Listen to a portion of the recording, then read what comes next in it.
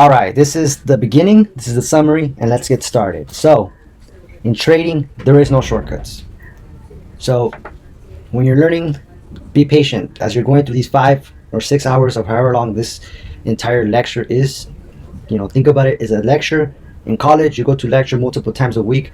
I bundled it all up into like 6 hours or so, but it's still not enough. Okay, there's no shortcuts. You got to learn the stuff. There's no easy money. You could get lucky, but the luck eventually runs out and you get back the money. All right, in the stock market, it takes years to gain experience. So first, what you want to do is seek education, either like this video, this long video, or you buy a course from somebody on the internet that is reputable, and then you get into stocks with a little bit of money, cash preferably, no leverage, no margin, just cash, small account, prove you can grow it, and then you can start your journey. You're obviously going to lose in the beginning. It's part of the experience, it's part of the education. And then ultimately, taking action on what you learn is the experience, and it's going to get you better over time. All right. So courses are good if you are familiar with the person and you trust the person that's teaching the course. There are some that are very expensive. Also, below there's a description, and with the table of contents that is kind of different now that I added some footage, some video, some editing. So like it's kind of goes in that order, and it kind of follows that time, so just kind of generalize where the topic is by looking at the description. It's going to take a long time for me to re-edit and find where everything was at in the 5-hour video, so just kind of generalize. So my journey, I started with the mentality of like, this is easy money, it's an easy process. Well, it is easy, or it is simple to press buttons, right? Who cannot press buttons on a keyboard? Even if you had no hands, no feet, you could press it, right, with your mouth or whatever. It's easy, but it's not as simple psychologically, because you gotta adapt yourself to thinking about money in a different way, and that different way is risk management, probabilities. So when you understand probabilities, risk management, you are more comfortable psychologically, and you are more psychologically prepared to take action in actually putting on trades and seeing if your plan works. So I've lost like $10,000 in stock market. I started like, I want to say 3 years ago. I know about the stock market for like a long time, maybe since I want to say like actually like digging into it like 2015, possibly 2016. I've done the $25,000 account, and that's when I lost 10 grand with the $25,000 account. I was saying like, hey, if I could trade unlimited trades, which I'll explain later, I'll be able to make money. But no, more money does not equal better chances of making money in the stock market. Where am I today? Well, now I've started with a very small account, like $500, $600, and I am slowly only taking trades that are probable and very likely, has a higher chance of happening, and it has a greater reward for implementing it. So the purpose of this course, this lecture, is to get you familiar with the stock market, the language, the vocabulary, the ropes about it, but not on how you execute trades to make money. Like, this is not to make you profitable. This is just for you to know and get familiar with the stock market. And after seeing the whole lecture, you'll probably be like, is this something for me? Is this not something for me? Okay. So ultimately, it takes action for you to get better. So also, the equipment that's pretty much needed, I don't know if I covered in the course or so many things I covered. The general equipment is maybe like 2 computers, a laptop with good RAM, a good capability to handle like graphics, a desktop, like one that's powerful, like 16 gigabytes of RAM or more. I have one that has 32. It has a decent motherboard, a decent power supply, decent hard drive. Yeah, I think it's hard drive. Decent CPU, and a decent graphics card. So everything's pretty good. It's like 1,100. I bought it for 1,200, I think, or 1,100. But it's actually a computer that's made of more expensive components. I have a big 42-inch monitor and my MacBook Pro 15-inch, and I'm still not so profitable, but I am getting better. I'm losing less, I'm winning some, so I'm like kind of like break even. So that's the equipment. Some other things you need is a routine. So that routine it pretty much consists of going to sleep early. If you live in the West Coast in California, you go to sleep by 9, wake up maybe 5:30 or 6. But my routine is basically starts at 1 p.m. At 1 p.m. I prepare for tomorrow. I prepare the watch list. I go through the charts, see which one I like, what's likely to happen into the next day, and then I go to sleep at 9 to 9:30. If before 8, even better. Wake up to the next day at 5:30 or 5:45, and before 6, preferably. Look at the watch list, display all the stocks that I'm looking at. Actually, also at 1 the day before is I collect all the option codes and add them to the table. And then when the market opens, I already know which stock I really want to look at and which one do I like. I also have Benzinga Pro, so I do pay for that service. I pay the whole year. They feed news to me. I am subscribed also to like 2 influencers on Instagram where I pay $60 and $30 a month, and they also like spill out their trades and their ideas. Doesn't necessarily mean I'm going to follow them. But then I have the game plan and I just take action. But this video, this content, this lecture is just for you to get familiar with the stock market and how it works, options and stocks all together. And let's get to it. So let's start. So we're going to talk about companies in the stock market. First, we can talk about, the public company and then the private company. They're both pretty much doing the same thing, doing business in the world. But how they are owned, the public loan belongs to, people in the public can buy it. People in the private only what you call is accredited investors.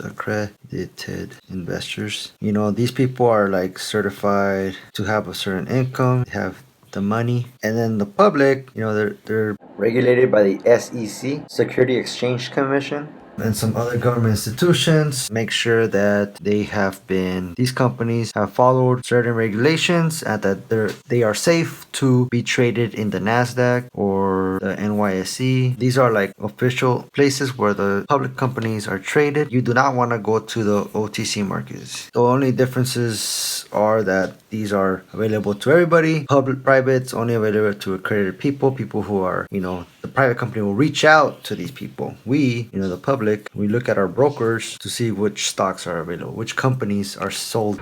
When you Google like a company that's public, you can also Google for their financials, and all their statistics are pretty much available to the public because they are a public company, and you do not have to own the company to see the filings. For example, I do not have any positions in Apple, but if we type in Apple 10K is a type of filing. It's a yearly filing. And here's an example here. You click this link, annual report, and you go to the PDF. You'll pretty much have a big document. This is 105 pages long, and it tells you the business, risk factors, unresolved staff comments, properties, legal proceedings, mine, safety disclosure, like all the things that you need to know about the company. And if you're into reading, it's a good idea to maybe try to dig into what Apple's up to when it comes to its financials. So that's just an idea. You can also look up Yahoo Finance, or like Yahoo Finance gives you lots of details as well. That's a source. Apple is a great way to look up different statistics. I kind of go over a few of them in the video, later on in the video. But I like to go over statistics, and I'll explain some of these later. But I like to look at, for some reason, I really like looking at how many shares outstanding they have. Right here, shares outstanding, 16 billion. Just so you can get an idea of how much the stock moves, how volatile it is. The more shares, tends to be a bit less volatile, but you never know. So that's it for this little part about the filings of the SEC. So when we say stock, what we mean by stock, we just pretty much mean public company, just like any kind of like specific company that you know about, like Apple. So like we will say something like, what stock you own? I own Apple stock. I own Amazon stock.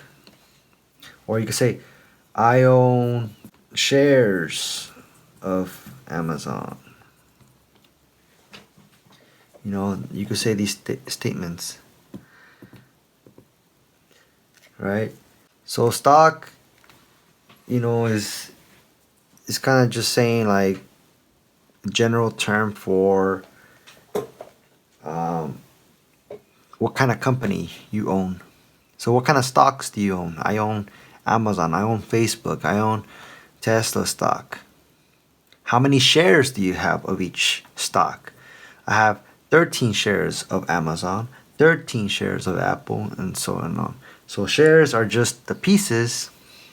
So a company like Apple, ticker symbol is AAPL, is divided into many slices, about 16 billion right now.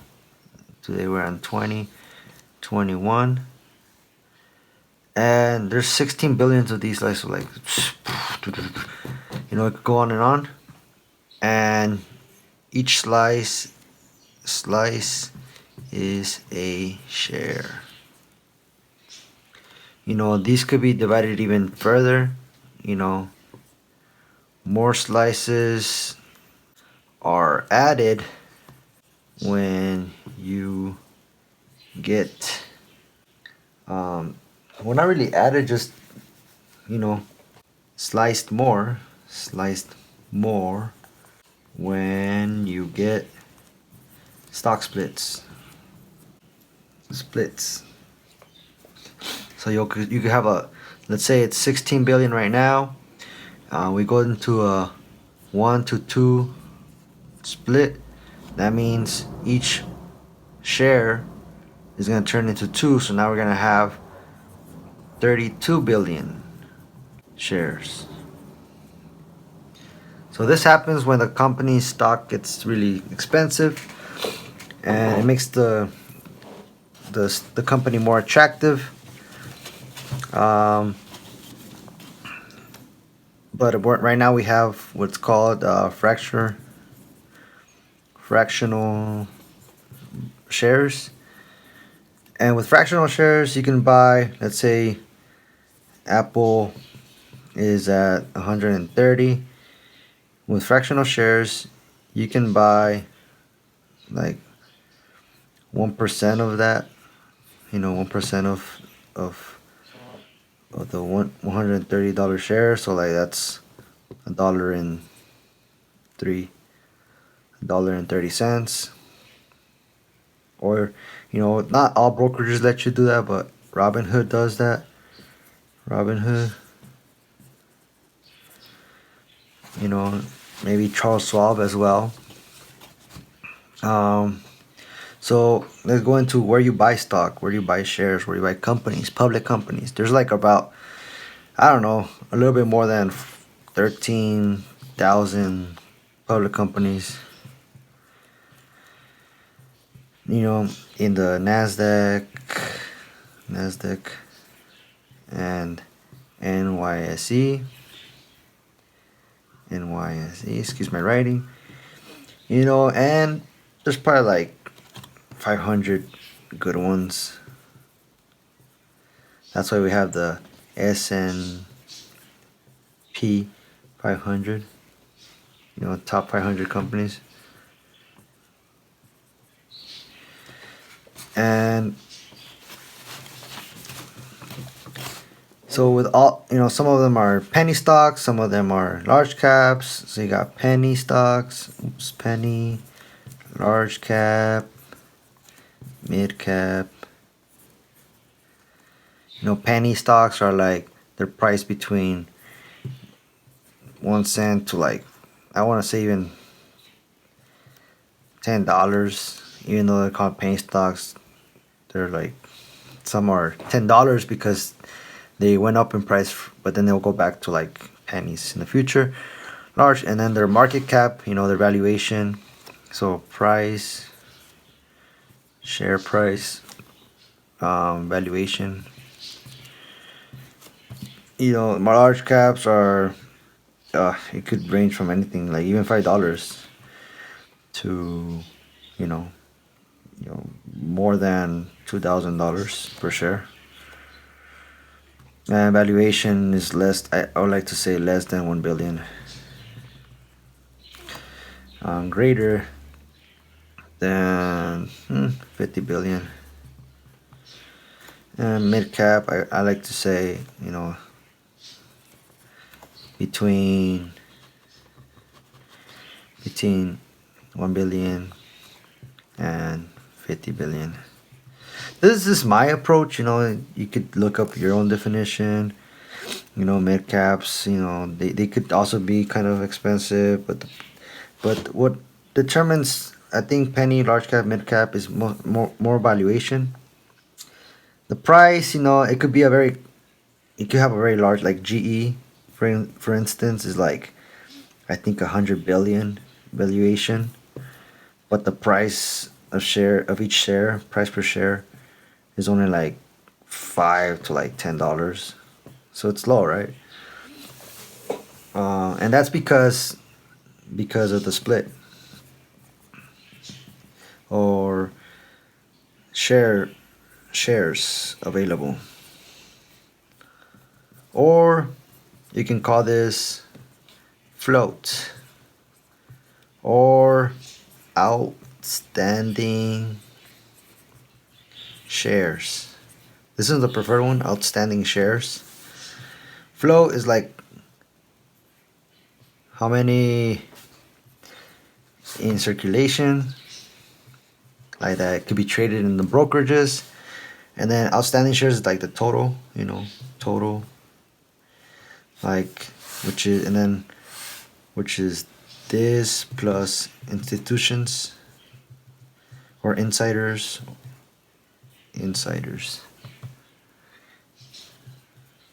or insiders. So the more splits that occur, the larger the outstanding float. What else could we talk about? Oh yeah, the brokerages. So brokers online, common ones are TD Ameritrade. You got E-Trade. You got Robinhood. You have Charles Schwab. You have, what else do you got? You got so many of them. You got Webull, I think it's called. Yeah, there's so many, and on. This goes on. The one I use is TD Ameritrade, Robinhood. TD Ameritrade I use for day trading, and Robinhood I use for investing. Pretty much all brokers let you buy and sell stock. Some let you do options, contracts. Some let you do forex, futures, commodities. I like to say that TD Ameritrade is the most, the one that has almost everything. TD Ameritrade is free except for options. Free, Webull, Charles Schwab, E-Trade. I'm not sure about those. You have to do your own research. But TD Ameritrade, the contracts, auction contracts usually go for like 65 cents per contract. So 10 contracts equals $6.50. Okay, we'll talk about options later on. Go over exactly what they are. But yeah, those are the brokers. You pretty much, it's just like a website. You go to your Google search engine, type in TD Ameritrade. TD Ameritrade, you could do TD Ameritrade. I'm gonna just write whatever. You could do online, or you could download. You could download software, and if you're gonna download software, it's good if you have like a 16 or greater RAM memory gigabyte. You have good graphics card. Good graphics. Well, basically a desktop PC or whatever. That's what I have. Um, it cost me like 1,100, 1,200, something like that. Used. I bought it used. Because yeah, it does use up a lot of data. You're gonna have a lot of charts. You would also want like a monitor that's like probably maybe greater than 27-inch. You could use your MacBook.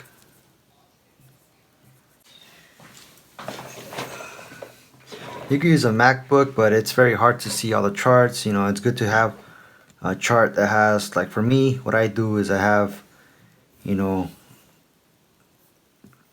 something for options, a 5-minute chart, a 1-year chart, a 1-minute chart, and then I have 4 of these actually. Actually 3 of these. I actually only need one, to be honest. The same thing. All in one screen, right? I have all this in one screen. I have the option chain. I have what else do I have? I have the order book, where it shows me all the orders that I placed, and this is where option codes come out. So you got charts everywhere. I'll show you more in detail on my computer. And I'm recording on my MacBook. My PC is a 42-inch, so that's why the text looks small. But on a 42-inch, it looks big. Let's start with this little first part. These are just my orders, how much I paid, how much I sold it for. This is just one chart. I could put any chart right here, any ticker. This right here is just a scanner that scans for stocks that have high volume. This one is just the option. These are the codes that you copy, and then you paste it either in here, or here, wherever you want. Like, here's a code, but I think it expired. That's why it's not showing the chart of the option contract. So this is a SPY chain. So you can see the date right here, the 24th of March 2021, and it tells you how many days till expiration. Weekly just means like if it's every week or something like that. It tells you what the volume, how many people are trading, how much it goes down in value per day, how much people are bidding, how much people are asking, and same thing for the put side. There's a call side. So if you want it to go up, if you think it's gonna go up, you buy a call. If you think it's gonna go down, you buy a put. You simply copy the code, paste it here, and you press the buy button. Okay, and you can do limit order, whatever you want. Here we have another chart that this is a 1 minute, this is a 5-minute or 15-minute. I think it's 5-minute. This is a daily, 3 months, each candle's a day. And this right here is just called the volume profile. These are just a bunch of stocks that I keep an eye on, the popular ones. And there's just information like market cap. We have shares, total shares outstanding, how much it moved, percentage wise, the volume, how many shares are traded, the net change by how much it moved, and how much it costs. Okay. So I mostly trade options, which is, whatever I copy here, whatever I put here, the company will pop out here. They're linked by this thing right here. And if I put Apple contracts will come out. I'll just copy. Oops, darn it. I'll just copy and paste it here. And then look at the chart of the company rather than the chart of the option. And based on how the stock moves is pretty much how the option will move. If you got a put, whenever the stock goes up, the option goes down. Whenever it goes down, the option goes up. And for calls, whenever the option goes up, when the company stocks goes up in price, option also goes up, and goes down, it also goes down. So calls follow the price of the company, and puts do the opposite. Okay. When you buy, okay, when you do buying, selling, I don't recommend selling options. And collecting premium, that's more advanced, and I don't teach that here. And that's pretty much it. You can readjust all these, like you can move them around. There's so many ways, whatever you're comfortable with. This is what I'm comfortable with right now so far. I don't look at too many stock, like just one stock here and then one small one right here. The SPY and one that I'm having an eye on. Okay. And that is that simple. All right, so um, you don't need a big computer. You could do all this from your phone. The TD Ameritrade, the Thinkorswim app lets you do all this options, lets you look at charts, all this you can do it on your phone. You don't need this big fancy monitor, but I just like it because I could see more things. But everything you can see it on the app, and I'm a day trader, so I need the chart to be looking at what's gonna happen. I like looking at volume profile as well, and it just gives me a bigger picture. But if you think you could try trading on the phone, nobody's stopping you. Just be careful. Okay. So market cap. Let's talk about a company. Like the fundamentals. You got market cap. Basically, all that means is the number of shares times the price of shares of each share, of the share price of share. So 16 billion. The price of the shares of each share is like, I don't know, like right now like $120. That's gonna come out to like 120 times 16 billion. I think it's like 2 trillion. So that's your market cap. Um, you can say that's the valuation. And the valuation, market cap, valuation, this is not changing. Doesn't change. Only so number of shares doesn't change only when a split occurs, which is like very rare, like maybe once every 2 years maybe, or less frequent. The price of the share changes every single millisecond all the time. And because this changes all the time, this changes all the time. The market cap.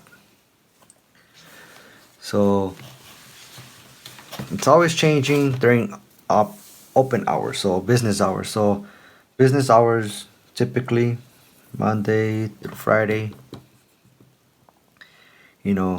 6:30 a.m. to 1 p.m. Pacific Standard Time. Eastern Time was just 9:30 to I think 4. And yeah, there's also a thing called pre-market.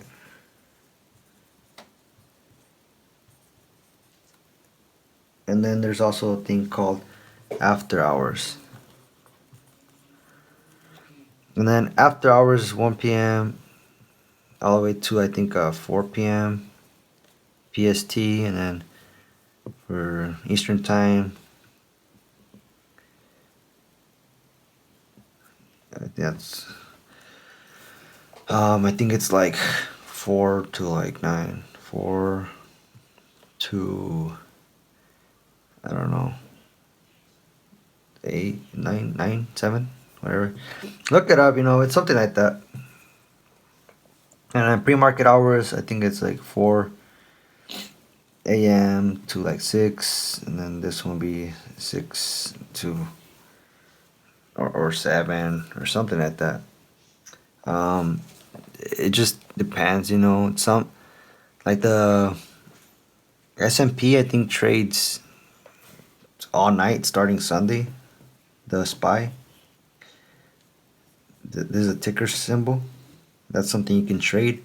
The S&P 500 mini index. One of the most commonly traded index. It's like a stock, but it's an index. It's like it tracks a lot of companies. Well, I think it starts trading like Sunday afternoon or evening. Yeah. So how do you buy? Well, you go to your broker. Let's pretend we're on TOS. You got your buy and sell button.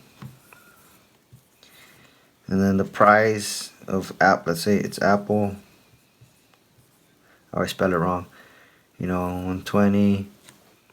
And it's always changing, always going up or down, changing. And then you have people who are bidding, they're betting that, for like a lower price, like 120, no, sorry, 119.98. And then the people who are selling, they're asking for more, they want more for their stock, so they'll ask like 120.01. So there's a gap, right? There's a 3-cent gap. And then if you want to buy the bid, you just press buy bid. There's a buy bid button. And then you want to buy the ask, you put the buy ask button. So on your display, you either press buy bid, buy ask, or you can, and if you're a seller, you can sell the bid, the ask, or you can sell the bid. Up to you. You want the best price. As a buyer, if you want the best price, you buy the bid. Best. As a seller, best is to sell at the ask. If you just don't care at all and you just want to get in as soon as possible, there's a market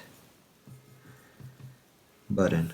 And this one just fills you at whatever price. It could, if your order is too big, it could cause it to like dip the price an amount for like very involatile, the ones that are not volatile enough, or do not have enough liquidity.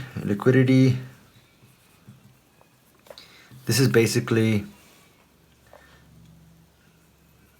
how easy it is to buy or sell. The harder it is, the less liquid. The easier it is, the more liquid. And you can tell how liquid it is by volume. By volume, if I can spell it, which is number of shares traded at any given time. So, stocks get traded like crazy. Stocks get traded like crazy pretty well. You can easily have 10 million to like 100 million share volume. So that's how many shares were traded in a day. So for 1 minute, it'll probably be like 500K or something like that. It depends. But anything above 10 million is pretty liquid. That is a large cap. So large cap,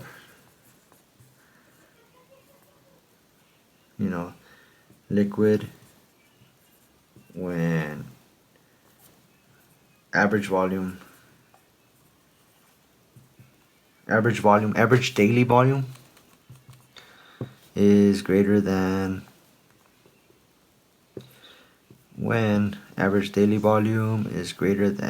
I'll say 10 million.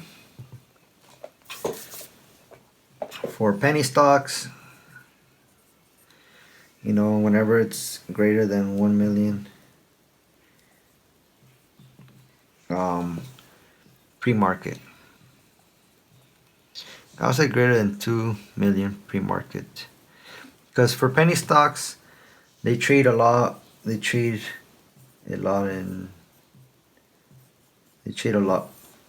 pre-market. So in pre-market, there's a lot of activity. So you'll have like, this is pre-market, this is 6:30 a.m. and before the market opens, there's a lot of volatility, and then once the market opens, it dumps or whatever, it continues with the trend. But there's a lot of volume here happening. You have volume bars right here.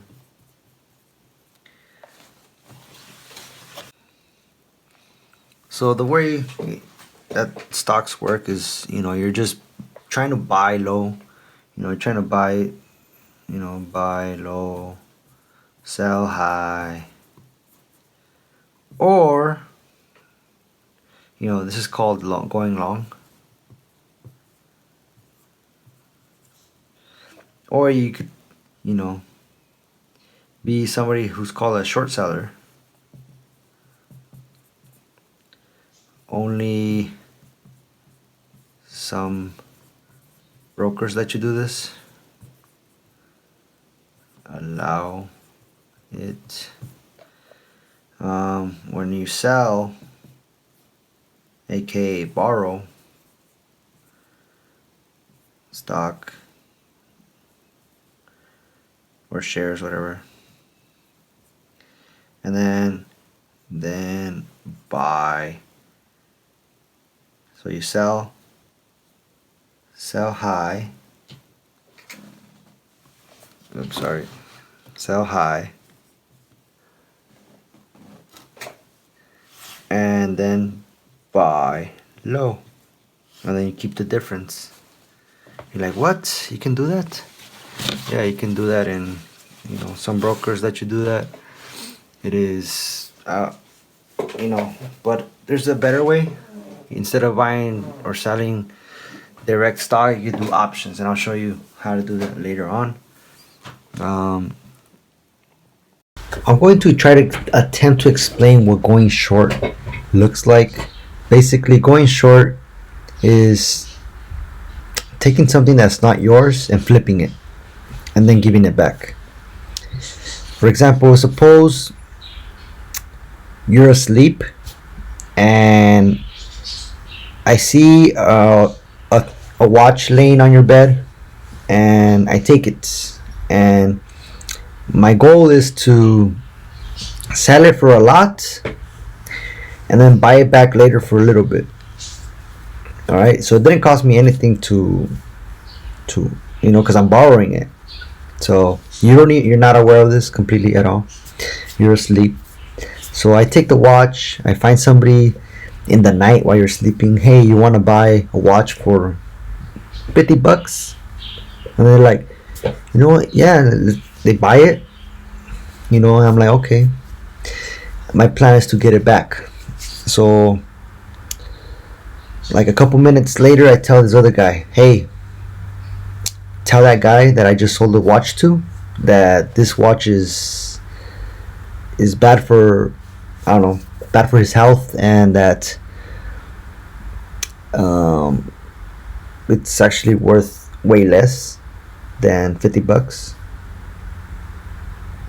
So the guy that I sold the watch to comes back to me and says, hey man, I kind of want my money back, and you know what, like I don't want the watch anymore and I want my money back.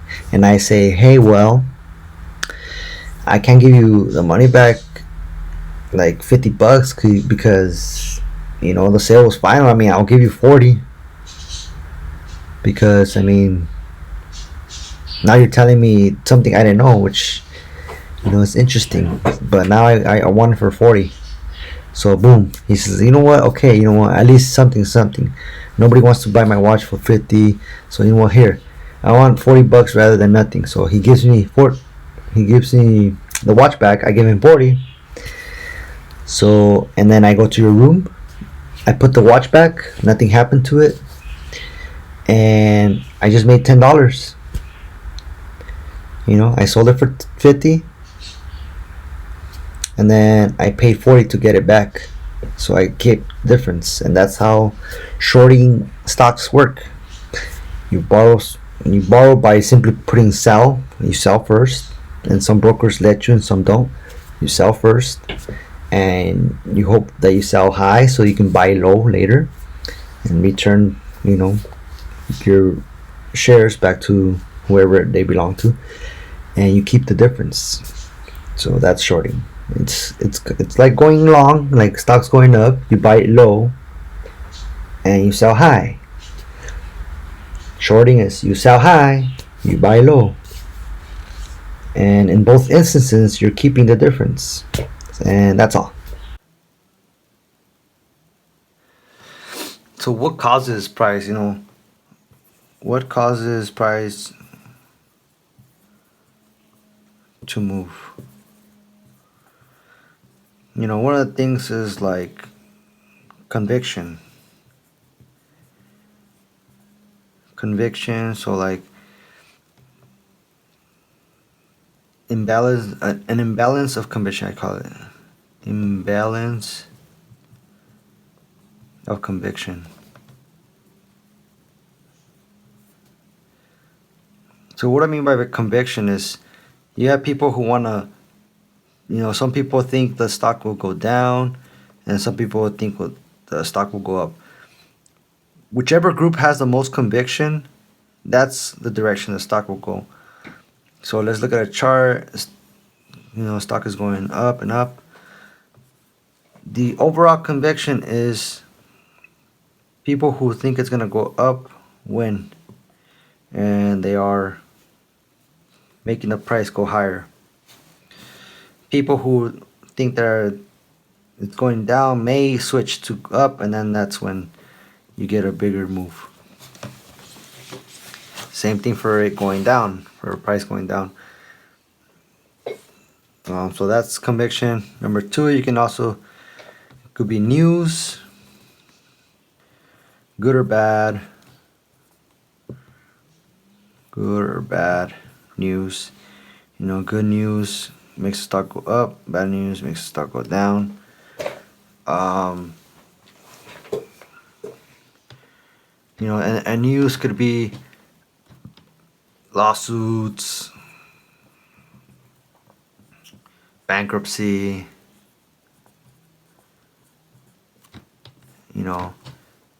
earnings,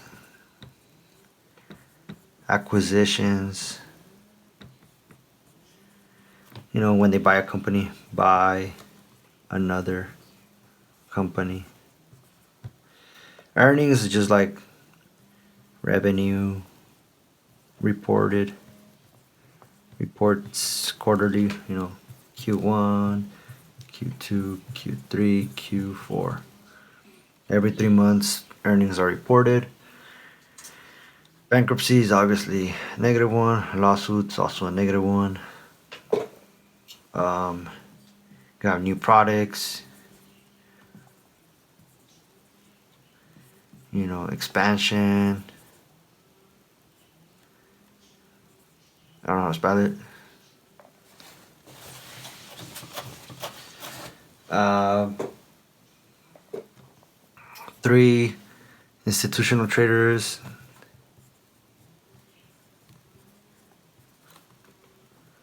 Institutional traders.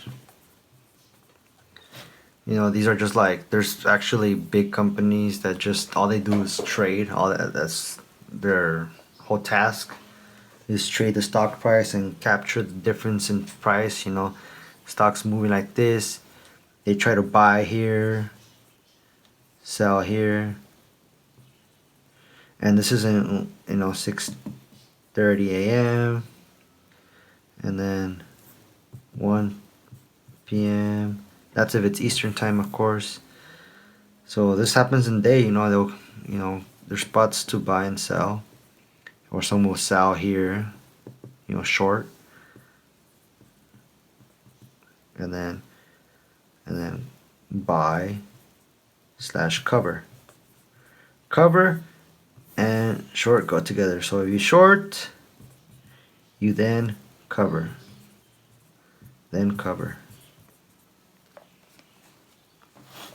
if you buy, you then sell. Right? Simple as that.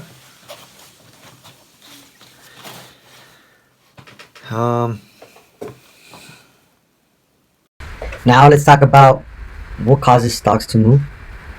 Just to explain what I was talking about, it's basically conviction.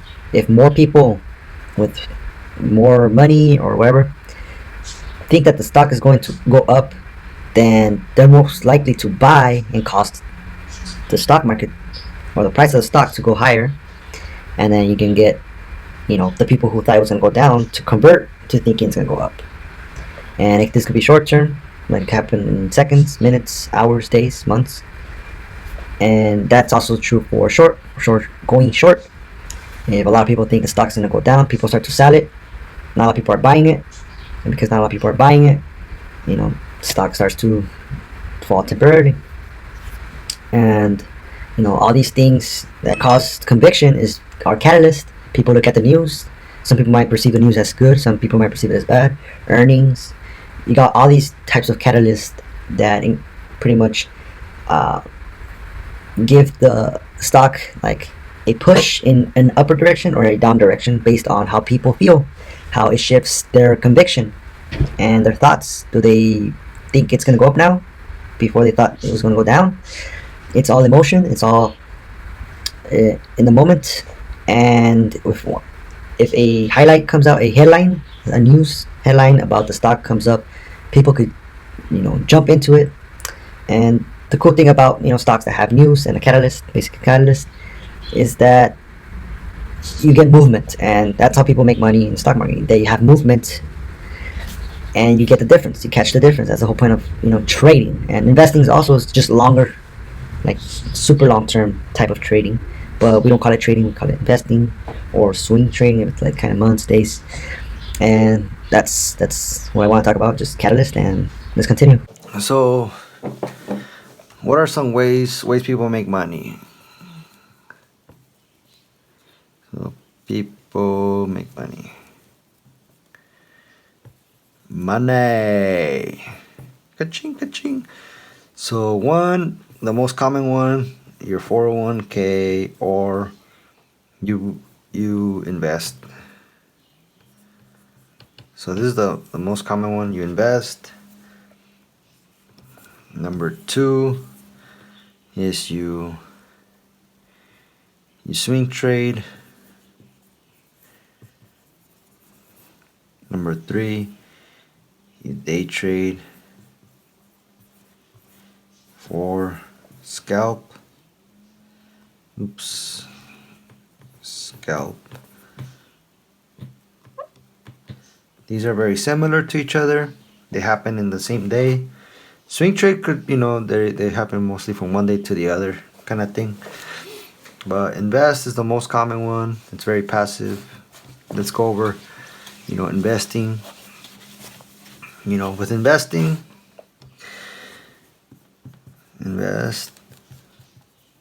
it's very fundamental and not really technical. Technical is just like charts. You read charts. Reading charts. And fundamental is reading financials of company. So reading chart is just like for traders. This is for traders. Fundamental is more for like investors. Get rid of technical. So with investing, it's long term. It's passive. Again, fundamental analysis. Much better here. Fundamental.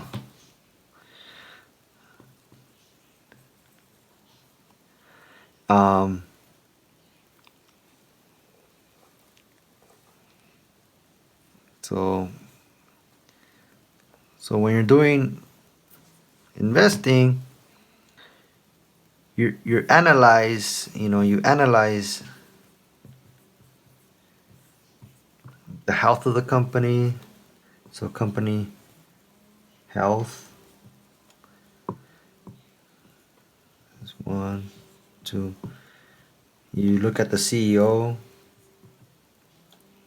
So is the CEO a good CEO or a bad CEO? So if it's a bad CEO, you want to ditch the company. I would think, it's, or like, especially if it's a founder that has stuck with the company for a long time. I think it's a very good company and has good financials. Somebody, founder is like a visionary. They want to expand and grow the company, which is good. These are all good things. So you would keep buying. So keep buying company as long as the company is healthy.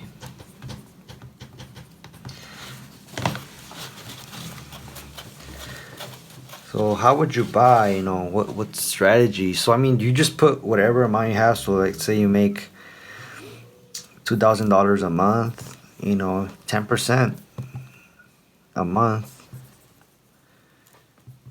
into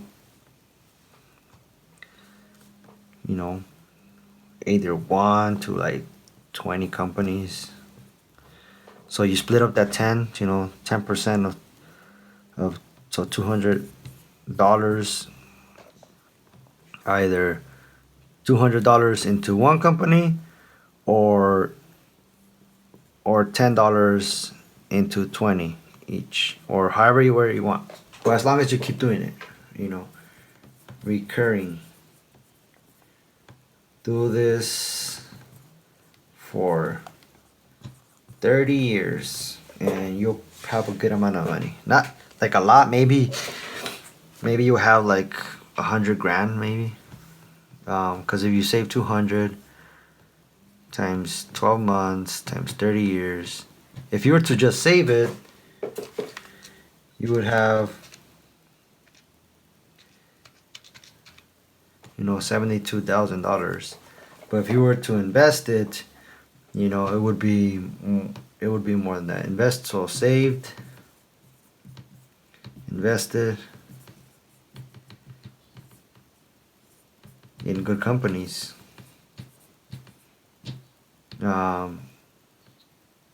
200 times 12 times 30 would be like more than that. It will be for sure more than 100K. I don't think it'll be a million. 200 a month invested is not that much, but it's something. So that's investing. So when you're investing, you are just, this is basically wealth accumulation. This is not income. This is not income. Not income. You are not really making income. You usually reinvest dividends if there's dividends. Dividends are just a payout. Very small payout. Tiny payout. So like each share, like average payout is 8%, or I don't know if 8%. So like dividends, I don't know, probably like average of 3% of share price. So if Apple is $130 and they pay 3%, 3% is just like $3.90 per year, something like that.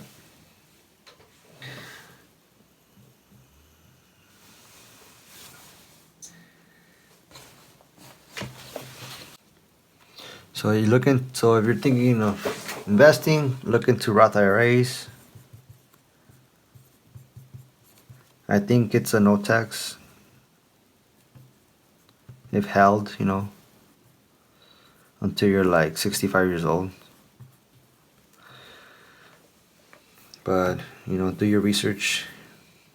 Here's a pair of glasses. Do your research on that. So my strategy when it comes to my investing strategy, I put like maybe 20% of my income in a broker account. So 20% of income in a broker. So, and then 25% of cash in the broker goes to stocks.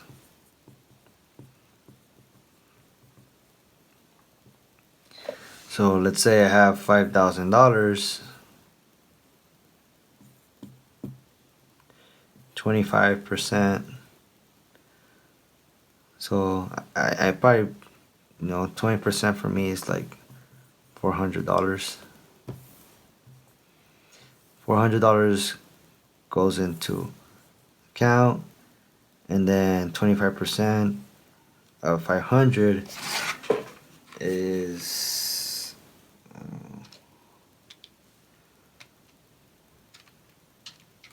does my calculator work? Oh, got stuck.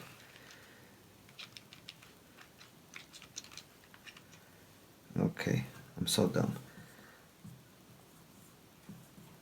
So at any given time, when I have $5,000 goes into stocks. When this becomes 10,000, I'll then have double that. So I'll have 2,500 in stocks, and so on. Maybe one day I'll decide to have all of it in stocks, but for now, I just have 25% of the cash in my broker account, okay, into stocks. I like to have only between 20 to 30 stock companies. The way I divide it is pretty much equally. So the 25% gets distributed equally in, Apple, Skyworks, I don't know, Netflix, and so on, pretty equally distributed. And it's done automatically, so it's automated. Automated with Robinhood. Lets you automate all these, and you could do daily, weekly, bi-weekly, and monthly, and I think something else, I'm not sure. And yeah, you do like daily, either $2 or $5 or whatever, and so on, into, you know, let's say Apple or something like that. And for that, you could do a spreadsheet, or just do like a list of companies, and then you have ABC company, WX, whatever. And then you could put either weekly, if it's daily, weekly, or so on. And you want to put the amounts, so like the amount here, the amount here, the amount here. You want to get the total right here. And you want to also get it here, total, monthly. So you set it up so that it adds it up by itself. And then you also get total of all these here. And that should give you how much you're investing each month.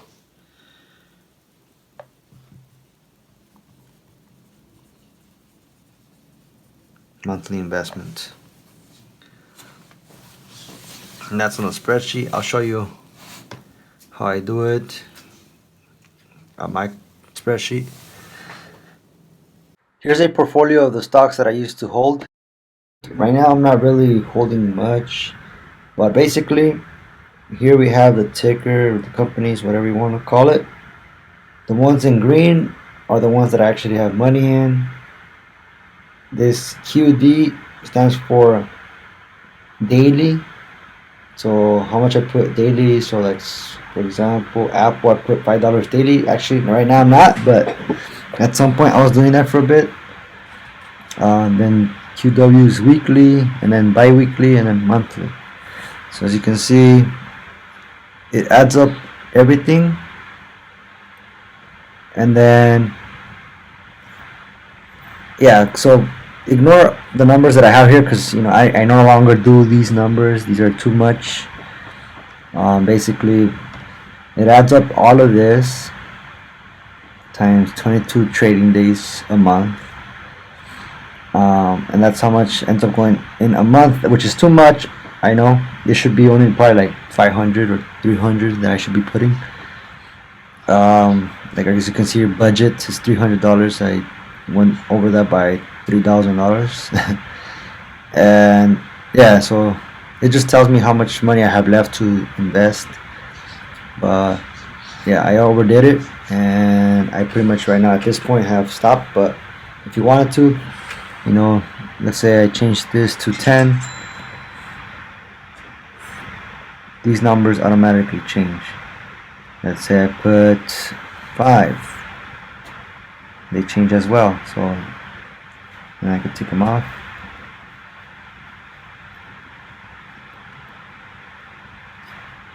Yeah, so, and then a lot of them aren't even trade anymore. So like I could take off all these if I wanted to, and then you'll see this number.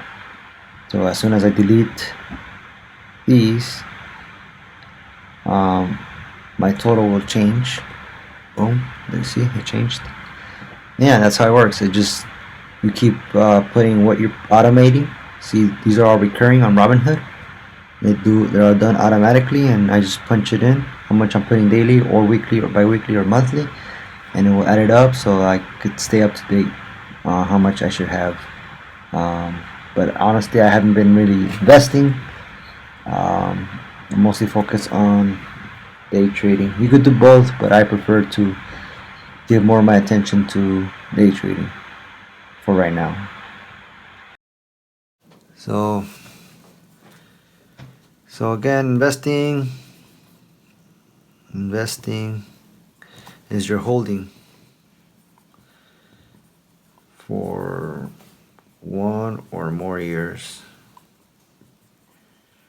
or until the company is. Hey! I'm in your shift. Huh? I'm in your shift. Go for it. Which ones? The weird one? Ya me las acabé, no? Oh, you did? I think so. I don't know.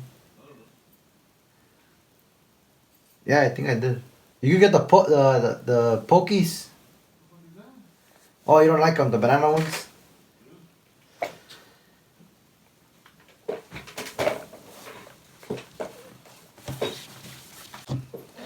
So investing, for me, my opinion, it's retirement money. You can touch it if you want, but you're not really investing in that case. All right.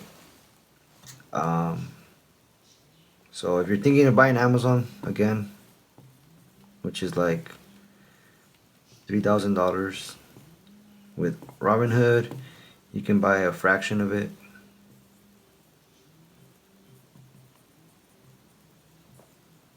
You know, as little as $1. But that's not gonna get you much long. I mean, it's a good company, I think, in my opinion. To buy fractions, open your Robinhood account or whatever broker. Press trade, then buy, then click on dollars, and then recurring, and then you set daily, weekly, bi-weekly, monthly. I put monthly, and then you choose where you want the money to come from. I put my account, and you put the amount, $5 monthly.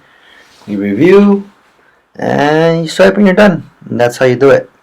You're successfully gonna be putting $5 a month into Starbucks. So let's say you buy, for example, let's say you have Amazon and you bought $1 in your Robinhood account, and then day one, day two, day one, day two. Now it's worth 3,000 and I don't know, 300. How much is that increase? So how much is your dollar worth now? It's just gonna go up by the same percentage. So 300 divided by 3,000. It's 10%. So now your dollar is worth, so the 10% increase. So now you have $1.10. So it's just proportional. This goes up by 10%. This goes up by 10%. Whatever you put in goes up by whatever the stock went up by in terms of percentages. So how do I personally, so if you ask yourself this question, how do I personally determine how high a stock will go up by? For investing, I don't really consider this question, like I don't really ask this question. But if it's like a swing trade, like within years, months, and so on, I will ask maybe something like, well, how much can the company be worth in the future? So, for instance, if we take a company like Amazon, or what's a better one? I don't know. We'll just put so a company. So, what I like to do is, find the number, what's the number of customers? Number of customers, number of potential customers, average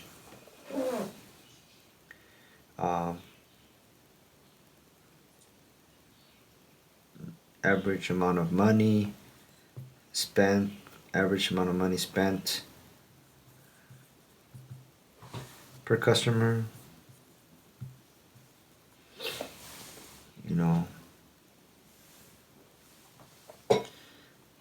times the margin of the company, the profit margin. You can find this on Yahoo Finance. Statistics. You also want to look at the multiplier, or multiplying all this, company valuation, future equals potential number of potential customers, average number of average amount of money spent per customer, profit margin, and times 4 to 6. This is just like when you sell a company, you sell it for like 4 times revenue, 4 times profit.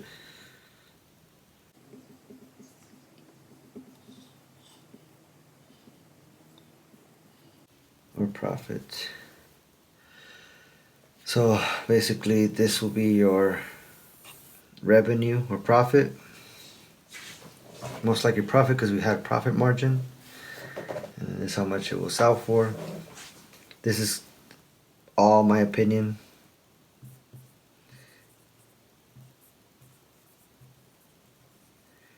I'm not an advisor, so take this with a grain of salt. So that's how I would do it. And how do you calculate number of customers? Well, think about it. How many people are willing to buy the product from the company? Well, how many people have disposable income? A lot of people have iPhones. People with iPhones have disposable income. There's like 700 million people with iPhones in the world, and then there's other people with Androids, good phones. Those people have disposable income. If they were able to buy an iPhone, they're able to buy some other stuff from a company. And these are all hypothetical numbers. These are all hypothetical. They're all my opinion. Form your own. Form your own way of calculating future values of companies. Now let's talk about some other things that you might want to consider is revenues, earnings, growth potential, competitors, innovation, like new products, innovation, sustainability. Not like environmental sustainability, but like sustainability is like, I think, feasibility. Is a better term. It is for like, consider all these for market, for valuation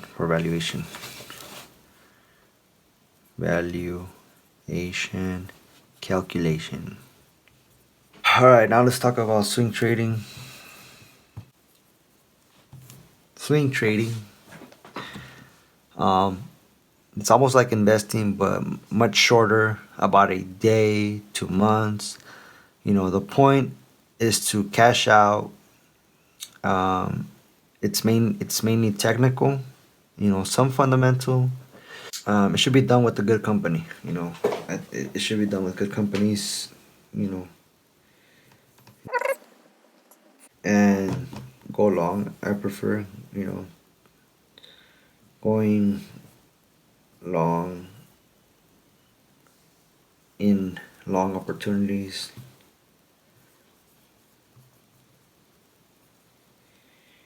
Short is more dangerous. And stocks are not really risk comes from the individual, from you. So you are risky, not the company. You are risky, not stocks. So how do you reduce risk? As education increases, education/experience,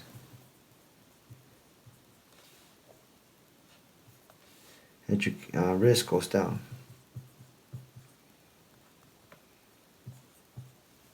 So keep that in mind.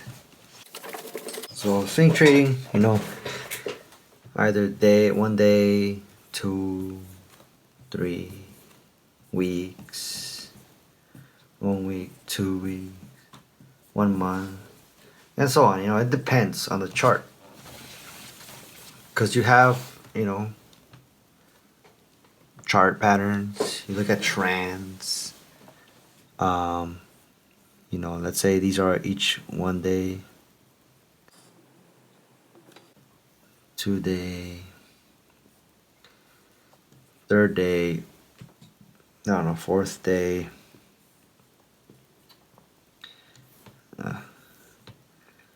This is another day, 0 day. And let's say you think the company will, on the fifth day, it will go up to this level. We call this level the resistance. And we call this level support.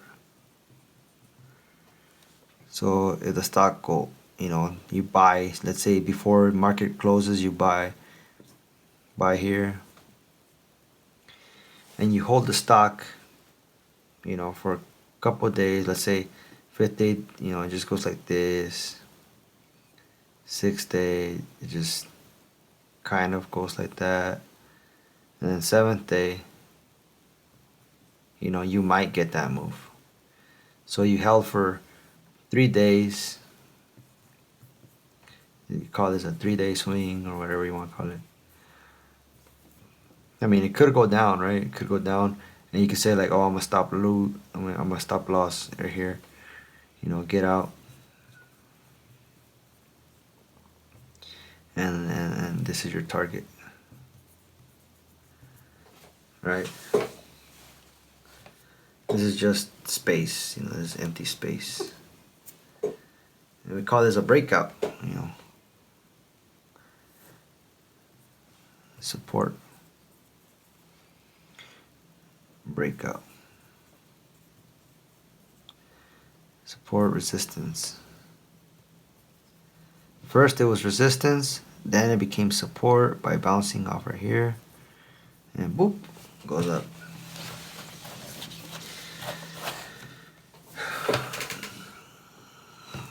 Let's kind of look at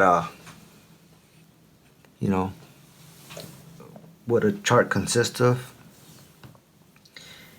In the chart, you got the price on the y-axis, you got time on the x-axis. You can adjust, there's like a little window right here, a button right here where you could put 1 minute, 1 day, 1 minute, 2 days. You could do 5 minutes, 1 day. You could do 1 day, 1 year. You can change it so that the graph shows that range. So you can show, this here, this here, or this here, or this here. They will all be represented in bars. If you want bars, you could also do line charts, however you want.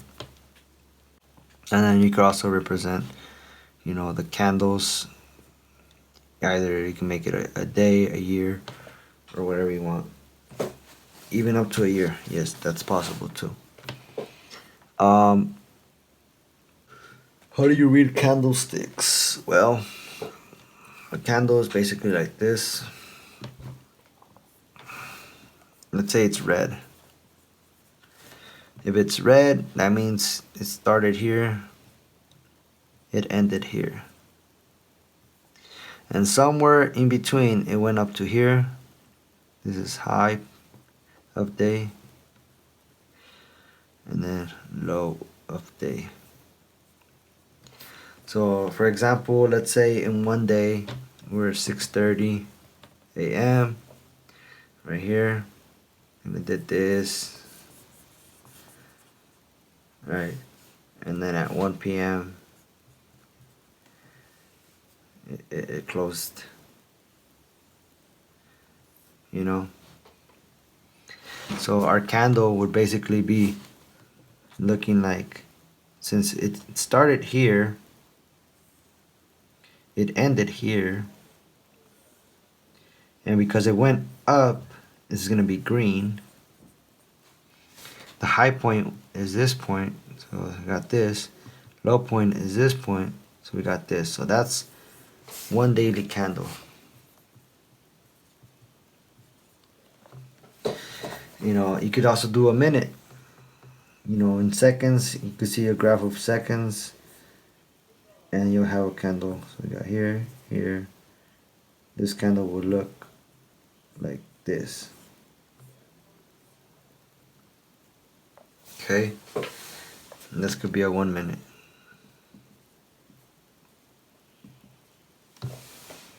And then these are like seconds. You know, 60 seconds in this. But I mean, a lot of TOS, Thinkorswim, TD Ameritrade do not display second charts. At least I haven't discovered that part about it. Let me give you a couple other examples of a chart. Let's say it starts here, drops down here, goes up here, and then drops here and ends here. So again, because it went down, so it's down, it started here, the high was here, it's going to look like this, and it's going to be red. Okay.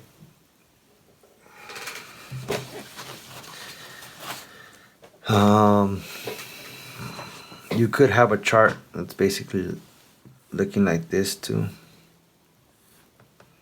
And this is because, let's say, it started here and ended here, and somewhere in between, it went up to here, and then went up down here, and then came back here, and then closed here.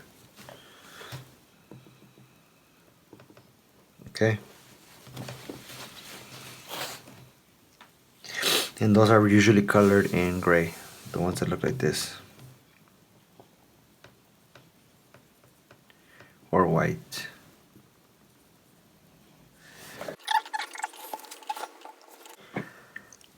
You do have these things called gaps, candlestick charts. Yeah, let's go over gaps. Let's say you got a red candle here, whatever. This is one day, and this is after hours. Because after and before hours, and before, they follow each other. Before, after hours is before hours, and before hours is after. You know, they're right next to each other, right? Because to go to the next day. So stocks can move overnight. You know, they're like less liquid, more volatile, and they can reappear the next day here and either go in either direction. So if you don't have, you know, if you don't display extended hours, extended trading hours, you're gonna have something that looks like this. And then whatever, let's say it went down, on day 2. You're gonna have something that looks like this because there's this big gap.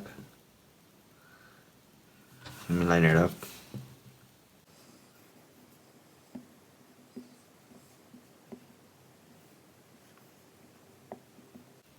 You're gonna have something that looks like that. So there's this big gap right here, and that could happen. So if you see this happen, it's because overnight this happened and you do not have this displayed. So you can, there's the settings for that, so you can open it. You can see what's happening before or after hours. Technical analysis. So this is pretty much technical analysis. Damn. Ooh, I don't know if I'm spelling it right. Technical analysis. Oof, I don't know if I'm spelling it right. Technical analysis is basically chart patterns that tend to repeat themselves. Tend to repeat. Not always. Statistically, reliable. Sometimes, I don't know, depends what stock you're looking at. Or, yeah. So, this is all my opinion.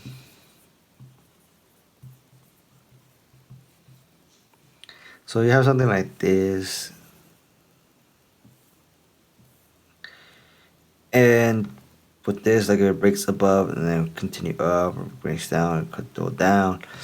You have something like a trend down. You connect the top of the peaks. If it touches again, looks like it'll go down. If it goes above and it goes below above this one, it's a reversal. If you have something like this, pretty much connect all these lines. This is a breakout. You could either go like that and go higher, or continue down and then higher, or fail and go back down. But this one is breakout.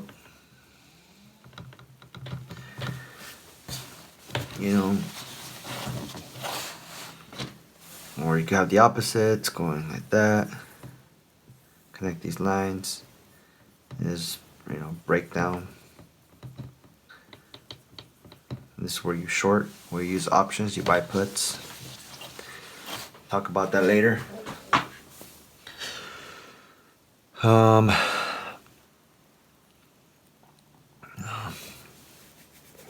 That's represented with line graphs, right? But in the real world, you're mostly gonna be using candlesticks. You got candlesticks like this.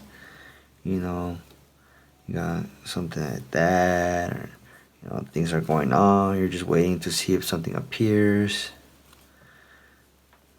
and then boom, you see something right here.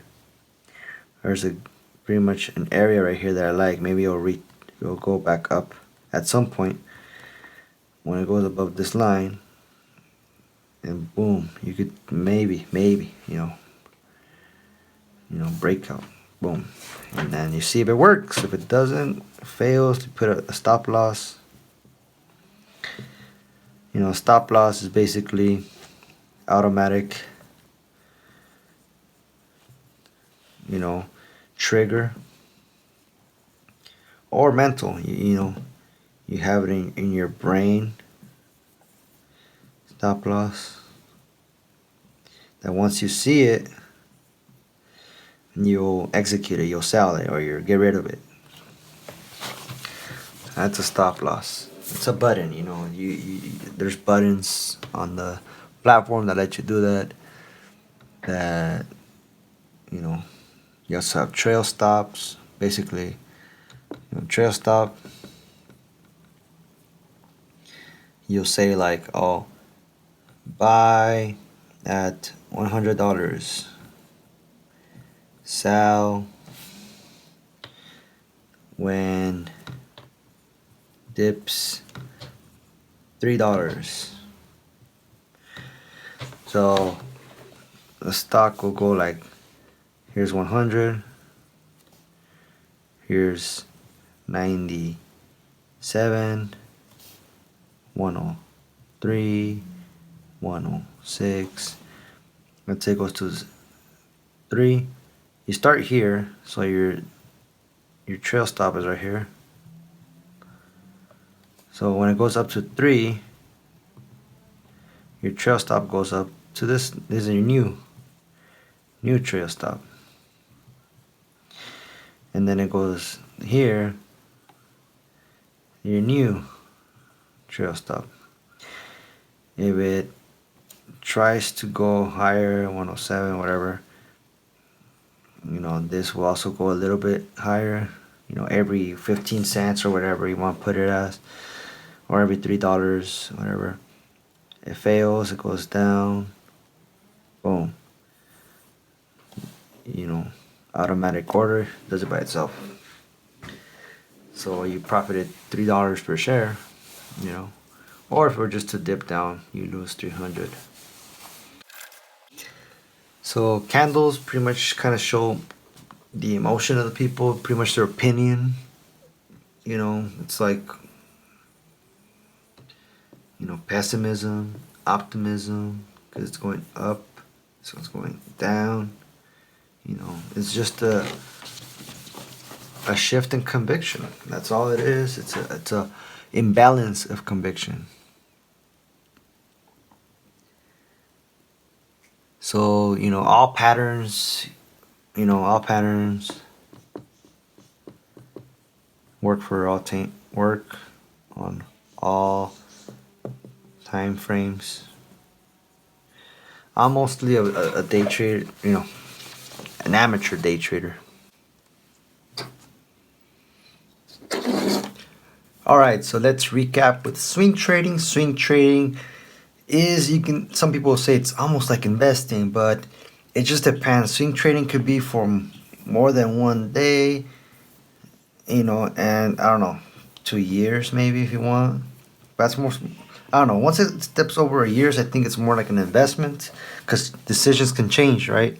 Your decision to sell can change.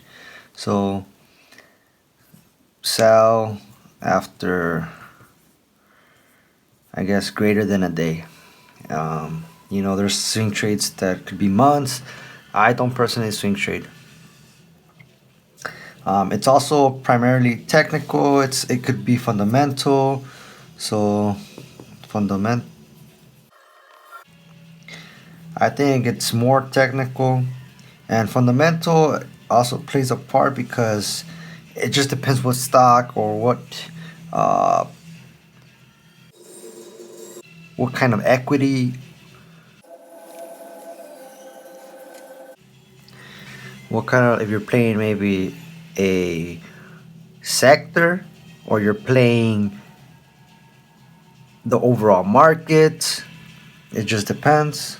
If it's like something having to do with government, it just depends. But I think it should be done. Do it with good companies, I think, is the way to go. Don't go with horrible companies. I think shorting is a bad idea. Shorting a bad idea if you don't know what you're doing. So educate. So there's reading charts. You're looking for big trends. You're looking for trends. You're looking for breakouts or breakdowns. Breakouts is just like does that. Breakdowns the opposite. But obviously you gotta find if there's room, like there's a target. So make sure there's a target. Sorry, here with breakouts. Make sure there's a target. So for breakdowns, make sure there's a target. It's interesting. A good point is to look at supply and demand zones. Let's pretend we're looking at a daily chart and we got candles that are each a day, I don't know, something like that.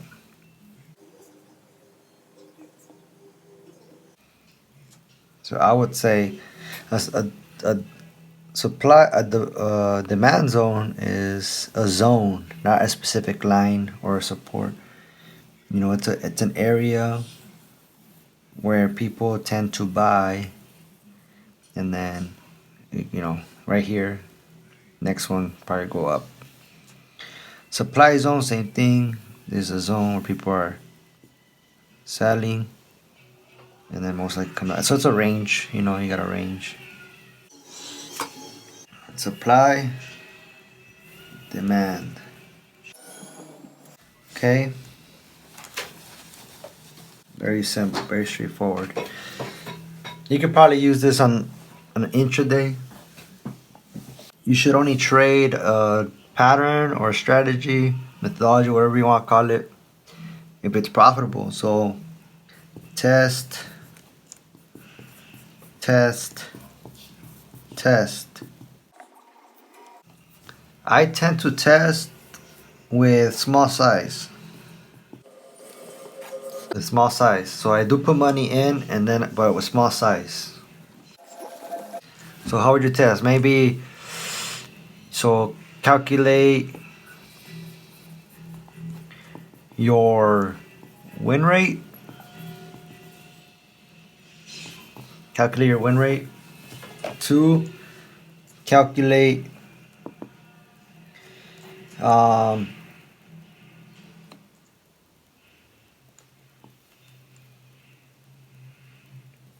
risk reward.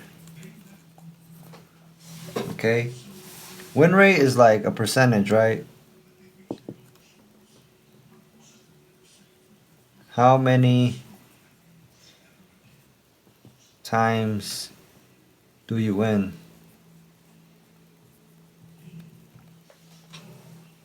And then reward is just do you make $2 for $1 of risk, or 3 for 1, 4 for 1, and so on, right? 1 for 1.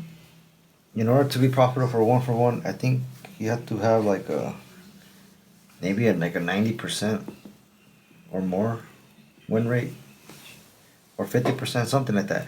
Let me show you this chart. This chart right here shows you. Here we have a chart of from Umar Rashraf. He's the owner of Stock Market Lab, and he puts up a really good chart. Just shows you if you win 20% of the time, you're not profitable. If you're only winning 1, if you're risking 1 to make 1, okay, or you're making 1 by risking 1. You are not. You only break even when you risk 1 to make 4, and you're profitable when you make 5 when you risk 1. So like $5 for every $1 you risk. And a really good one would be like you're winning 60% of the time, even if you're just risking $1 to make $1, but you're barely profitable. And I think a good place to be, like ideally, you win 60% of the time, but you make $5 for every $1 that you risk. So aim for 50% or better, I would say. Don't try to make 50 cents for every dollar you risk, then you would have to be even more profitable. So that's it about this. So we already talked about candlesticks. It's time to move on to Time to talk about day trading and scalping. Scalping is like seconds to 1 minute, I would say. Or maybe 10, I don't know, something like that, right?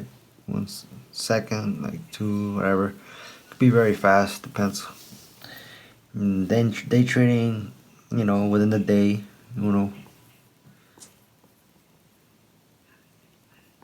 within the day. And scalping is basically day trade, but it's just fast. It's just fast day trade. That's all it is. A scalp is a fast day trade. Very fast. And any chart pattern that I showed you pretty much applies to day trading and scalping. Just that with scalping, for example, if you have a chart and it's like this, I don't know, I'm just gonna draw whatever. A scalp will be something like from you buy here and you sell somewhere around here, right? Or a target. A day trade could be, so scalp, buy, sell. This is a scalp.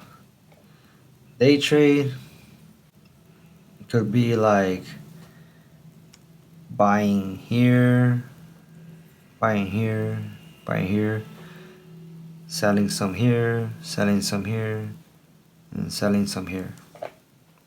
So buy, sell here, here, here. Right? This is a day trade. And you can see it's longer term. This one took maybe 5 hours and the scalp took like, a couple minutes. People who scalp use bigger size and then less time, and day trading is less size, more time, smaller moves. It captures smaller moves for scalping, and day trading captures big, large moves. Which one you choose depends maybe on your personality. That's what people say. Depends on personality. But you can do both. You can do scalp, you can do day trade, you can do swing, you can do investing. You can do all of these.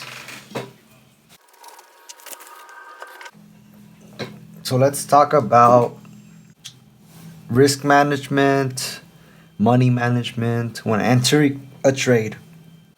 What you're gonna need is targets and stops, appropriate size, pattern. Let me just number them. You need pattern. There's so much more besides these points that I just mentioned.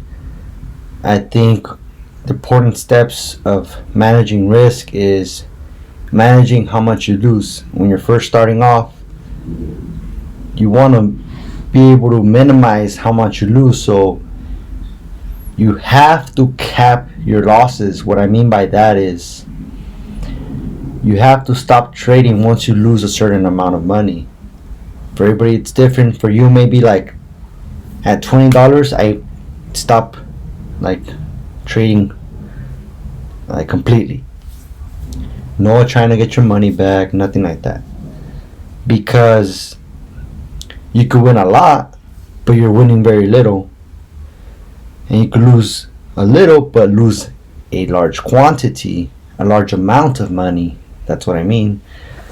But if you cap it, your losses will be pretty much the same, and your wins should be higher and greater in amount, in dollar amount, than your losses. So that gives you a better chance of profiting, or at least breaking even for starters.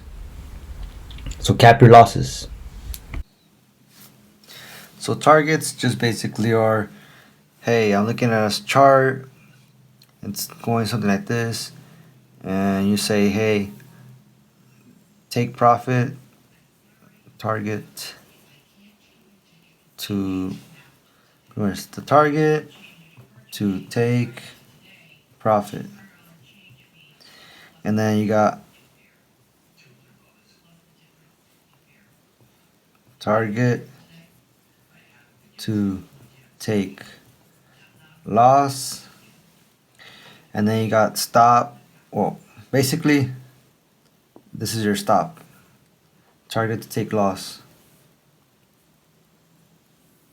Right? Same thing. Appropriate size is just, how much money you have. It depends on experience.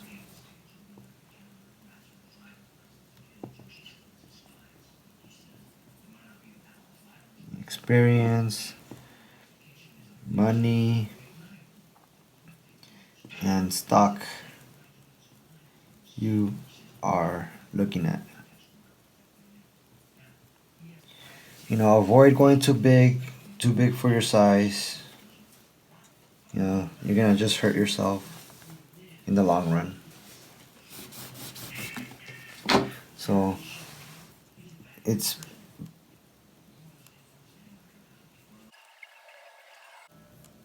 I think it's better to get better with small losses rather than big ones. Forgot to put rather than right here.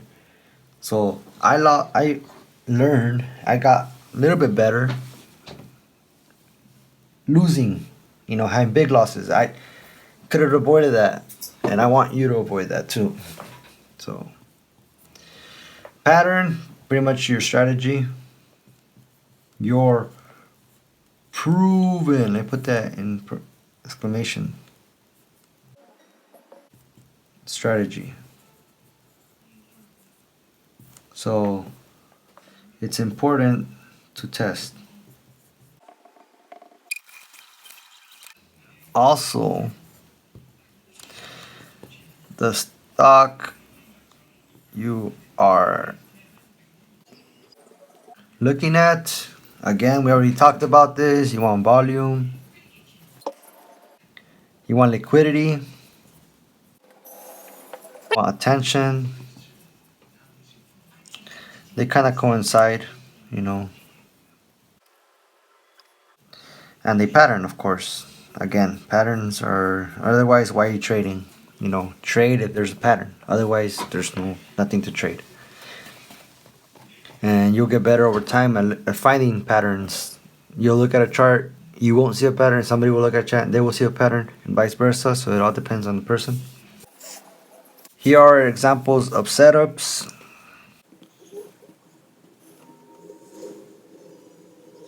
Bounce off supply or demand zones. So basically, supply zone, demand zone. Bounces, bounce. That kind of stuff. These are just some setups. Room to move. This could be anything. This could be, I don't know, a big candlestick, and then the whole time it was like this or whatever, And there's this huge gap. It could be a breakout or something. Maybe eventually you'll fill the gap and hit this line, something like that. These are just, some observations I've made. 3, hold above or below. That basically means if you have a candlestick, you have room to move, And let's say this one's red, this one's green. I don't know, it doesn't really. Or let me just. And then opening day. And if it hold below, in my opinion, I think it just continue low. Or hold above, same thing. Um, it opens up right here and it holds this area, most likely gonna go up. 4 VWAP bounce. This is just an indicator or study, whatever you want to call it. And you have a chart, your chart, and then the VWAP just kind of traces. And this stands for VWAP stands for volume weighted average price, I think. Average price. So you got volume bars, in the bottom, how many shares are traded, whatever. And this line affected by how much volume. So if there's like a lot of volume here, then the VWAP will probably be up here instead of down here. If it was less, it'll probably be lower. Basically saying like, well, then the volume's kind of telling us that it should be higher, that so and so. Let's see what else. Well, I personally think like VWAP, the more volume at a price, the VWAP, the VWAP line gets closer to that price. 5 great news,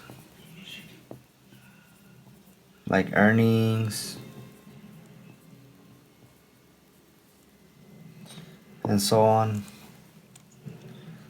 or bad news. News in general.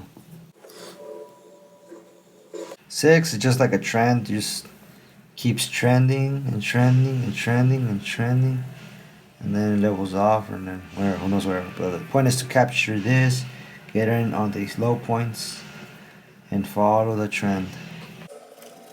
I call this one trend, trend, trend. 7. 7, continuation. Like, let's say you have great news and stock is up. It was here before. Most likely going to continue higher next candle. So it's continuing higher. 8. 8 is just one play you know about.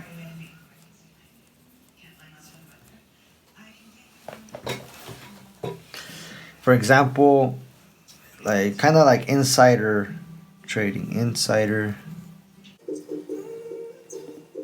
like insider info, but not really insider, but legal insider,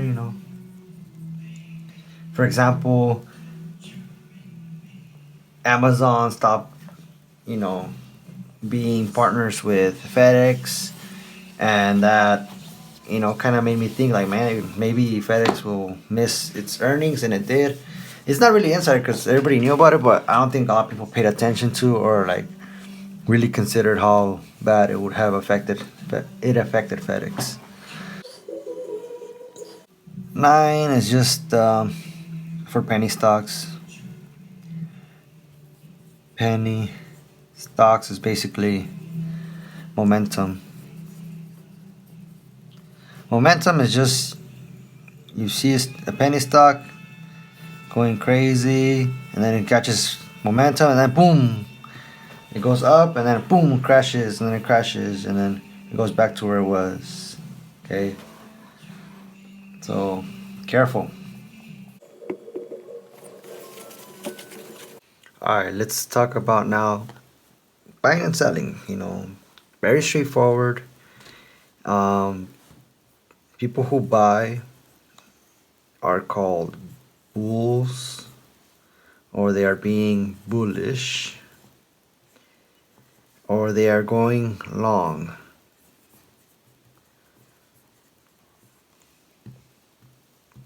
People who sell, they are bears. They're called bears. They are being bearish. They are going short.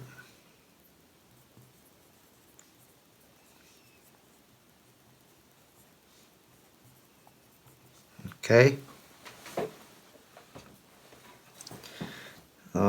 So short selling, basically short selling or shorting. Shorting the market. When I say shorting the market or whatever. When you're buying, you want to buy at the bid, and then your second best option is the ask. Then your worst option is the market. When you're selling, you want to sell at the ask as your best price. So sell at the highest. Next one is sell at the bid, which is your low. Then market could be even lower than the bid. Yeah. So ask price is greater than the bid price, meaning more expensive. When you're seeing a stock crash, sometimes the bid looks even cheaper than more expensive than the ask, or the ask looks cheaper than the bid. Market,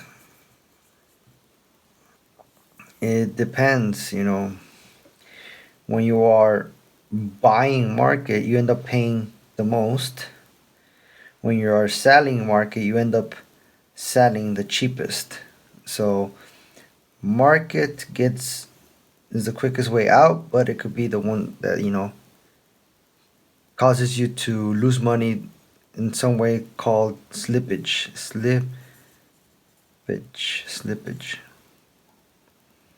So be careful with slippage.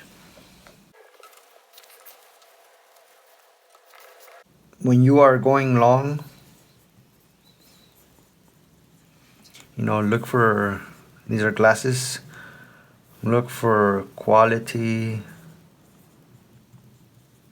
look for setups, news, catalysts, know your targets.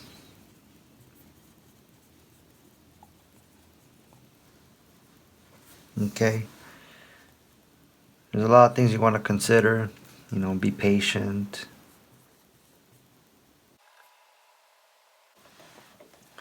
Remember, you as a trader, you are responsible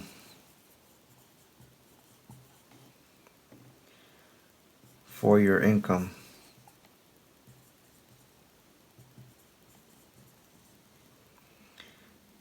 And you will win, and you will also lose.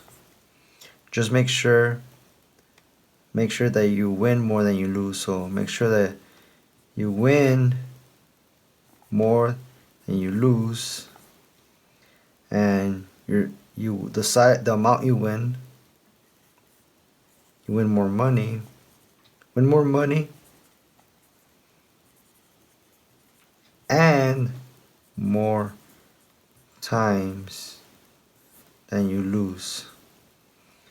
I mean, you can win less times and make a lot of money and still be profitable, but this is ideal that you make more money and win more times than you lose times and the amount you lose. Remember, when going short, when you're going short, you're basically selling, let's say, selling at 100, you sell, meaning you borrowed, broker shares, I mean, and the point is you want to sell. Let's say this is 90, and then buy back, aka you cover, and you give, and the shares automatically go back to the broker. How do you know you can short with your broker? Just press the sell button. Sell with a small amount, just to test it out, like one share. And if it gets rejected, then most likely you can't short with your broker.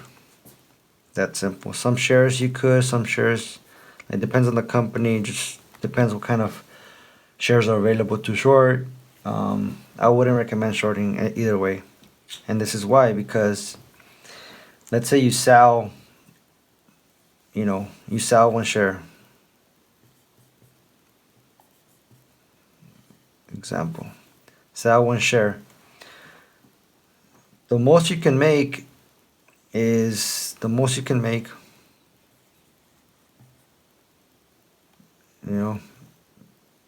let's put max profit.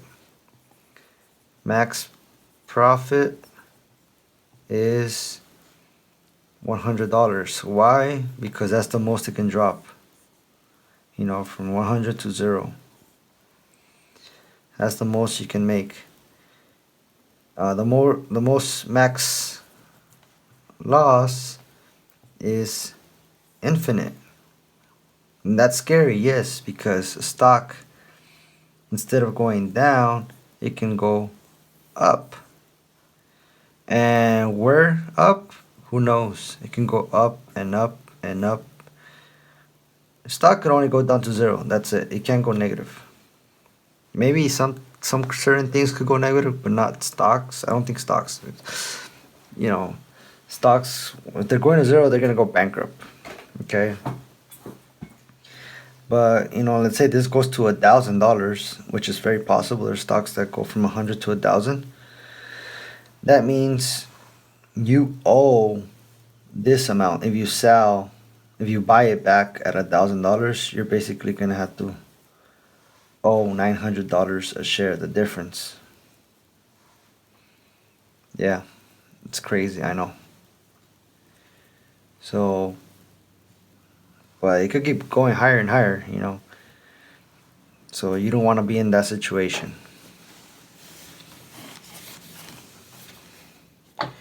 When you go long, it's the same thing.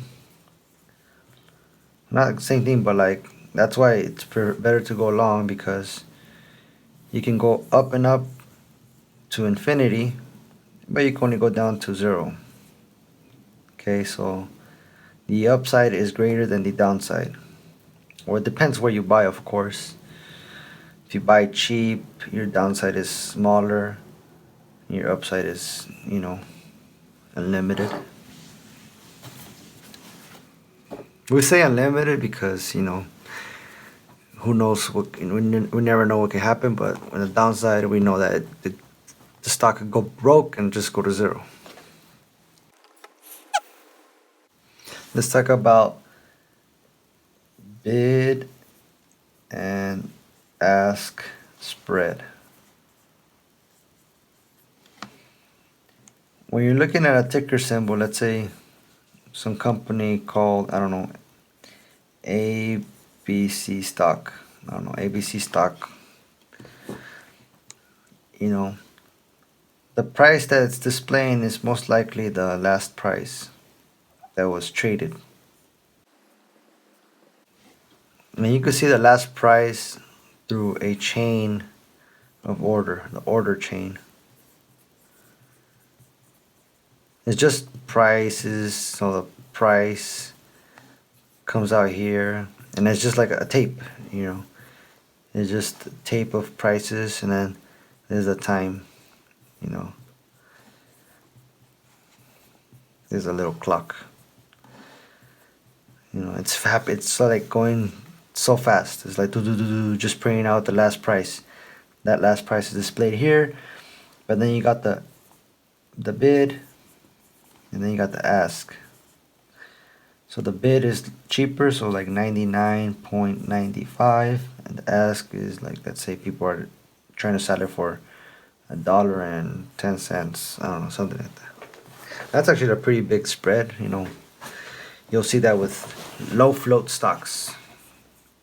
Low float stocks and low volume equals large spread. And this is the spread. Here the spread is 15 cents.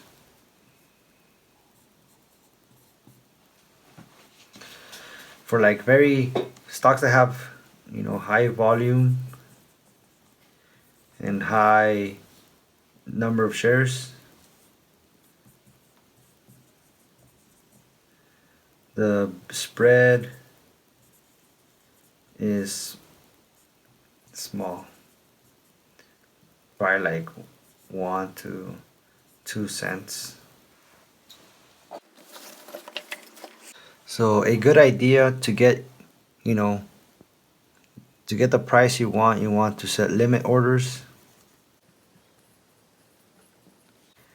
Bid and ask are limit orders.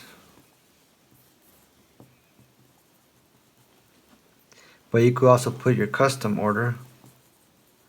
So you just type in the price you want and wait for it to hit it if it hits it at all. So, you know, like you could have a chain, and this shows, you know, like the current price, say 100. This is 101, 102, 103, etc. This is 99, 98, 97, etc.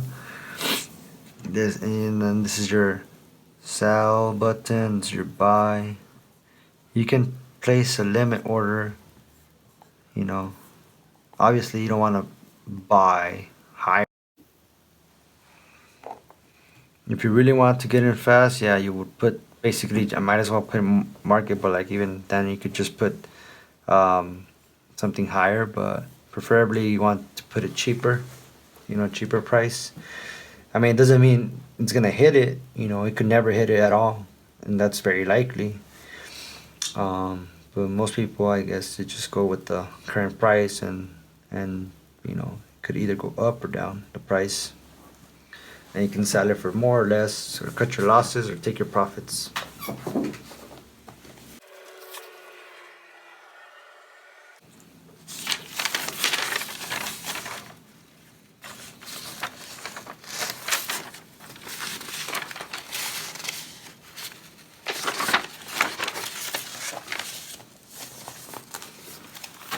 I don't know, we talked about broker types, you know, type of brokerage accounts. Let's put types of brokerage accounts. You got the cash, we got the margin, we got the 25K margin. Cash, you can trade until you use up your buying power.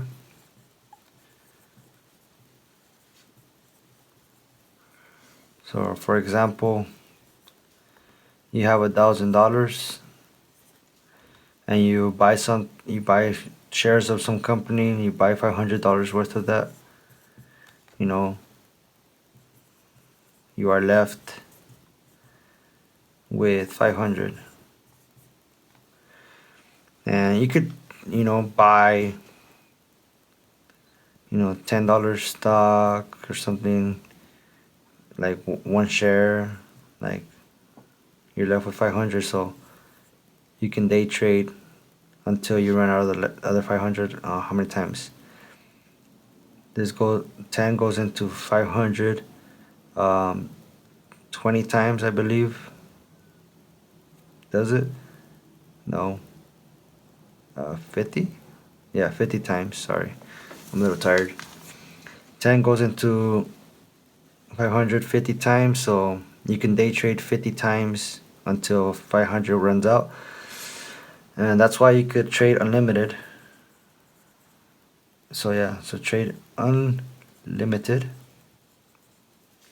until buying power runs out. Okay. And you have to wait 3+ days to use your money again.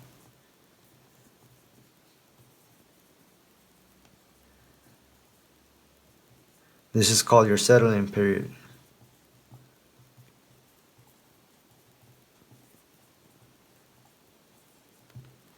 Alright, that's for cash.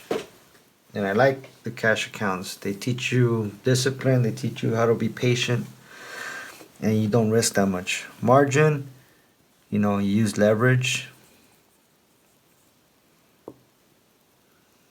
So that means that they lend you 3 times the money that you put in. So you put in $1,000, they lend you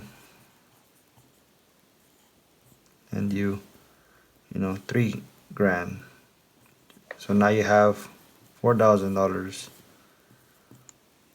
Okay, and with a margin account, you get instant settlement. So like the money you use gets instantly settled, so you can use it again. So let's say $400 transaction or buy, then you sell immediately.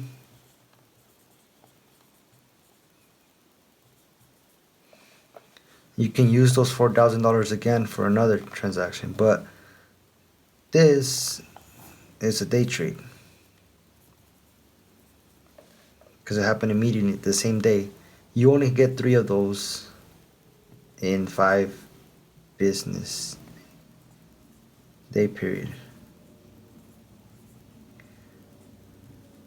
You gotta pay attention to this because otherwise you're gonna be restricted for 90 days. Restriction. This is called the PDT rule. Okay, you do not want to ignore how many day trades you have placed. So, buying and selling the same stock, the same company. Okay, don't buy and sell the same company. You can buy one company, buy another one, buy another one, buy another one, buy another one, and that you're just buying, right? If you sell one company, that's a day trade. You sell another company, that's a day trade. You sell another one, that's another day trade. So be careful.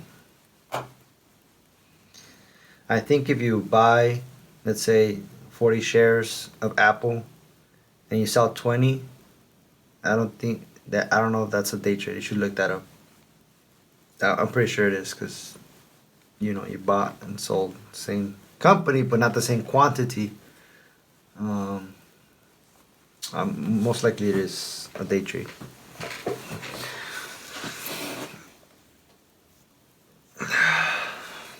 but I do not recommend margin.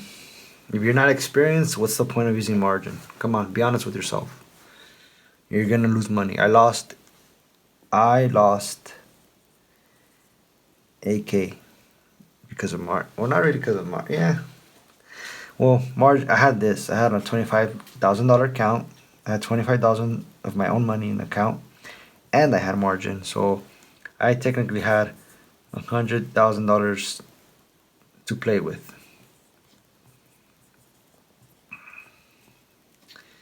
And I lost, this resulted in AK, negative AK. Um, because I had no experience.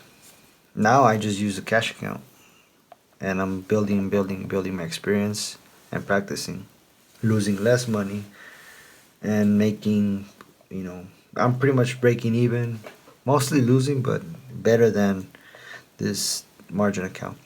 And the 25K is just, you can trade unlimited.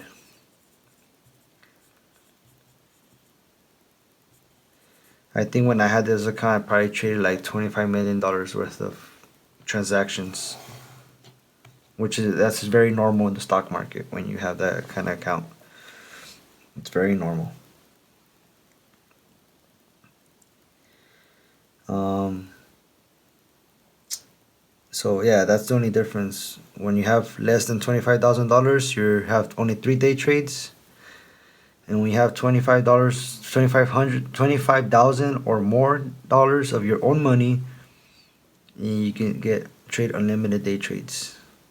The PDT rule does not apply, but you should not try to save $25,000 like I did just to get over the PD2 rule. No, do the cash account. You're over the PD2 rule with only $500 or less. And, just trade and get better before you put more money in. That's basically what it comes down to. Don't ignore that. Also, some accounts let you trade options. Some accounts like Robinhood, if you have a cash account, options, no. You have to do margin. And options also follow the PDT rule. TOS, Think or Swim, by TD Ameritrade, this lets you trade options with a cash account, which is amazing. I like that. Also, another thing about a cash account, you can only go long.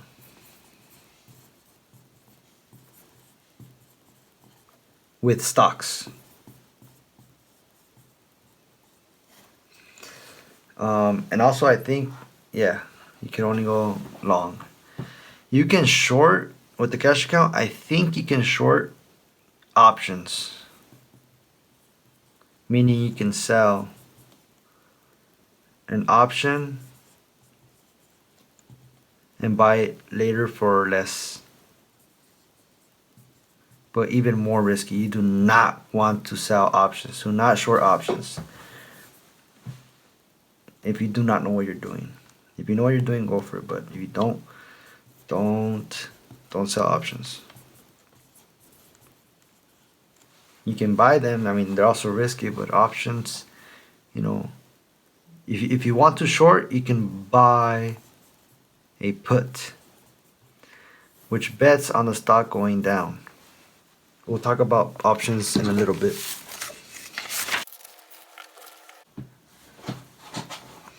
How much money you put in depends on your experience, how much skills you have accumulated, how good you are. It does not depend on account size. Your account size does not mean you're going to be profitable. Just because you have unlimited trades does not mean you can be profitable. I guarantee it. It's all about learning and growing your account from small to big. That's impressive. When you can make it something grow, that's impressive.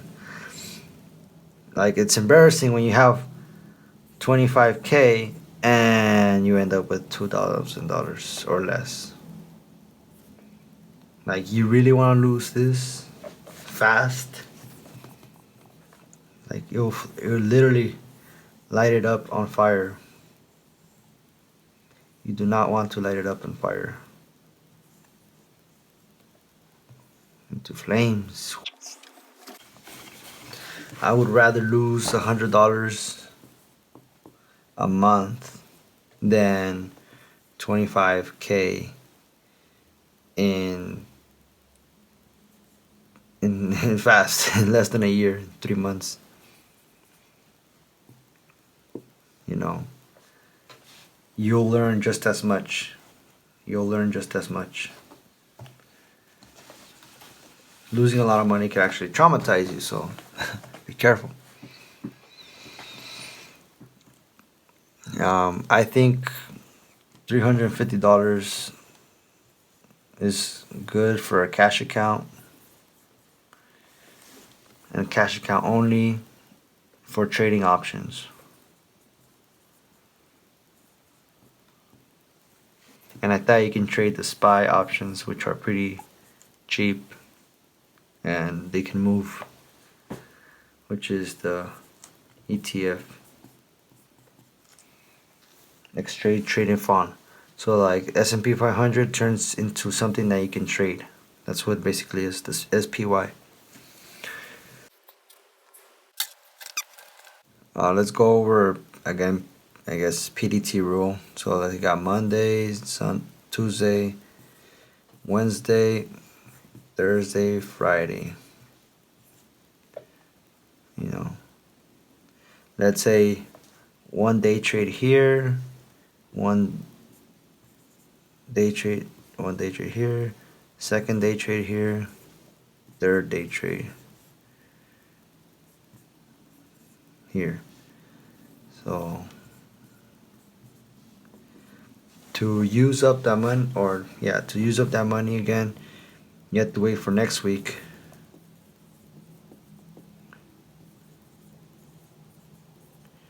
Week 1, week 2, Monday, Tuesday, Wednesday, Thursday, Friday. You have to wait. This one you have to wait till this Monday, Tuesday, and then Wednesday. Okay. Or if you used up all 3 in one day, then you can use all 3 on Monday. Another thing, selling, then buying. This is also a day trade. Okay, so shorting can result in day trading too. Shorting and then covering.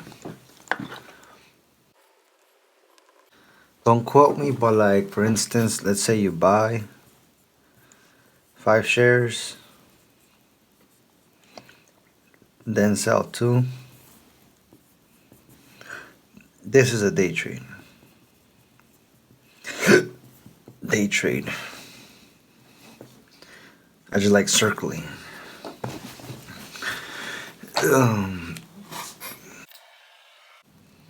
So be into trading because you are in it for the long run. You know, take trading as a career for the long run. I've broken the PD2 rule twice. 2 or 3 times. Again, I saved $25,000 or more than $25,000 just to day trade, but it didn't go well.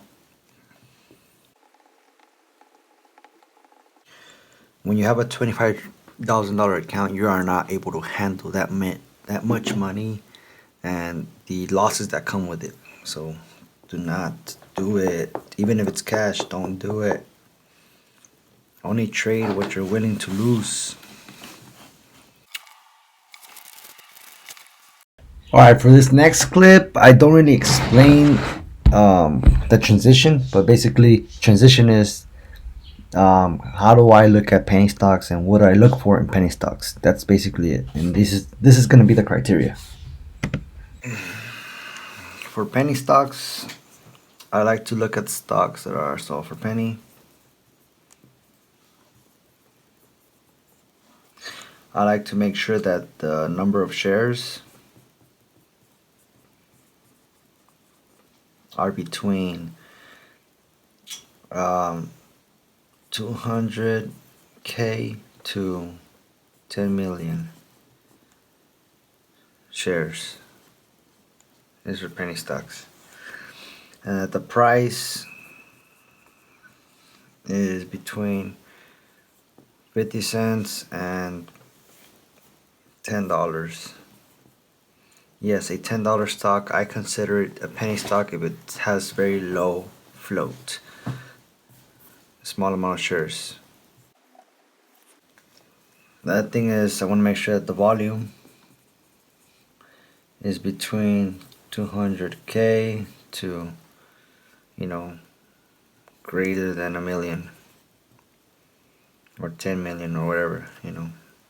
But actually, it's, it's even better if it's like 1 million.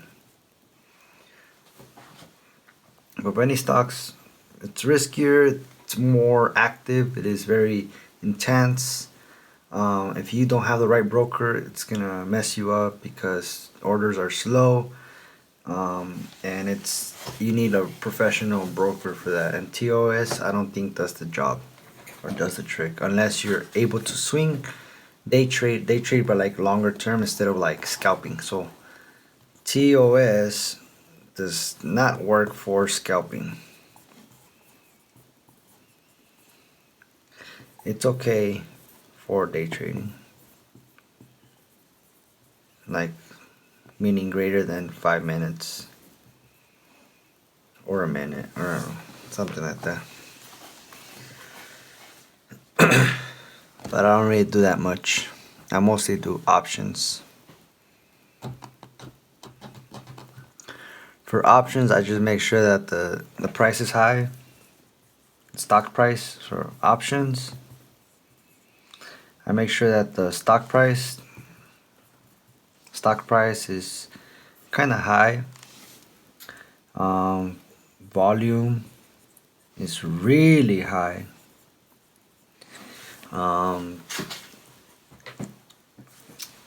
Let's see, stock shares doesn't really matter too much. And that's it, like stock price and large volume. This results in low spread and liquid options. When you have this, you have liquid and low spread options. Now I think it's a good time to talk about options. This another clip where I'm talking about little introduction about options, and all I'm saying is if you want to trade options which are less liquid, you want to have a high liquid stock that's trading. There are some stocks that are kind of high liquid, meaning that you can get them in and out very easily with like very little slippage. Slippage is just the spread of like how much people are willing to buy, how much people are willing to sell. That difference, like there's something like a 2 cent, 1 cent difference.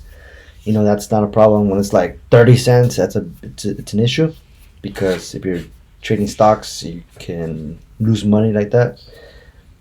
And you want to have the ones that are highly liquid. If you're trading non-liquid stocks, very likely your options are not going to be very liquid.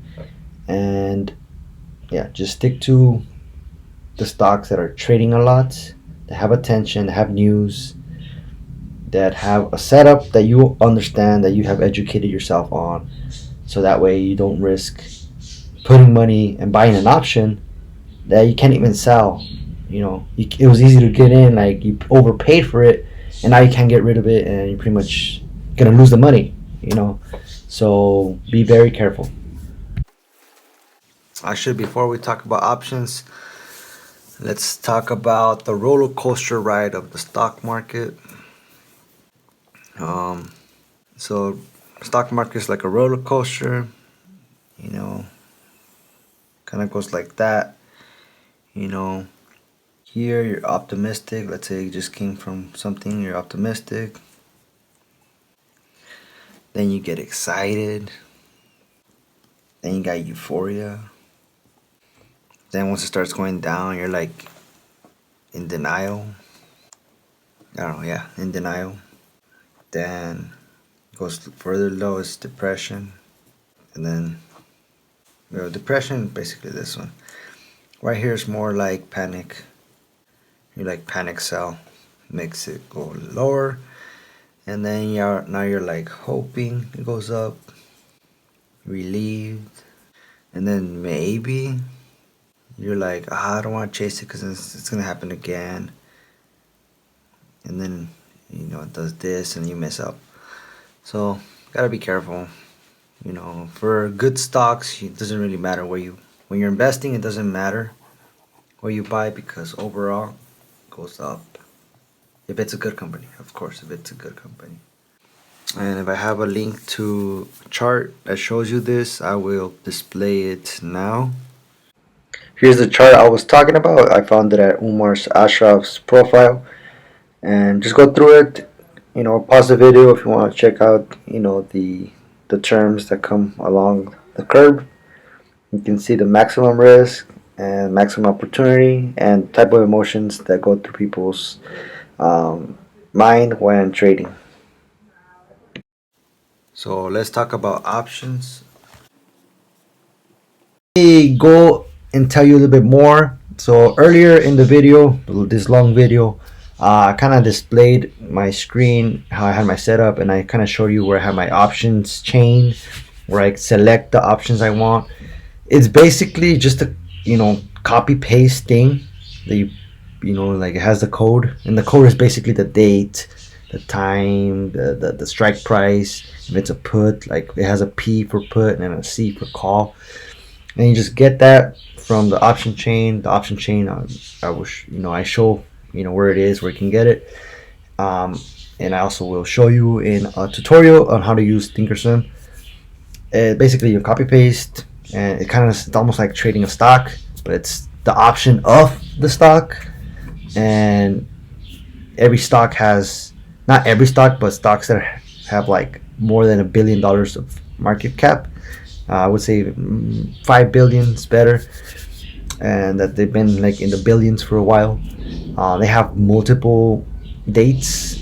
Options expire, and because they expire, there's many of them, and there's weeklies. So weeklies just like they expire. There's once a week they expire.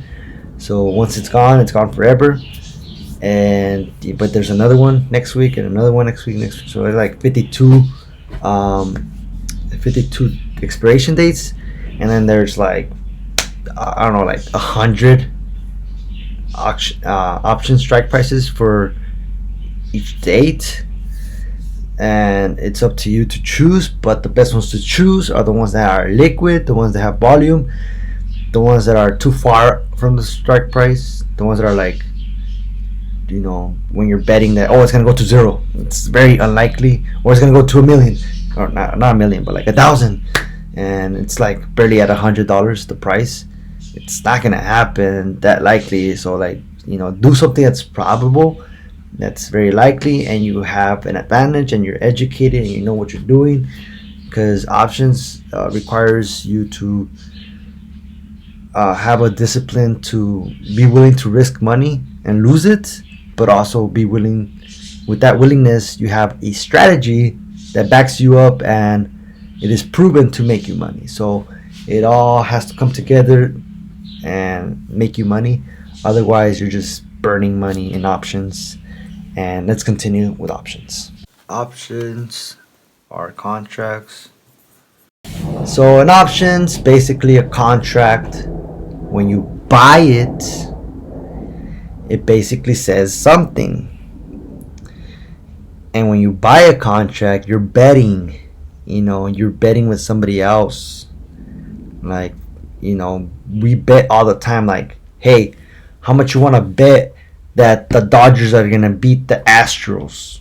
We say the bet. In options, in the stock market, you just buy. Just boom, buy. You don't talk to nobody. You don't give any verbal contract.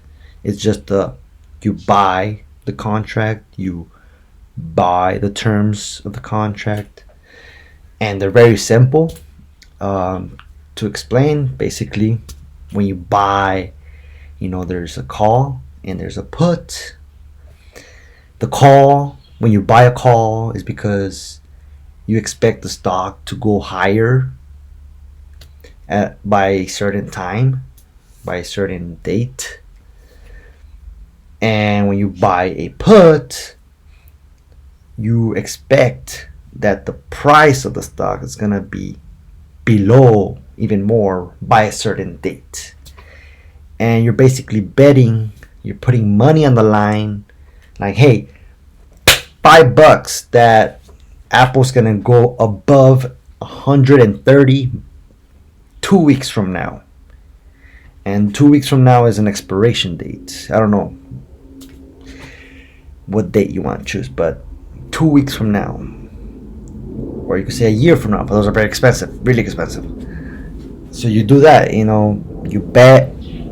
If you're wrong and you held the contract, you lose your money. Yeah, you lose your money. That's the price you pay to receive the benefit. Obviously, the strategy for me is I don't hold it. I just buy it and try to flip it. I treat it kind of like a stock. I buy it low, sell high within minutes or hours. I don't hold overnight because, as basically we pretend that you bought it, at a certain price, and here's your expiration. And if you're not correct the entire time, the value of that option goes to zero. It just decays. If you're getting correct, like it's reaching your target where you want it to be, the option may go up at higher and higher. Especially when it goes above where you said it was going to go above. Now you're really good. Now it's really good. Okay? If it's not, then it's just going to die and slowly go to zero. Fast go to zero. Especially if it's going further and further away from your targets. Fast. It's going to move faster towards zero. And you're going to lose money real quick. But if you're correct, you're going to make money real quick too. So that's options. And where do I go with this? There are contract. If you hold it and you're correct, you have the option. That's what they call options, because you have an option to buy the stock at a cheaper price if you're correct. For example, you said Apple's gonna be at $130 by January 31st, and by January 31st the Apple stock actually ends up being at 140. Boom. Because you bought a 130 call option. That means, and you hold it, that means you can buy it at 130 even though it costs 140. So you can either sell the contract to make $10 difference in profit, or you can, if you want the stock, you can buy it, for a discount price of 130 rather than where it's actually at 140. So the person that sold you the contract has to sell you their stock that they own at 130 and miss out on the move of 140. I want you guys to understand, guys and girls, options are mostly to hedge yourself. Like, let's say you just don't know what's gonna happen. Like, let's say you think that Apple's actually gonna go down, so you buy a call just in case it does go up. You don't really miss out on the upward movement if you think the option is cheap, because buying an option is not free. It's not like you have to put money down that you're willing to risk in hopes that even though you put that money down, you still end up making money, because it ends up going higher than expected. So the price of an option is basically how much people think the stock's gonna move, how much they expect it to move. Let's say if an option of Apple costs $3, for it to reach $1 higher by this Friday, then people are expecting Apple to either go up or down by $3 by Friday. But let's say it ends up moving $10, then you end up making the difference. Like the $7 difference. So that's good. If people are expecting too much and it doesn't fulfill that expectation, then you end up losing a lot. So you gotta be careful. And that's called volatility. If it's a volatile moment, options are gonna be expensive. And if you buy it when it's very, very volatile and all of a sudden everything comes down, the option price decreases and you lose the value of the option and very fast. But like we just talked about a call, now let's talk about a put. A put, also you can do for hedging. I like to just flip them. I just like to buy it temporarily for a couple minutes to hours and sell it back for a higher price. And so a put, let's say Tesla is at 700 right now. I don't know where it is right now actually. Let's say it's at $700 a share. And I expect Tesla to drop $50, but nobody else expects that. Tesla's pretty calm, so the option price are pretty cheap. People don't expect that move. But I see something people are not seeing. I see the technicals, I see the charts, and hey, I think a lot of people are not seeing this could happen. So I bet by buying a put that, betting that the price of Tesla is going to drop by $50 down to $650 by Friday. The price of the option, let's say, costed me, I don't know.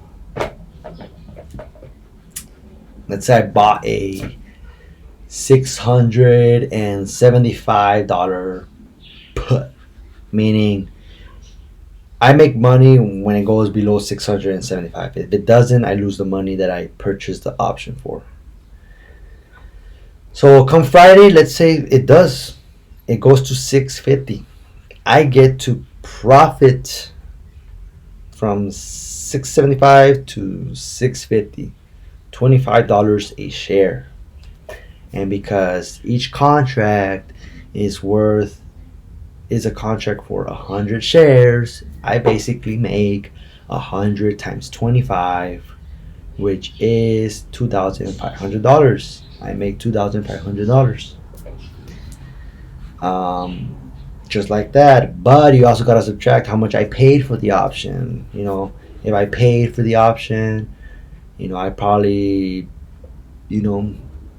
end up making a little bit less. Depends, or because you could overpay for an option, but if it was a calm, steady market, the options were probably cheap, and so that's how that I would flip.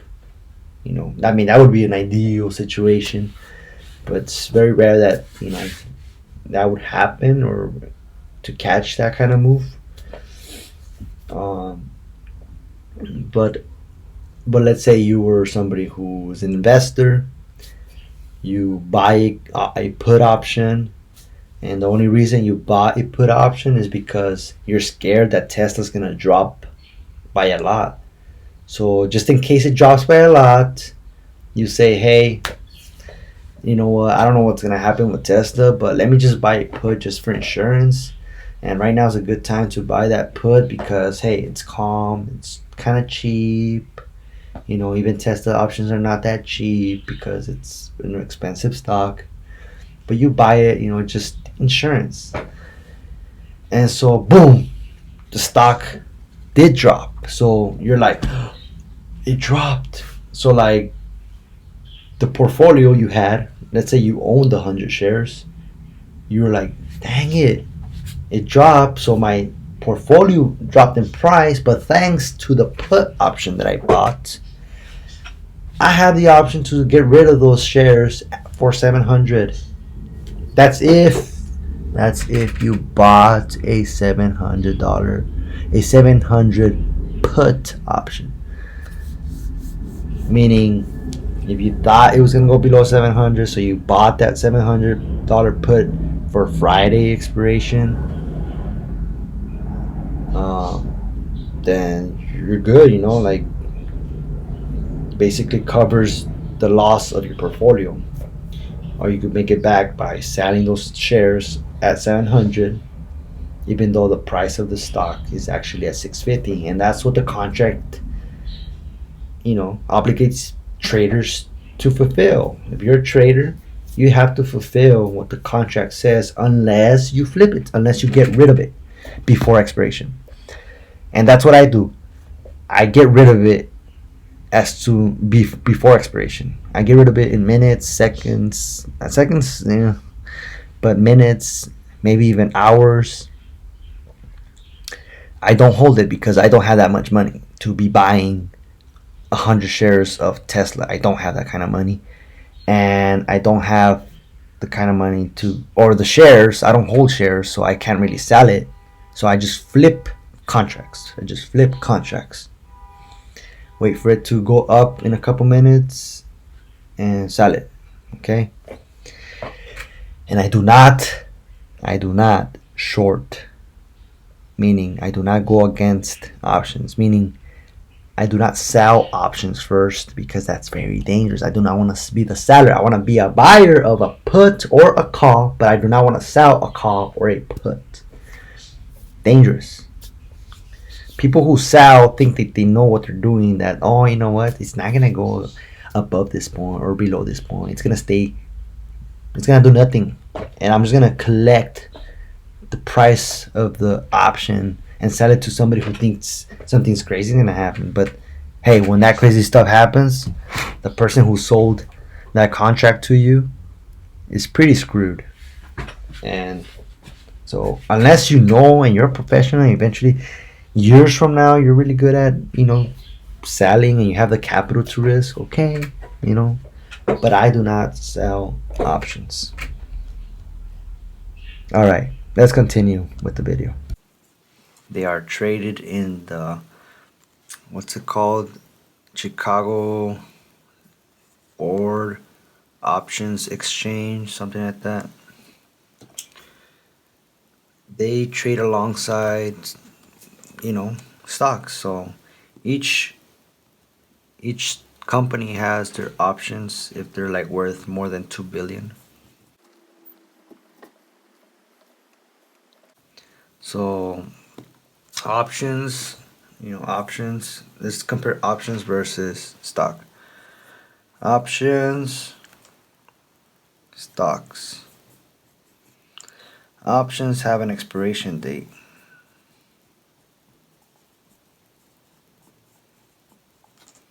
Options out of the money go to zero. Options come in sets of 100. So whatever price the option is, you multiply it times 100. Stocks don't have an expiration date. They could go to zero. It's possible. They just buy share. You want to buy 100 shares, you want to buy 1,000, you buy one. You could buy 1, 2, however. You can even buy fractions.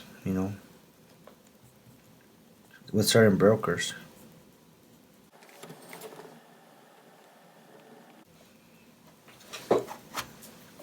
But of course, the sets of 100.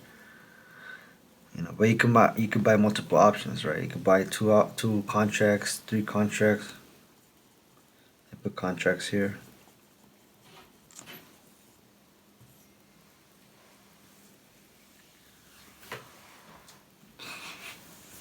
They have a graph. You can chart them. They also have a graph chart. Um, Stocks have a ticker symbol, like 3 to 5 letters. Option contracts have a code. So it's kind of like, example, like Apple. Then you got the month, or I think it's the year. I think it's like the year, 2021, the month, the the day, and then if it's a put or a call, it's a put, and then the strike price, at what price you think it's gonna stay below. Let's say, I don't know, Apple 100. So you type this in where you normally type in the ticker symbol. And yeah, you put this instead of the at AAPL, and the chart for this will appear rather than the ticker symbol, which is AAPL for Apple. Okay. So the way you find options is you go to active trader, or you go to all products, you go to options, and you got a big list of dates. So basically you type in the ticker symbol AAPL,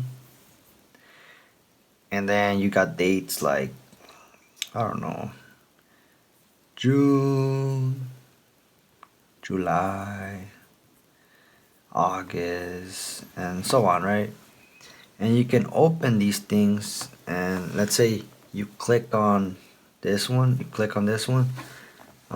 these scoot down and they open, and then June option chain opens up, the option chain, and now you got option chain,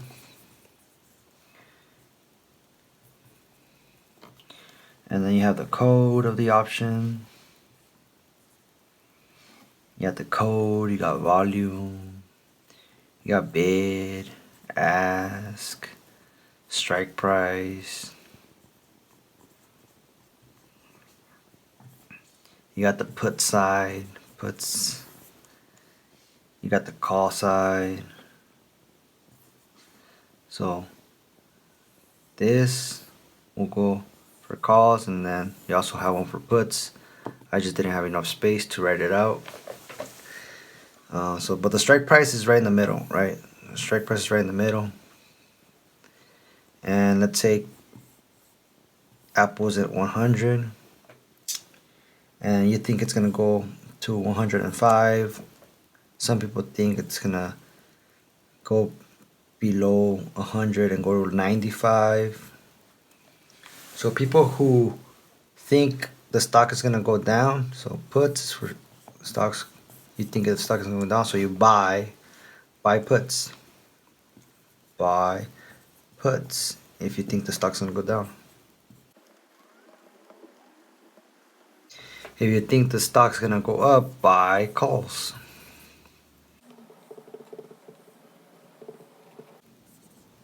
Okay, and basically you got a bunch of like little codes, a bunch of lines. I mean, basically one line for each strike price. These are strike prices. Okay, we're currently at 100. Let's say it's currently at 100, and you can buy a call at 105 or sell or buy a put. Okay, you can buy put or buy call. Because it's at 100, anything greater than 100, it is basically out of the money for calls. Okay, let me explain that, let me be clear. So, out of the money. What does out of the money mean?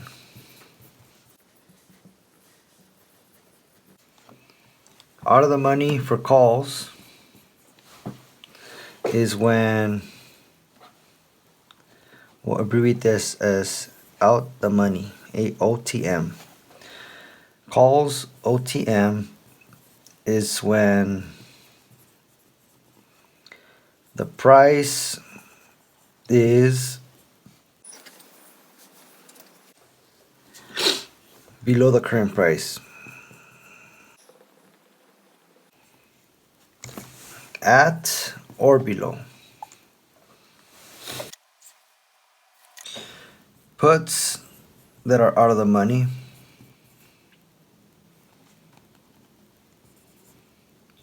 is when price is at or above the current price.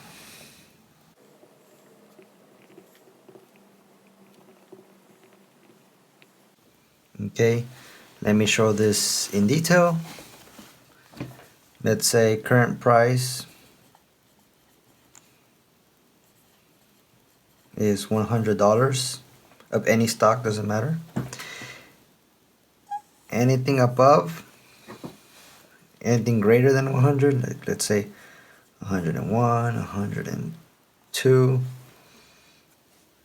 This is for puts. This area is in the money. This is good.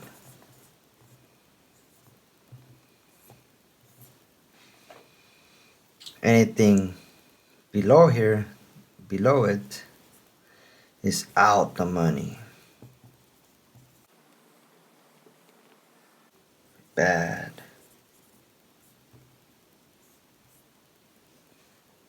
99, 98, and so on, right?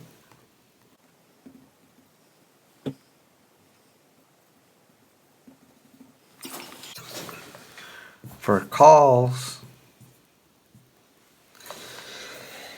anything greater is out the money.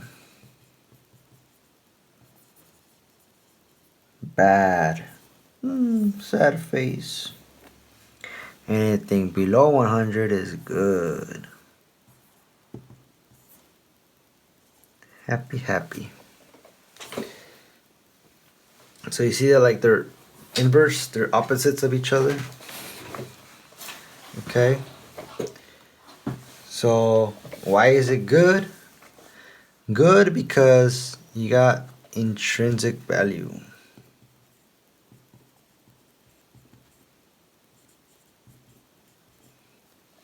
On this side. This area has intrinsic value. And then this side also has intrinsic value.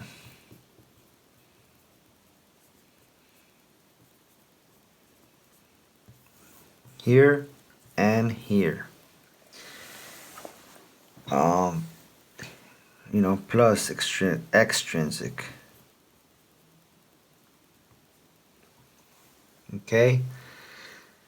Extrinsic only is where it's bad. That's only extrinsic value.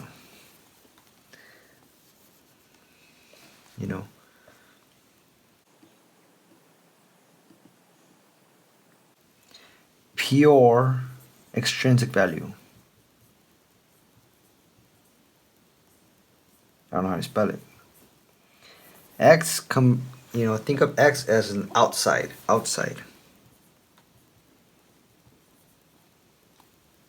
So it's not in the where you wanted it to be. Basically, that's all it means. It's not where you want it to be. But the extrinsic value will disappear at the expiration. it goes to zero at expiration.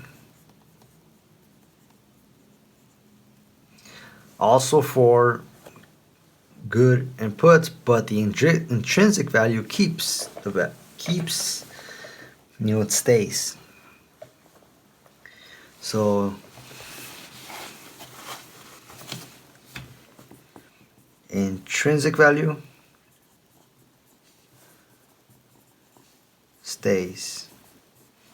Let's look at a more in-depth, detailed definition. Let's say you have a example. We have a $100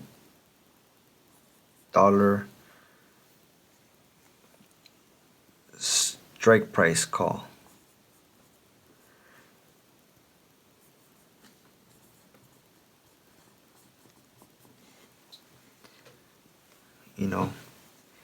So meaning we want the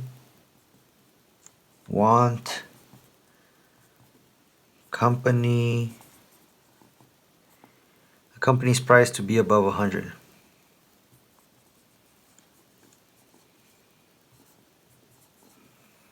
So let's say, we have our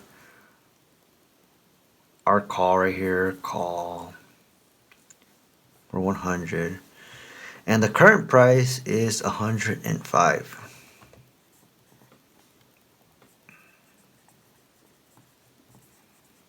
This is really good. Remember, it's good if it's under for calls. So our intrinsic value is that $5 difference. And because contracts comes in sets of 100, this is actually $500 worth of intrinsic value.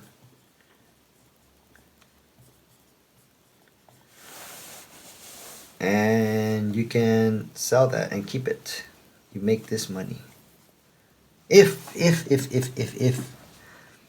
the stock moved from like here to there, and you flipped in the same day or something like that, if it didn't lose any extrinsic value, because that's lost on a daily basis.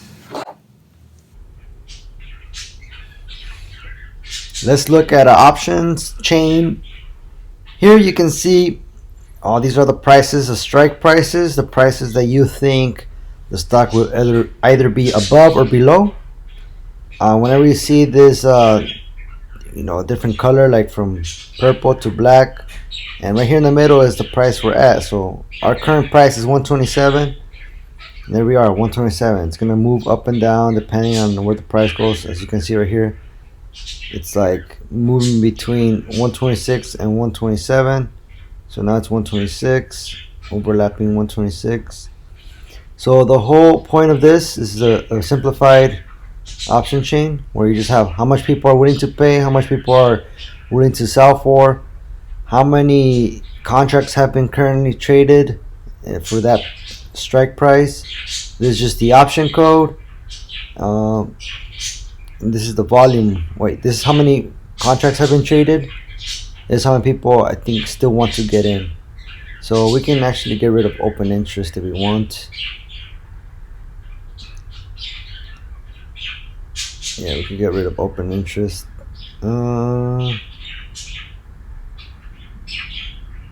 Alright, even better. Alright, let's go back to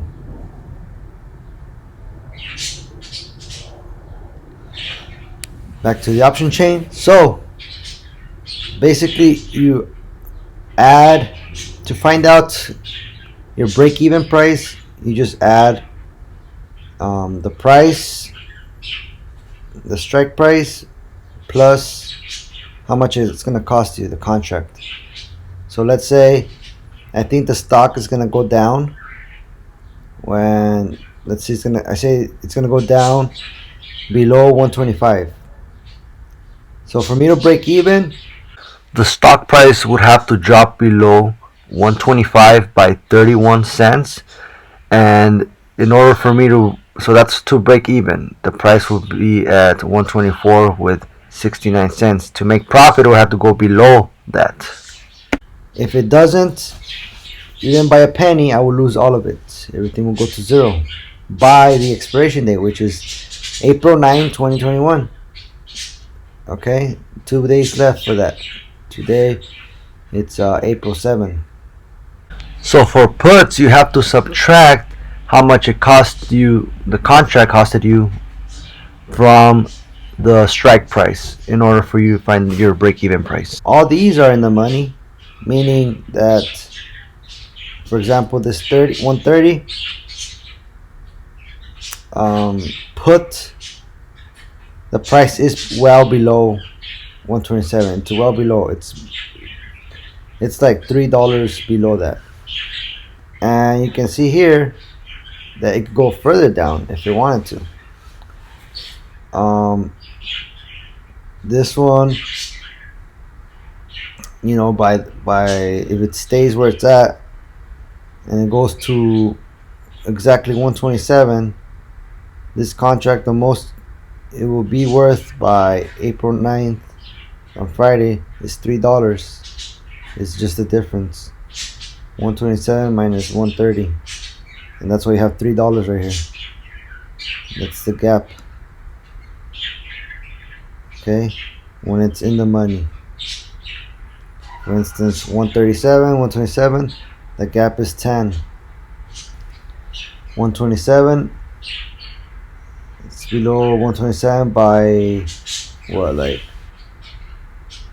in 10 cents, but here the price is 96. So the most you probably make is, this could still go lower in price. Because there's still time, like 2 days left or a day, 2 days left. That means that the stock could potentially move down by another 94 cents, and that's the extrinsic value, the thing that, you know, we think it's gonna happen, so we have to wait. So you can still lose money if the stock price does not move down by 94 cents in this 127 strike price. So you can still lose money. So this is called extrinsic value. That's added on top of the intrinsic value. Think of intrinsic value as the value that you predict to be true, but it could be false. So if it's false, you lose that money. So some of these could still lose you money. Just because it's in the money doesn't mean you're gonna make money. Especially, it depends where you bought it at. What's ideal is that, you know, you get something that's out of the money and then it becomes in the money by at least $1. For example, let's look at a call. People are more used to calls. If I think that Apple's gonna go above 130 by Friday, it should go to 130 and 13 cents or higher for me to make money. Otherwise, if it's 130 with 13 cents, I'm pretty much gonna lose those 13, you know, dollars as well, because it's times 100. So in order for it to be up by $1, you know, it should be at least, you know, to break even, it has to be well above, you know, 113 to make profit. To break even is just like getting your money back. You didn't make money, you didn't lose money. So you would prefer the 130 to be like 131 would make you almost $100, like $90. But you gotta pay attention to the chart as well. Apple could go to 130, and I see there's like a level right here where it's below 130, so it might not go to 130 by Friday. 130 is a little too high. by the 9th. Can we get 130?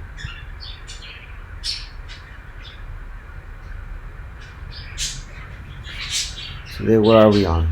We are on Wednesday. Today's Wednesday.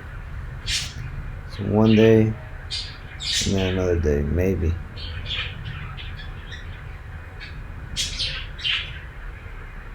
I can buy a 130 call.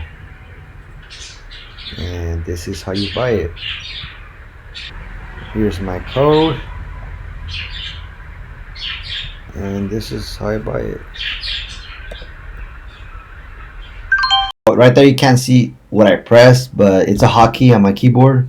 I didn't display the actual buttons, but like it's because the screen was so small that it doesn't show the buttons to press buy. Alright, so here's an example of me showing you the trade buttons. You could do active trader here on the side. You could do just this, remove active trader. So you have all these tabs right here. So buy, market, join bid. You can edit that, what you want in there. The ask, the bids, market, it depends, up to you. So you can do that. I keep it simple and I use hotkeys. To do hotkeys, you have to go to the main menu.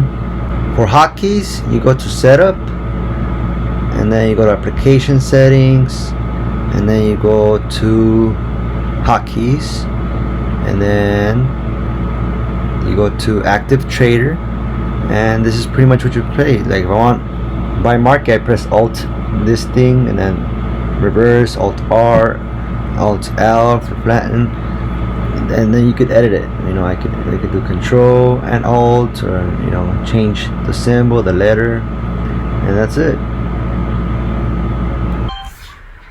There, I paid $13.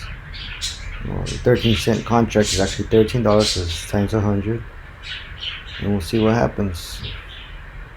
But this is the option chain, people, and I just executed a trade. I'm betting that Apple's gonna go above 130 by Friday.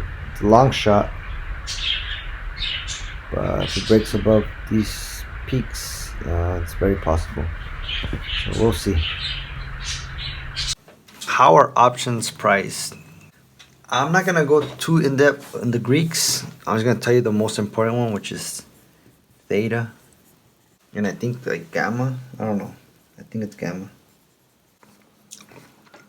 So I pulled it up, and we got delta, theta, gamma, vega, rho, and I could pull up the little diagram I'm looking at. Delta affects the price by the like it's sensitive to. This is sensitive to. Theta is the rate, rate that option contract loses value per day.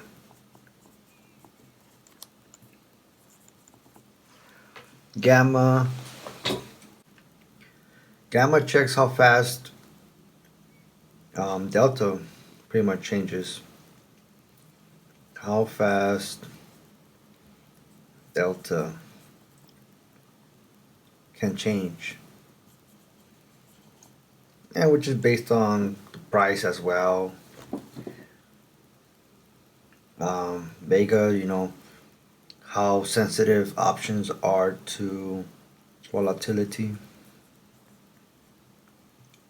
So higher volatility equals higher price. Lower volatility equals less price of the option contract.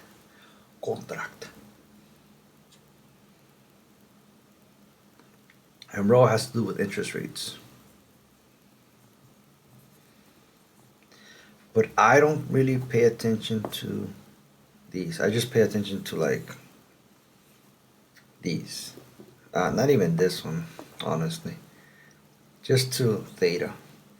Delta is what makes options kind of move like this. Instead of linear, they tend to do more of a this kind of move. Even when the stock is just moving in a straight line.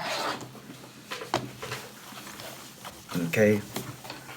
So while a stock is doing this, like let's say it's doing this, an option can be doing this and this. Okay, that's the cool thing about options, that you can buy here, takes your time, it's just going nowhere, and then out of nowhere, boom, it makes a big move. For extra reference, here's basically the Greeks by Robin Hood. Pause the video if you want to read them and kind of understand what they mean, how they work, and how they kind of affect the price. How they directly affect the price of an option.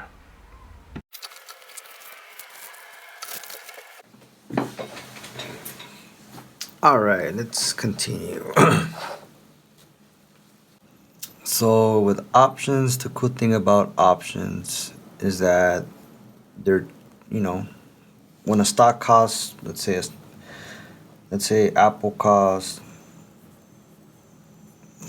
like, let's say, I don't know, $120. An option contract could cost $120 as well. Well, it will be displayed as $1.20, but because it comes in the sets of 100, it's actually $120. Apple contract, option contract. Okay.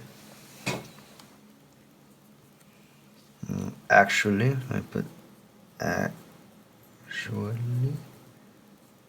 120. So, they're the same prices, right? But the cool thing is that, let's say Apple goes to 125, you only made $5 with the $125 that you put in. Okay, with the 120 that you put in. While with options, this 120 could become easily 520,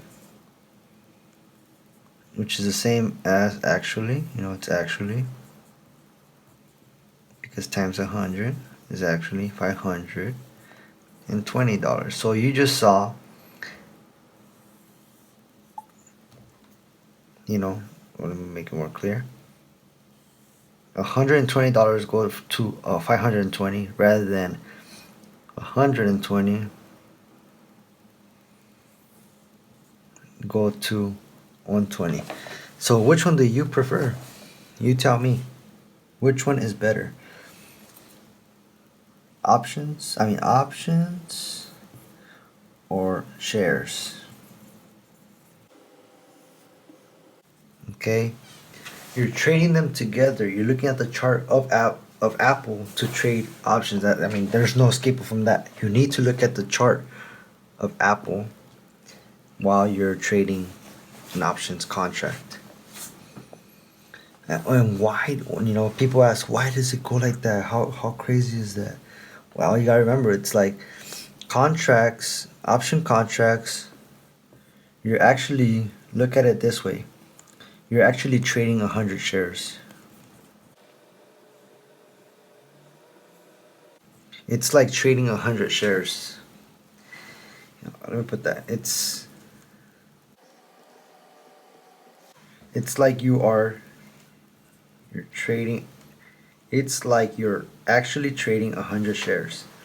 Because let's say you did buy 100 shares, but 100 shares of Apple, what does that equal? 100 shares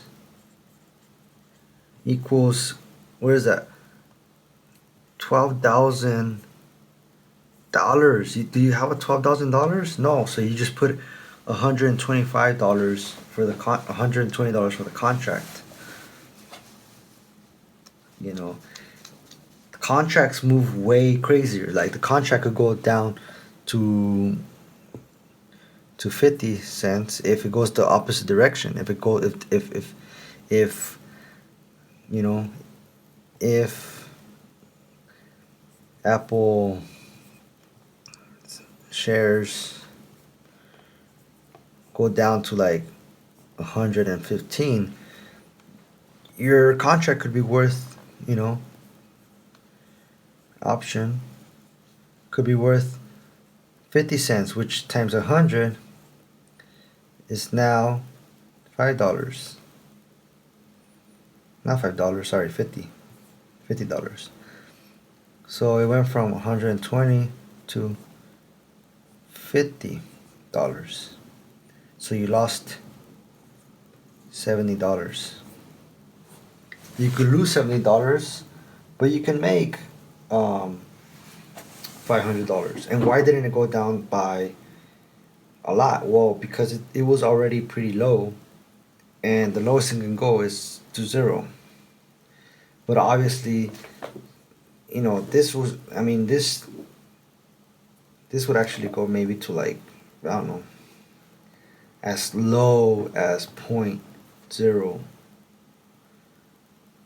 It could go even that low. You could lose all your 20. You could lose all of it. It could go to zero, or like $1. But at $1, like nobody really buys it. There's no volume, so like you could lose $120. That's the risk. You're risking 120 to make 520. And that's how options work. But let's say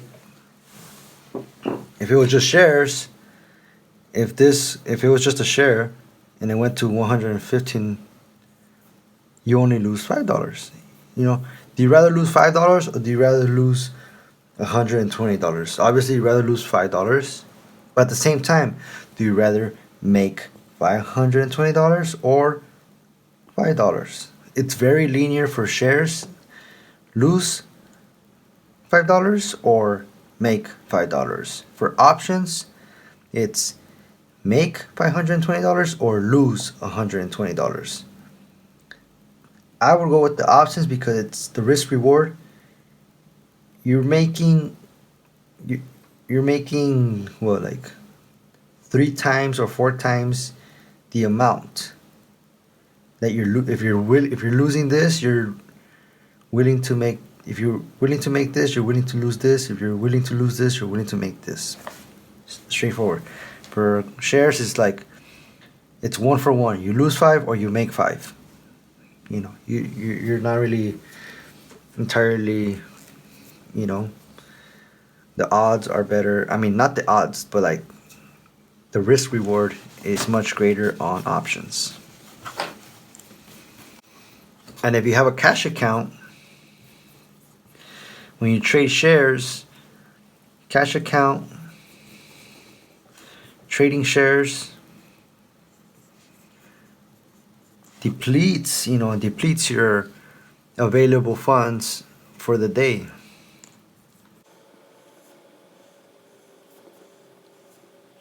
Let's say you have a $1,000 account. Contracts cost you, $1.20, which is actually $120. How many of those fit into 100 and 1,000? How many times? We could say 8. 8 day trades you could do. If you're doing with options, that cost $1.20. But with shares, Apple costs like, let's say Apple costs like, I don't know, 128. You can make 8 day trades, but with one share, what's the most you can make? I don't know, let's say this goes to 132. the most you can make is 4 times, I don't know, let's say 8 day trades if you do 1 share. But if you do 8 shares, if you do 8 shares,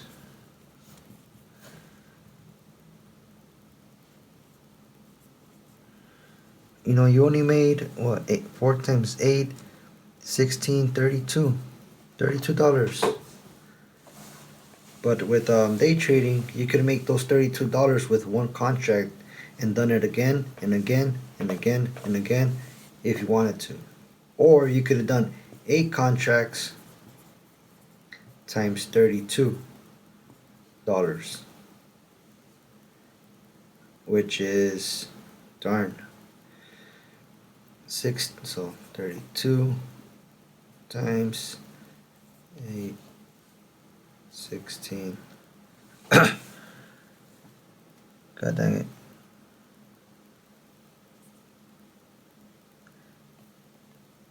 16, carry the 1. 8 times 3 is 24 plus is 25. $256 you would have made with 8 contracts. Obviously, you could have lost a lot of that too. Just make sure I got it right. 8 times 32, 256. Okay. But you could have also lost. You could, you could have lost all that money, and 8 contracts at 120.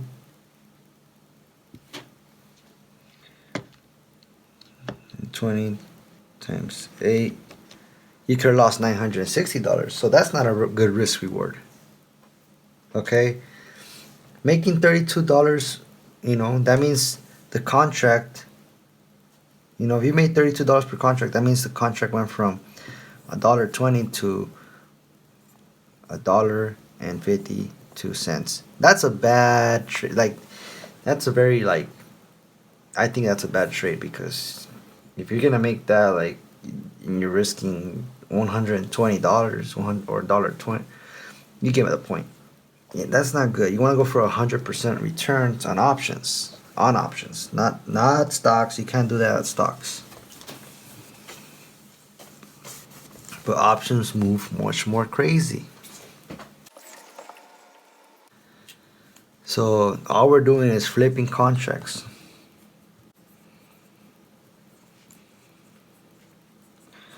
We are not holding contracts.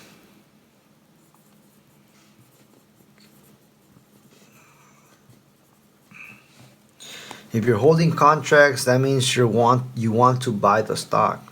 That's all it is. It's a coupon. A coupon. Let's say you have a coupon of $100, Apple. I'll be allowed to buy Apple with a call. The call option is a coupon. Example. Our example is, I have a $100. I could buy Apple at $100 if Apple's price goes above $100. So it doesn't matter what price that Apple could be at $180 by expiration. By expiration. This is very important. By expiration. If by expiration Apple is worth $180, I can buy Apple at $100 and then sell it at $180 later on. If that would be amazing. Imagine 80 times 100. That's $8,000 profit. The option contract would also be worth $8,000 probably. It'll say something like 800, and 800 times, or like $8. It'll say $8. We'll say $8. No, it'll say like 80. And then because 100 shares, so that's 80,000. 8,000. Sorry, 8,000. So, if you want to hold it, I mean, you gotta have. If you're gonna buy the shares, you better make sure you have, um, let's say 100 times 100, because the share is 100, but you need $100, per share. 100 shares. Shares cancel out. This is gonna equal. You need $10,000. Do you have $10,000? No, so just sell the contract. That's what we're doing. We're just selling the contract, flipping the contract. We do not want to buy unless you have the money. That's up to you. If you want the stock, the good company, go for it. That's, this is not advice. It's just telling you what's happening. Let me give you some chart examples. Let's say Apple stock is at 135. And this is May 5, Cinco de Mayo. And this is January 1st. So right here we have the price axis, and this we have time. Price, time. Let's say Apple stock just has been doing this entire January, February, March, April, May, 1, 2, 3, 4. For 4 months. For 4 months, Apple has just been moving sideways. Okay. So it basically stayed at 135. An option contract, let's say you bought the option contract in January 1st, you could have bought it anywhere here. Okay. May 5th is expiration.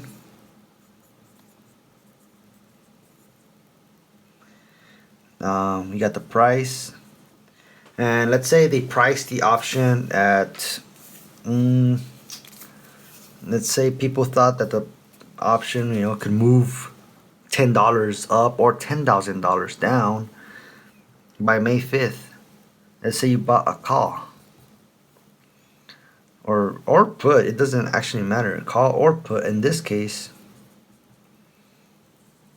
here, it costed you $10.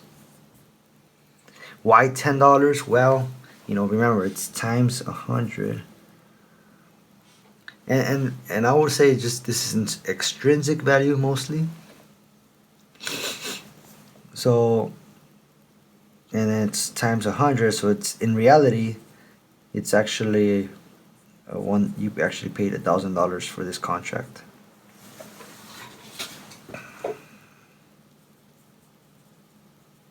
That's pretty expensive. I do not buy that. I usually buy weeklies, the options that expire the same day, the same week.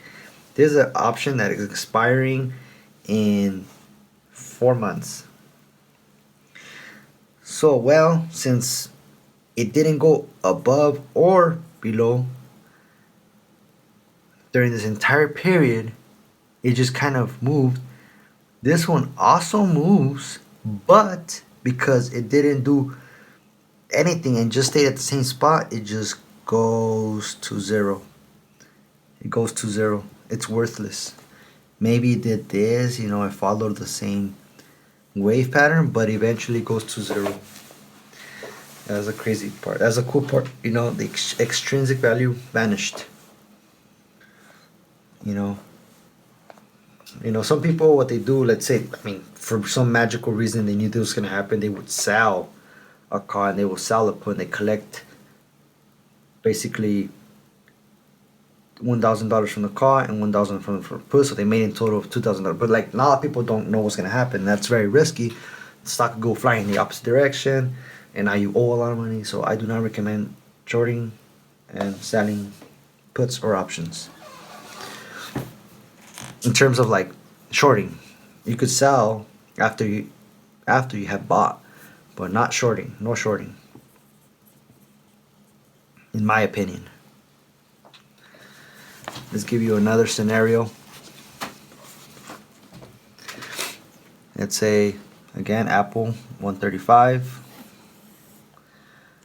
This is a stock. This is an option. Let's make them equal.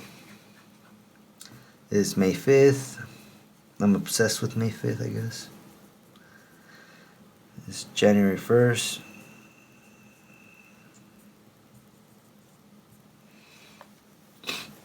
Let's say it's here.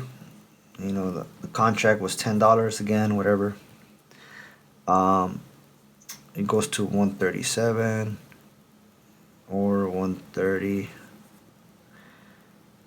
And the option is like 15, 20. You got 5. You got 5. You got 0.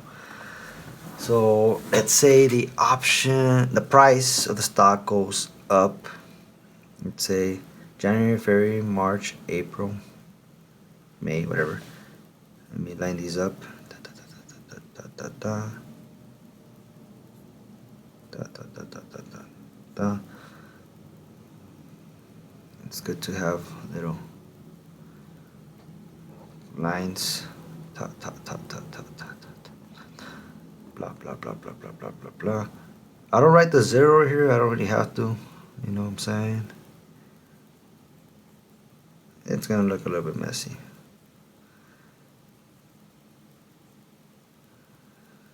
Let me move this option thing.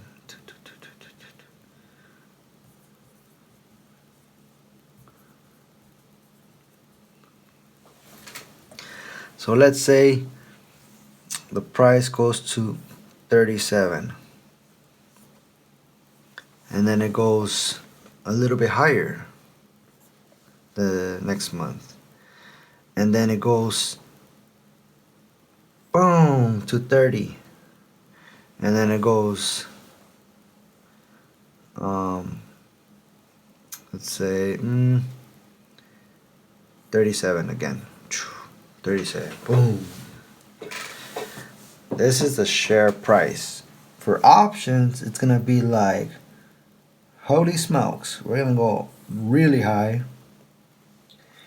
And then we're gonna go,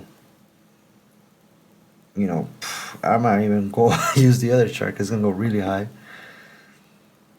This is because of gamma. It exaggerates the move. Maybe something like that, right? Something like that. It'll probably be like this because it tends to do an exponential move. Let me correct it. I'll do something like this. You know. And then I'll do something like this.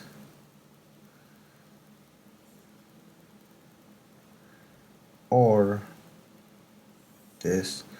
Whatever. It goes down, right? And then here you made a profit of $2. $2 per share. Okay. Now the interesting part is, because it's only $2 in the money, you will also only be $2 in the money in this case. So $2, it'll go whoop, $2, which is 200. But remember, you paid $10, which is the same as 1,000, because so you lost $800. You lost $800. Yeah, you get to sell for 200, but you lost 800 in the process, and it didn't go back up with this. Why? Well, because time is running out, and the chances of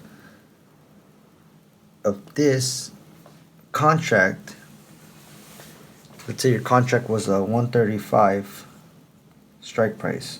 I did not explain that in the beginning.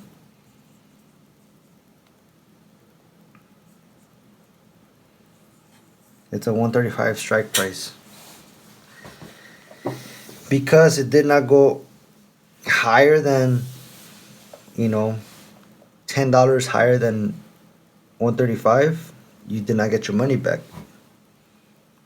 So you paid $10 hoping that the price of Apple would be $10 higher than January 1st. So the break-even price, if you bought for a $10 contract, is basically, basically look at option price. Option price, let me put it right here. Option price is the amount that you think the stock will be in the money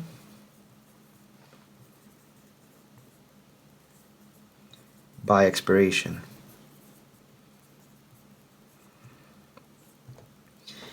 That means if you bought it for $10, that means you said it's gonna be $10 above 135 by May 5th, and that certainly wasn't the case. So you lost those. It was $2 above, so you keep those $2, but you lost those $8 that you were off the mark by. If this had ended up, being like, I don't know, by May 5th, like right here, if it would have been, what is that? 145? If it was at 145, you would have kept your $10. You would break even. That's your break even price.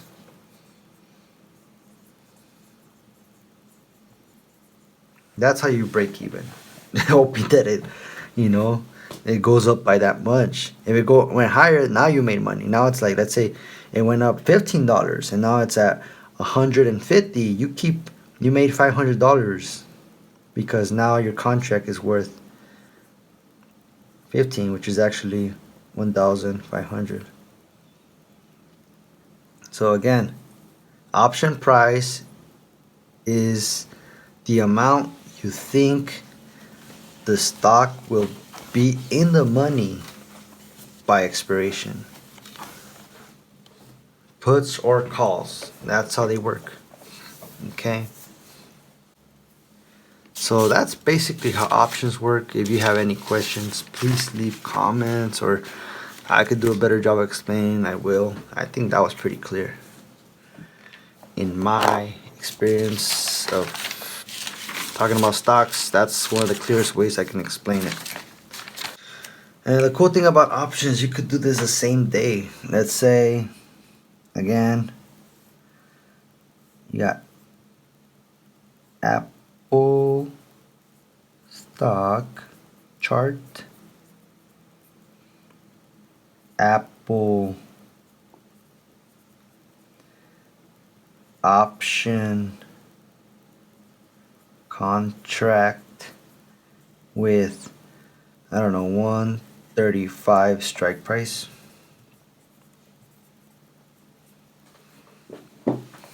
So the option code will be like, and the expiration by, I don't know, what is it today?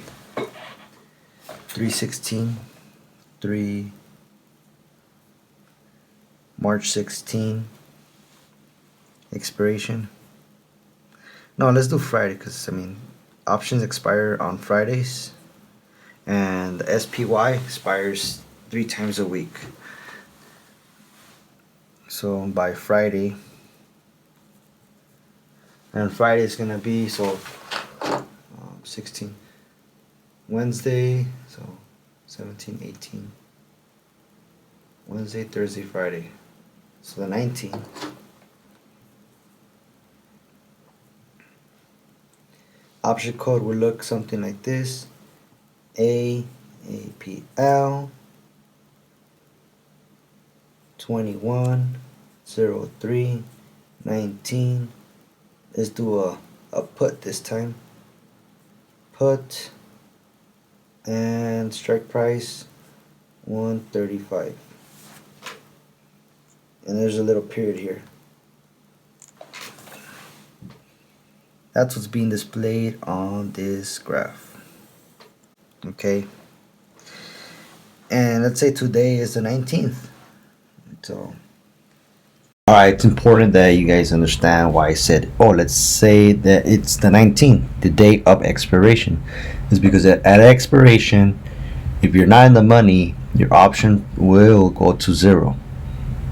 If you're in the money, you will have money made if you didn't buy it too expensive. Depends where your break-even price is at. And your break-even price is just you for calls. You add how much you pay for a contract on top of your strike price. Okay, so for example, strike price was 135, and I paid $1 for the option. Then my contract, my by Friday, the stock price should be at 136 or higher. Okay, it should be at 136 to break even though I got 135 call option. For puts, you subtract. So let's say you got a 135 put. I bought it for $1 on Monday or $2. Let's say $2. And if by Friday it's not at below 135, then I lose my $2. Okay, which is $200 because it's times 100. But if it is, let's say it's at below 35 for like 134, I lose 100. I still keep 100 because to break even, I have to be at 133 because I paid $2. So to get my money to break even, at least it has to be 133. Sorry. So at 133, I don't make money, but I also don't lose money. So it's just break even. So in order to profit, it has to be below 133. Okay, so you subtract. So okay, all right, and yeah, just note this is an example on expiration date, the last day, the day that you see if it's gonna be worth it or not. And people buy options and they wait too long and they let it expire. For me, I like to trade stocks options that within a day, and I flip it and I get rid of them. And I like to trade weeklies, like the week of, And so like if I'm buying an option today, by Friday it's gonna expire. And why do I do that? Is because they tend to have the most volume, the most liquidity, but they do move a lot and they do decay faster. Okay, let's continue. 6:30 a.m. Pacific Standard Time. The West Coast, and 1 p.m. when the market closes. Let's say it's gotten very cheap. The price of the options has gotten so cheap. It's the last day, so it's gotta be cheap. It's $1. You're basically betting that by the end of the day, the stock price will be $1 above 135. And let's say right now it's at 135. Ooh, miracle. And that's what I usually get. I usually get the option that's closest to the price, to the current price. So since I got a put, in this case, a put is the opposite of what I just said earlier. A put is just, I'm betting that the price of Apple is going to be $1 below the current price. Okay, so to break even, Apple has to be at 134. Okay, to make money, it has to be way below 134. So let's say the stock moves to 134, 133, or 136. Let's say this is also 6:30 a.m.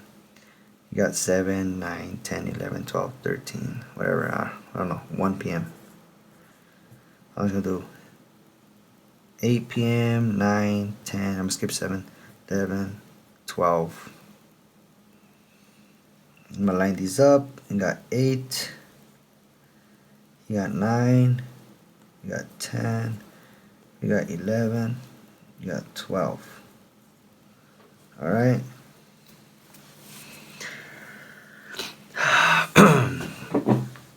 Let's say we're right here. It opens, the bell rings. Bing, bing, bing, bing. My option. Boom, I bought it. $1. I bought it before the market even opened. Before even the a setup shows up. But something told me for some reason that it's going to go down. Whatever. Price goes up to 36 by 8 a.m.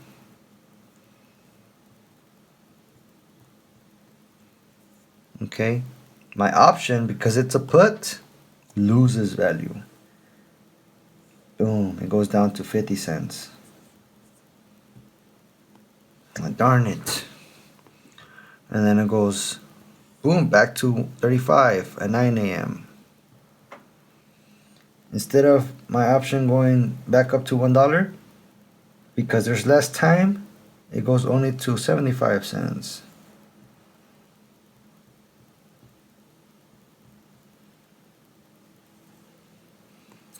And then the price goes, let's say, to 34 by 10.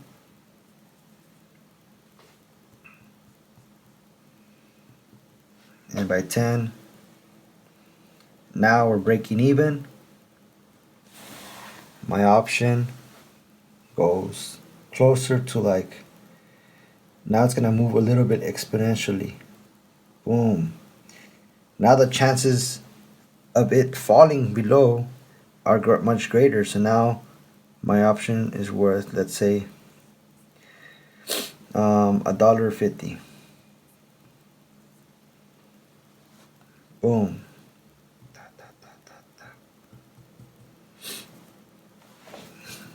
Now let's say it goes boom now to 133. Oh, that's awesome.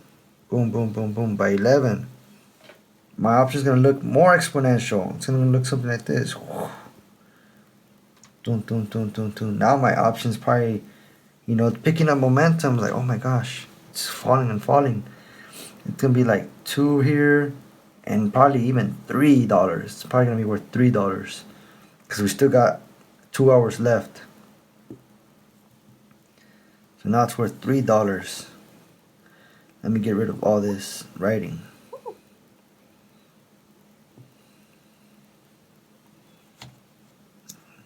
I hope you wrote it down. And then boom, it just stays at 12. Okay. It didn't do nothing, but it's gonna lose theta because theta, it decays. It's gonna lose some. Even though it stayed sideways, it's gonna lose some because hey, it's not going any lower or anything like that. It's gonna go back to around $2. Because or even like maybe 230 because it's got some intrinsic value or something like that, 250. Let's put 250 by 12,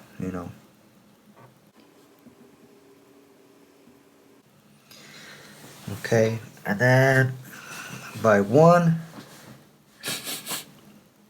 it goes to, let's say, I don't know, I could choose whatever I want. It goes to, it closes at, close to closing. You don't want to own the share, so you want to get rid of the stock, the option. So let's say it lands at 133.5. 133.5. Okay, 133.5. And it's in the money. The difference at opening to close to closing, not exactly closing. Let's say a little bit before closing. You want to get rid of the contract. What's the difference? 135 minus 133.5. That leaves us with 2.5. You're basically gonna be in the money. 2.5. Almost all your extrinsic value is gone, and your intrinsic value is pretty much $2.50. So your option is gonna be worth $2.50. So it's gonna stay around there. So you want to get rid of it before 1 p.m. hits. So sell. You want to sell at this, unless you want to own the stock. Unless you got 100. Unless you have $13,500 of to buy the shares of Apple, 100 shares of Apple, because that's a contract. That's how it works. That's when you want to do. But that's how options move according to Apple chart. And this is a put. This is a put in a share. If it was a call, if this was a call, I'll leave the same Apple. Let's do a call. 1 p.m. 12, 11, 10, 9, 8, 6:30 a.m. And got it at $1. No, we got a call, so it went up. A call increases your value. So boom. Now you got boom $1. It goes up by $1 as well. Let's say it goes up by $1 as well. So now you're at $2. Boom, $2 early in the morning. So we got another 5 hours or so for this to go higher. Boom, awesome. But hey, shoot, it dropped. It dropped at 9 a.m. It dropped to 135. Your call is not gonna be break even no more, or like the $1. It's gonna be way lower than that. It's gonna be like around here. Boom. Wait, because it still has time. Because it still has time. Hold up. It still has time. It's gonna go like 150. It's gonna go 150.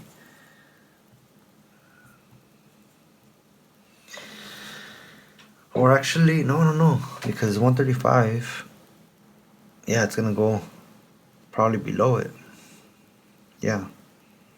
We have less time, so it's gonna be cheaper than one. So it's gonna be, let's put 75 cents. And then it got cheaper. Boom, cheaper. It goes lower and lower. Now it's worth like pennies. 0. I don't know, like 10 or 15 cents. It's super cheap. The chances of it recovering is so low. And then boom, boom, boom, boom. It does nothing. Goes even lower. And it, there's no chance. So it didn't go to 135 and boom, 0. So even though this went up, this boom killed, because there's very little time left and nobody wants it. Chances of it doing this are low, but this didn't happen. So boom, 0. So yeah, that's how a call would look. A call resembles more the graph of a share, and for puts it's like the opposite. It does the opposite. So this is call, and a put does something like the opposite. It goes down, up, down. See, something like that.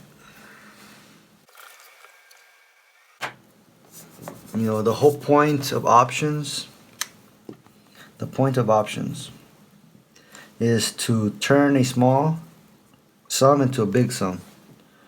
Turn a small account into a large account.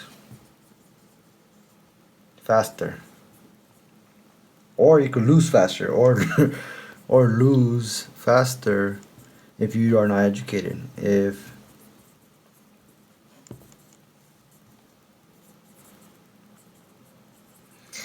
educated, and obviously this education I'll give you is not enough for you to be profitable. This is just enough for you to understand options and trade them, but obviously none of what I'm teaching you is going to make you profitable. This is just to introduce you to how to operate options, not how to make money with options, or how to I haven't taught you strategies. And to be point blank obvious and straightforward, I am still not profitable, but I am doing better, meaning I'm breaking even. The way I started was like, I started with Robinhood, you know, and then had TOS and all these things. But basically, my overall P&L, profit loss,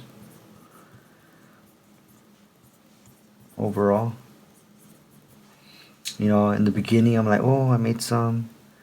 And then I'm like, oh, I lose some. And then I'm like, oh, shit, I want to make it back. Oh, shoot. And then boom, boom, boom, boom, boom, boom, boom, boom. I lost a lot of money. Even more. And then I got lucky once with options, and then lost it again. And then went dip down again. And then I started trading even more, trying to make up more money. Day trading. So basically, look something like that. Let me retry. And then I lost a lot. I'm like, ah, shoot, I lost a lot. And then the option where I got lucky, boom, I lost it again. And then I started day trading with a $25,000 account, and pa pa pa pa pa pa pa pa pa pa. This is where I got my 8K loss in 1 year. This is like 1.3K that I lost. I probably lost more. Probably lost like 10K. And then right now it's like barely grinding. My investment account is the one making the money. And yeah, right now I'm like at this point right here. Like just flat. I don't know where I'm going. Hopefully, little by little, start climbing up and dig myself out. So that's where I'm at currently. It's embarrassing to show you this, but hey, I don't want this to happen to you. If I had done a cash account, I would not have had those horrible results. It would probably be way less. Probably look the same, but instead of losing 11,000, it would probably been only like $2,000. Yeah. All right. I guess I could kind of explain my ideas of what certain strategies I apply. I look at room to move, and this just means like you got candles where they make a big move, and then there's a big up move, and then out of nowhere there's a gap and it goes down, and then it tries to climb up, and I kind of want to fill this area. I see a candle that's gonna break up, I take a trade. That's my room to move, and I use that with daily candles, but I trade intraday. Okay. I also let's look at a daily chart, and I want to do a line graph. Boom, boom, boom. It does this. So now you got like this area called the supply zone, and then here in the bottom you got a demand zone. So I'll buy here and sell here. Basic strategy. Obviously do it with a good company that's very likely to repeat that pattern, but it's a little slow process. It's more like swing trading. Next one is I use the indicator volume profile. This one is a little bit tricky. You know, you got stock that's doing this or whatever, and then these bars are telling you how many shares are traded in each price. You know, and then here it's probably not traded a lot because boom, it skipped this part. A lot of people didn't get in on that part, but a lot of people, wherever there's a lot of mess, the more ticking there is, the more volume there is in that area. So let's say Brady went this, and we'll have like a small one. Doot. So what I try to do is to see if it can highlight the peaks and valleys. So I pretty much say like, hey, there's a lot of people here that are probably gonna sell, and then they're gonna sell probably to this area, this where there's not a lot of buyers, and maybe there people come in and buy at this area, or price will continue higher, it kind of slide down this volume difference, and people will start to increase the volume, and maybe eventually crosses above that, and you have another valley, and then it goes continue higher. You have another one right here. Let's say it breaks below this one. It could touch this high volume point where a lot of people were in, and those people will decide whether to buy more or get rid of those stocks. So, you know, that's all it is with volume profile for me. That's how I interpret it. All right. Let's look at some fundamental analysis. Well, actually, let me give you some tips for options. Tips for options. You know, you want to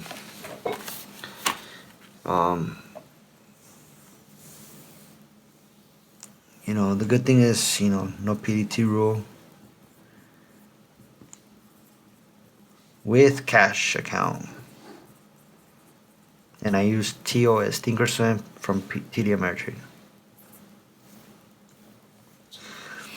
Make sure it's large cap. Make sure it has volume. Make sure the risk reward is high. So like you're risking one to make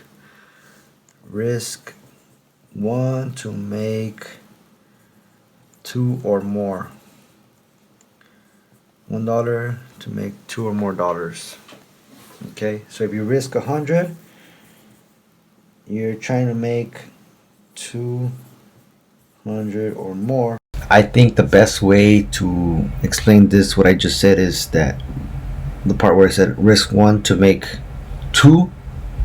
What I mean by to make two is you profit two. So if you're gonna risk, you know, $100, like you buy an option for $1, which is equal to $100 that you put in, because again, times 100, you're gonna want that option to go up to like $300, so that you profit $200. Okay, because you gotta subtract what you put in. I mean, you get it back, you keep it, right? But you gotta make 200 more, and that's 200% return. Is that possible? It is possible to make 200% return with options. Why? Because you can make 200. You can make you could always lose 100. Okay, you can lose 100% of what you put in. It's very easy to lose 100% of what you put in. So with that type of risk reward, you know, with that type of risk, there is the same type of reward. If you're willing to lose all your money that you put in, you should get a high reward, right? Otherwise, you wouldn't be risking that much. And that's what options do. It's an opportunity to, you know, put money you're willing to risk and completely lose it, But at the same time, if you know what you're doing, if you have the skills and experience and time put into it, the reward is great. If you, again, have the experience and the discipline to be patient and, capitalize on those opportunities that come very, like, fast, and they're very swift. They happen so quickly. So you got to be focused and present and there to take the opportunity. Otherwise, you just see it happen and you miss out. And last thing you want to do is have like fear of missing out and jumping in, and then it reverses, and then you lose a lot more than what you wanted to lose. So, options are like that. I don't want you to get excited over like how much you can be making, because I don't want you to ignore the fact that you could be losing a lot. So first learn to not lose a lot. Then you can, work yourself up to even profiting or breaking even. Break even first. So first step is, let me not lose a lot. Cap my losses. I won't lose any more of this amount every day. And then I'm gonna lose less and less amount, meaning lose $20 a day and then lose $10 a day, or some days you will slip up and lose $50. But the whole point is to eventually break even, where you're making 50, losing 50, making 50, losing 20, hopefully only losing 20, capping yourself. That's your limit at how much you're willing to lose a day. Depends how much you're making at your job and they have spare income. And this money that you are burning in the learning experience is basically your tuition. So your tuition could be cheap if you risk very little. So I recommend you risk the least amount, because to be honest, a lot of people go to college, they take a huge amount of debt, and then they have to pay it back, and then their degree is probably not very useful. And then there's other people who do like an online course for like $50, and it's like the best freaking course. Like it literally changed the way they work. Like real estate, for example, people go to real estate school and take thousands of dollars in debt, when you can just go to a website like Real Estate Express, not sponsored, and pay $80. That's what I did. I paid $80, got my real estate license. I'm not practicing real estate, but this is just an example. People go to community college to get the real estate license when you don't have to. You could just get it done with $80 and 3 months. That's all you need. That's how crazy people, value education, that they're willing to overpay, when just overpaying doesn't mean it's going to benefit you better. So again, with options, overpaying is not going to make you a better trader. It's better to like gain skills with a small tuition, small losses. You're going to get the same type of education. Okay, you got to work your way up. And so yeah, that's what I'm gonna say. That big rewards are possible, but you just gotta be ready and practice. All right, let's continue.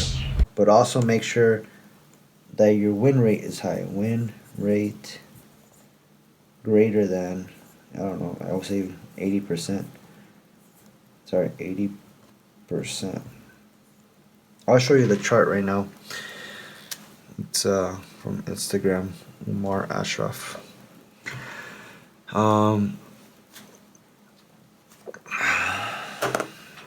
But you can, to find the win rate, to find a statistically profitable strategy.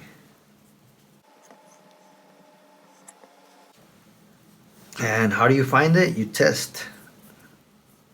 You test it.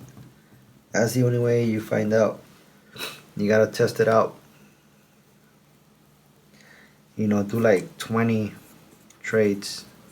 The thing is, Mark Douglas, a trader who writes books says that you have to place a trade no matter what, either with fake money, real money. If it's real money, small amount, just to test something out. But you gotta test, you gotta put on the trade when the thing comes up in order to find out if it works or it doesn't.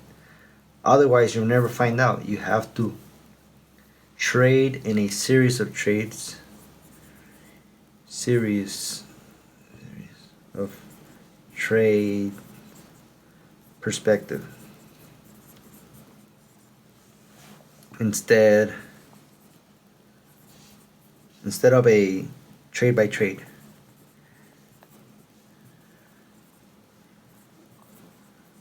Perspective.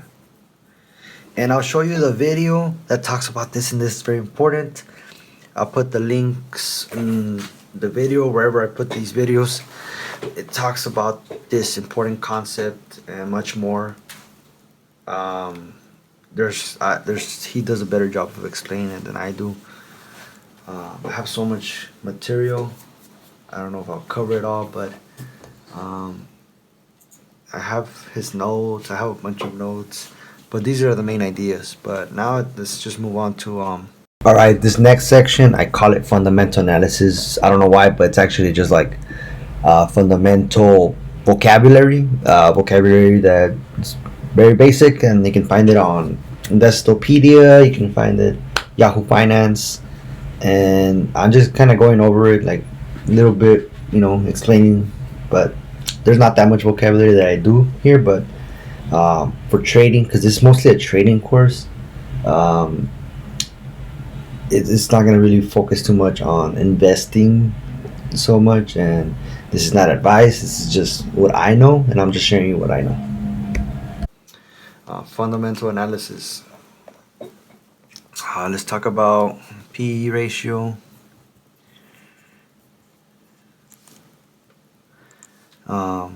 TTM. This just basically means trailing 12 months.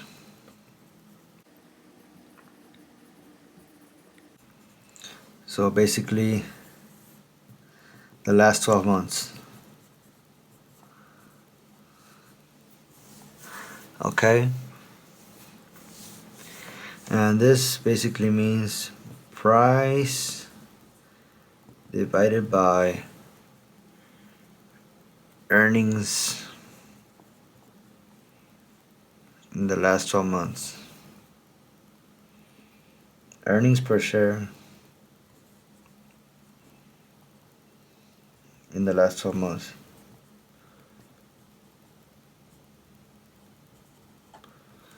Okay?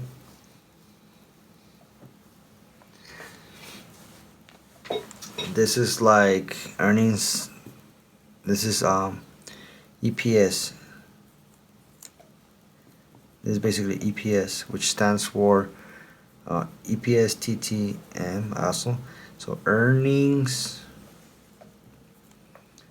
per share trailing 12 months. Blah blah blah, 12 months. Okay? That's all it is. So a company earned, I don't know, 10 billion. Divide that by, I don't know how many shares they have. Let's say 3 billion. I don't know what kind of number it gives you, but that's your earnings per share. Alright. And this is in the year. Okay. 10 billion in 1 year divided by 3 billion shares. That's earning per share trading 12 months. Or you should put TTM as well. Sorry for my messy writing.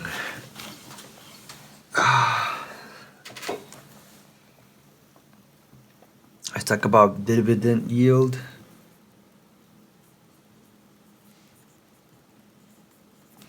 Dividend yield is just the year's dividends that were handed out, like total, divided by price of stock. It's price of share. Share price. So So this is a ratio. This is a ratio. Or rate, whatever.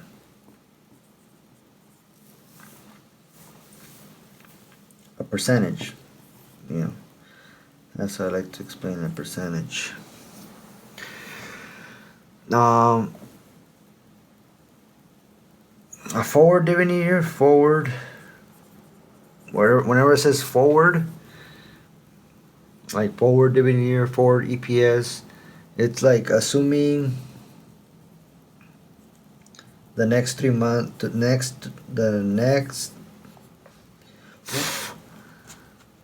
next 3 quarters will be the same.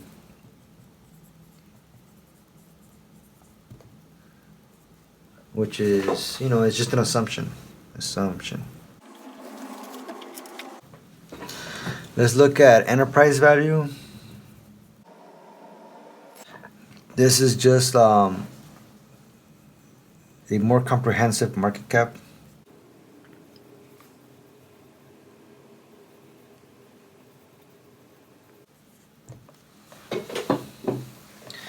More comprehensive market cap, and this takes into account debt. Okay. So basically, market cap plus debt, which is negative, minus assets, I think. Let me make sure.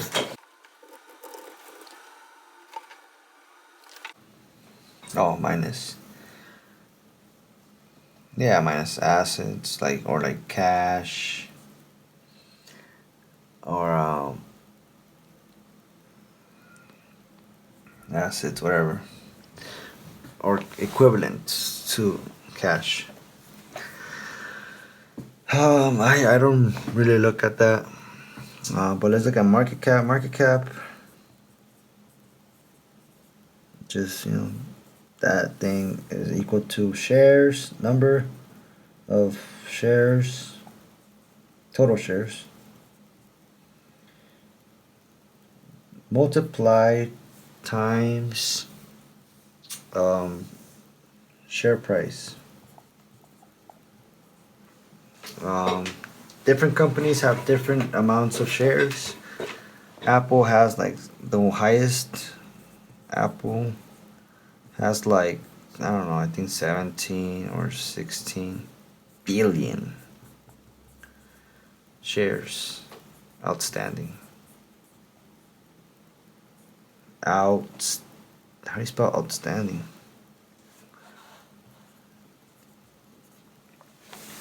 Outstanding, I guess. Let's look at operating margin.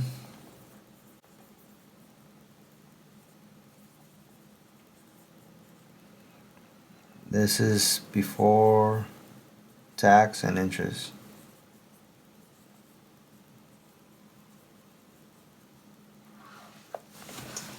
Return on assets.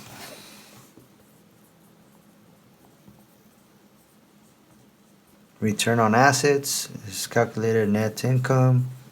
You can find all this on Yahoo Finance. Let me just put that Yahoo Finance statistics. Net income divided by total assets. Okay. Let's look at PG ratio.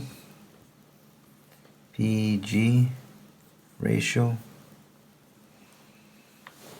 Ratio.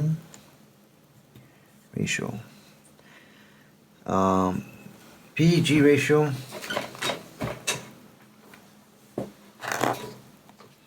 Is price to earnings.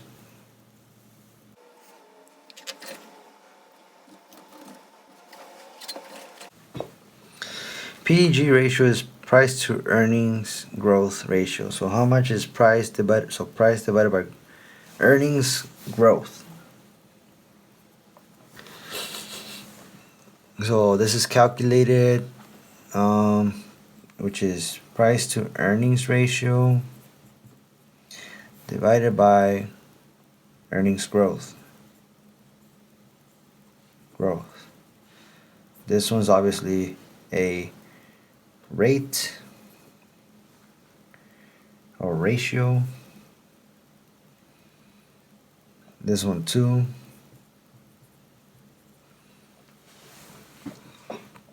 Price divided by earnings, and earnings growth. I screwed my spelling. It's calculated with earnings per share of year 1, earnings per share of year 2, earnings per share of one. So it doesn't have to be a year, it just could be the quarter or whatever you want to compare it to. But I think you guys have to set that with this as well.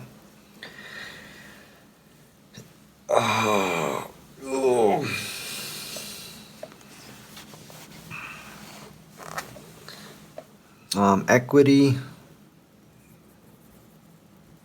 that's just net worth after net worth, and then asset is valuable things or property. Maybe it could mean other things too. Return on equity.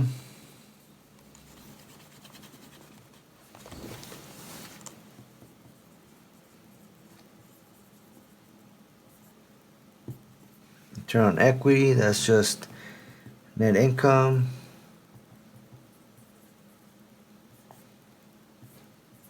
divided by shareholders' equity.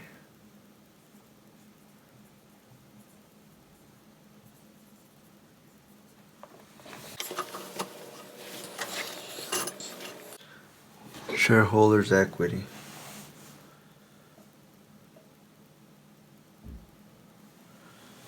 And shareholders' equity is asset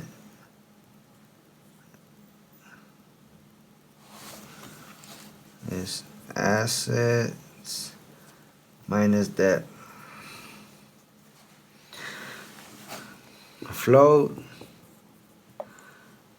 is basically,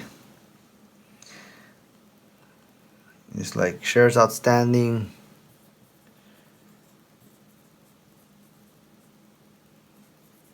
I think minus insiders or institutions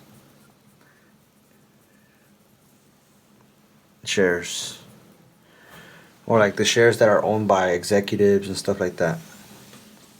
But I just go with shares outstanding. It's a better way to just go about it. Short ratio is just how many people are shorting it, how many shares are being shorted overall from the outstanding.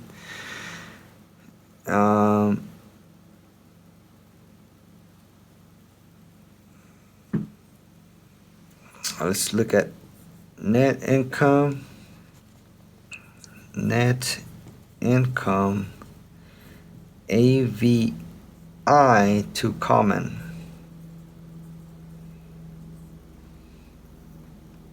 TTM. This just stands for net income available to common shares. So some of that income goes to executives, CEOs and stuff, and then the rest goes to common shareholders.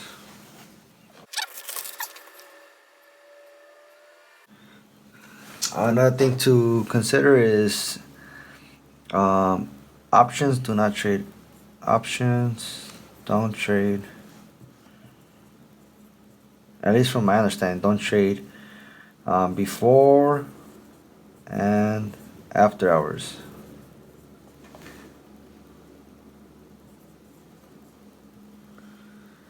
And we'll leave it at that for today.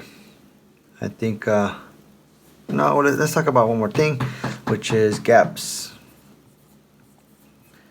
Gaps. So a stock could be trading in the day, and then let's say it's after hours, and then it's before hours for the next day.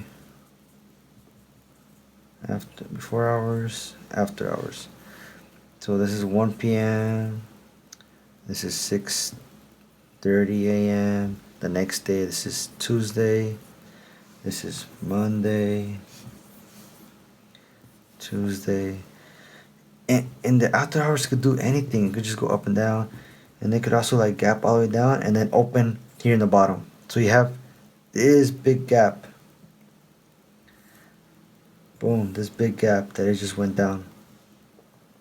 Okay, so you gotta be careful that this happens. It could also do the opposite. It could go up and then boom, you're up here. That's that big gap, which is why you see gaps and why they occur in pre-market and before market. After hours, stocks move a lot with news that happen overnight. So technically, stocks do trade after hours and before hours. Okay.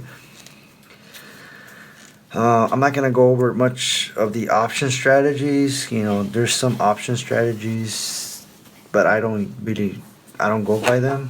They're a little bit too advanced. I wanted to explain these notes that I took about them, but some of the things basically is just to like sell premium, and selling premium is just the cost of the option. It's just so you sell, you collect the cost. You don't incur the cost. You collect the money. So like if you sell, I sell you a contract, you're giving me money for it. I'm just hoping that the contract doesn't go your way. Otherwise, I lose money. I keep the money, but I might end up having to like use up that money to buy the stock or sell you the stock or whatever the contract says. All right, so basically let's go over what happens if a contract to a seller, somebody who selling a call. This is why it's dangerous. Okay, So I'm about to explain naked calls. This kind of pretty much applies to naked puts, but with naked puts, the risk is limited, but it's still great. You can lose all the money you put in. With naked calls, what you gotta understand is you can lose more than what you put in. You can lose and owe a bunch of money. With puts as well, I just want to make that clear. But there's a point where it kind of stops. So you have two options. You can pause the video and read this example of a naked call. There's 4 scenarios. Or I can just read it off and you can listen to me talk about it. Okay. So let's read. Stock XYZ is trading at 47.89 per share. December 50 call is trading at $1.25 premium. Investor A forecasts that stock XYZ will not trade above $50 per share before December. So the investor A sells 1 December call for $125. Remember that each option contract controls 100 shares. Okay, A doesn't buy the stock. Therefore, A's investment is considered naked. He doesn't own any stock. He didn't buy any stock. It's naked. Meanwhile, investor B on the other side forecasts that XYZ will go above $50 per share before December. So B purchases the call from investor A, for $125. And at expiration of the option, So at expiration of the option, consider 4 different scenarios where the share price drops, stays the same, rises moderately, or surges. Assuming there are no other costs or taxes affecting the contract, when investor A, the date is December 31st, or B, price rises above $50, one of two general things happen. One, B makes 100% loss, or B profits the same amount at A's net loss. Or actually worse, I think doesn't really cover those things. So the following are the 4 scenarios of the example. Scenario 1. Stock drops to $43.25. The contract expires worthless, so A keeps the entire 125. He's the one that sold it for that amount, and then B, pretty much, loses it to investor A. Scenario 2, stock stays at 47.89, and the call expires worthless as well because it didn't move anything above it. And so A keeps the entire premium of 125, and B again loses 100%. Gives it all the way to A, the 125 we're talking about. Now let's look at scenario 3. Stock rises to 52.45. So A is wrong. He's forced to buy 100 shares at the current price. So 100 shares times 52.45 is 5,245. Then he immediately has to sell at $50. So $50 times 100 equals $5,000 for a loss of $245. Since A received premium, he basically, that's what he keeps, but his net loss is $120. B buys 100 shares at $5,000 for the cheap price, and he gets to sell if he wants at the current price of $52.45 if he chooses to. B's net gain is $120, the same as A's loss excluding commission cost.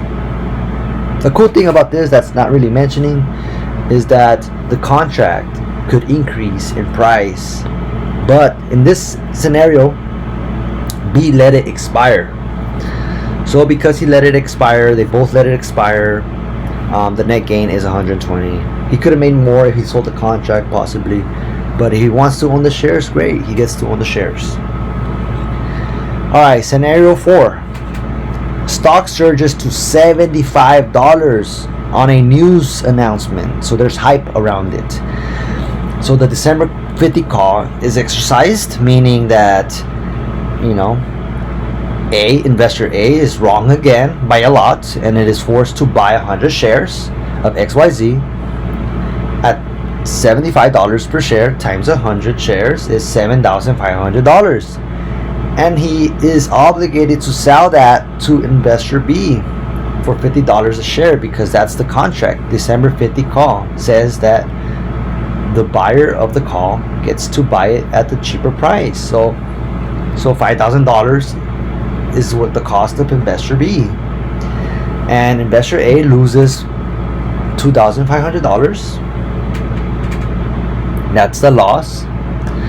And since investor A received the premium of $125 before a net loss, A's net loss, investor A's loss is $2,375. Crazy, right? And investor B buys 100 shares for $5,000. He paid a premium of $125. These shares are now worth, $7,500. Not each. Each share is worth $75 times 100 is $7,500. So his net gain is the $2,500 minus the premium he paid is $2,375. Same as BA's net loss. If commissions costs are omitted, so we're not including commissions. So Imagine, you could just think about, what if the stock went to $2,000 per share? Can you picture that? $2,000 per share. That's just, oof. I don't know, that what is that, like a million, like $2,000, 2,000 times 100. Yeah, that's very close to $200,000 that he would lose, and he would owe if it's naked. You know, if he was allowed to do a naked exercise, a naked call. And to do naked calls, you would have to have a lot of money. And if you have a lot of money and you don't know anything about the stock market, don't be doing that stuff. Nope, you're wrong by a lot. And whew. So that's the situation with naked calls. With naked puts, it's pretty much very similar. If I can summarize very quickly. So I also want to talk about how, you don't have to hold the contracts until expiration. You can get rid of them, like to either get your profits or cut your losses. In instances like the naked call example that I just talked about, you could have caught your losses like maybe sooner, and depends, how much you have to expiration. You have a lot of time to expiration, the losses could be reduced. It just depends so many things. But yeah, when you're selling naked, you could still lose a lot of money by buying back the contract, almost as much as waiting to expiration if you're pretty much already, the price is already way beyond what you thought and you're completely wrong. So getting rid of the contract, or getting out of the position is a better way to say it. Getting out of the position by selling or buying back contracts could still cause a big loss, but you don't have to hold. Okay, you can buy and sell contracts as if they were stocks, like very fast. So contracts tend to be less liquid than stocks because there's less volume. There's way more contracts than there are stocks. One stock can have hundreds of contracts because of the many strike prices available. That's the main point of this little section, is that you can buy and sell. You can get out of position sooner if you think it's gonna get worse by expiration. You can get out. All right, so that's pretty much it. In the case of a naked put, I did a little summary very quickly. Let's say investor A bets X, Y, and Z will not fall below $50. So he sells a $50 50 strike price put for $200 naked. So he doesn't own anything. And then investor B on the other side buys the 50 strike price put for the $200 from A, and the buying a put is the right to sell at $50. Okay, and let's say by expiration the stock falls to $30 a share. In this case, investor A is obligated to buy $50, buy 100 shares at $50, so that investor B can pretty much sell it. So investor B gets to sell at $50, gives it to A, who has to buy at $50, and now investor A has to sell at $30 to give them back. So investor A loses $20 per share. So one contract is 100, so 20 times 100 is $2,000. And that's how selling a naked call and going wrong can go wrong. If it went down to zero, same situation. Investor A would be obligated to buy at 50 and sell for whatever penny's worth, zero or whatever, bankrupt, lose $5,000 worth of losses. So that's how it works. If it's confusing, I do have here, this is actually not something I looked at, but I would say look at an example, but this is pretty much what would happen. Guys, how to use Thinkorswim, and this is just me running through my computer. So for example, you're in the home page. Well, here's home screen, right? This home screen. From home screen, obviously you don't use this. What you want to use, go here, this tab right here, go to monitor. Right here, monitor shows you your trades you did. Right here's the stocks you took for the day. Right here you can see the P&L. I lost $27 today. This every single trade, it tells you the time and more details, how many shares and stuff like that. And then trade, you have options to either trade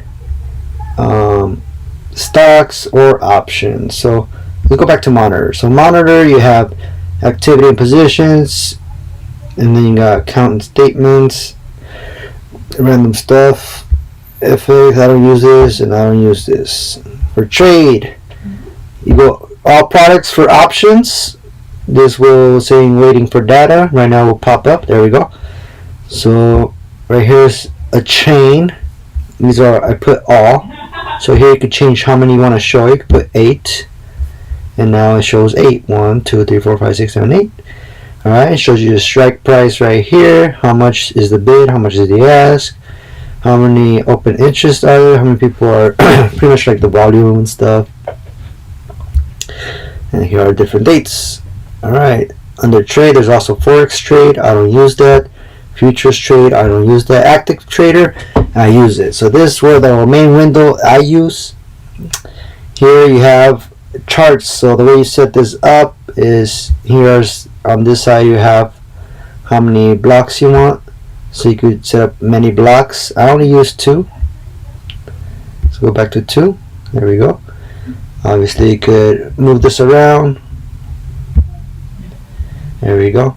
To edit the buttons, you go here, and then you could add and subtract the different types of buttons you want. So here are the buttons. There you go. Okay. Time and force. This is good till cancel during the day. A template, if you want brackets.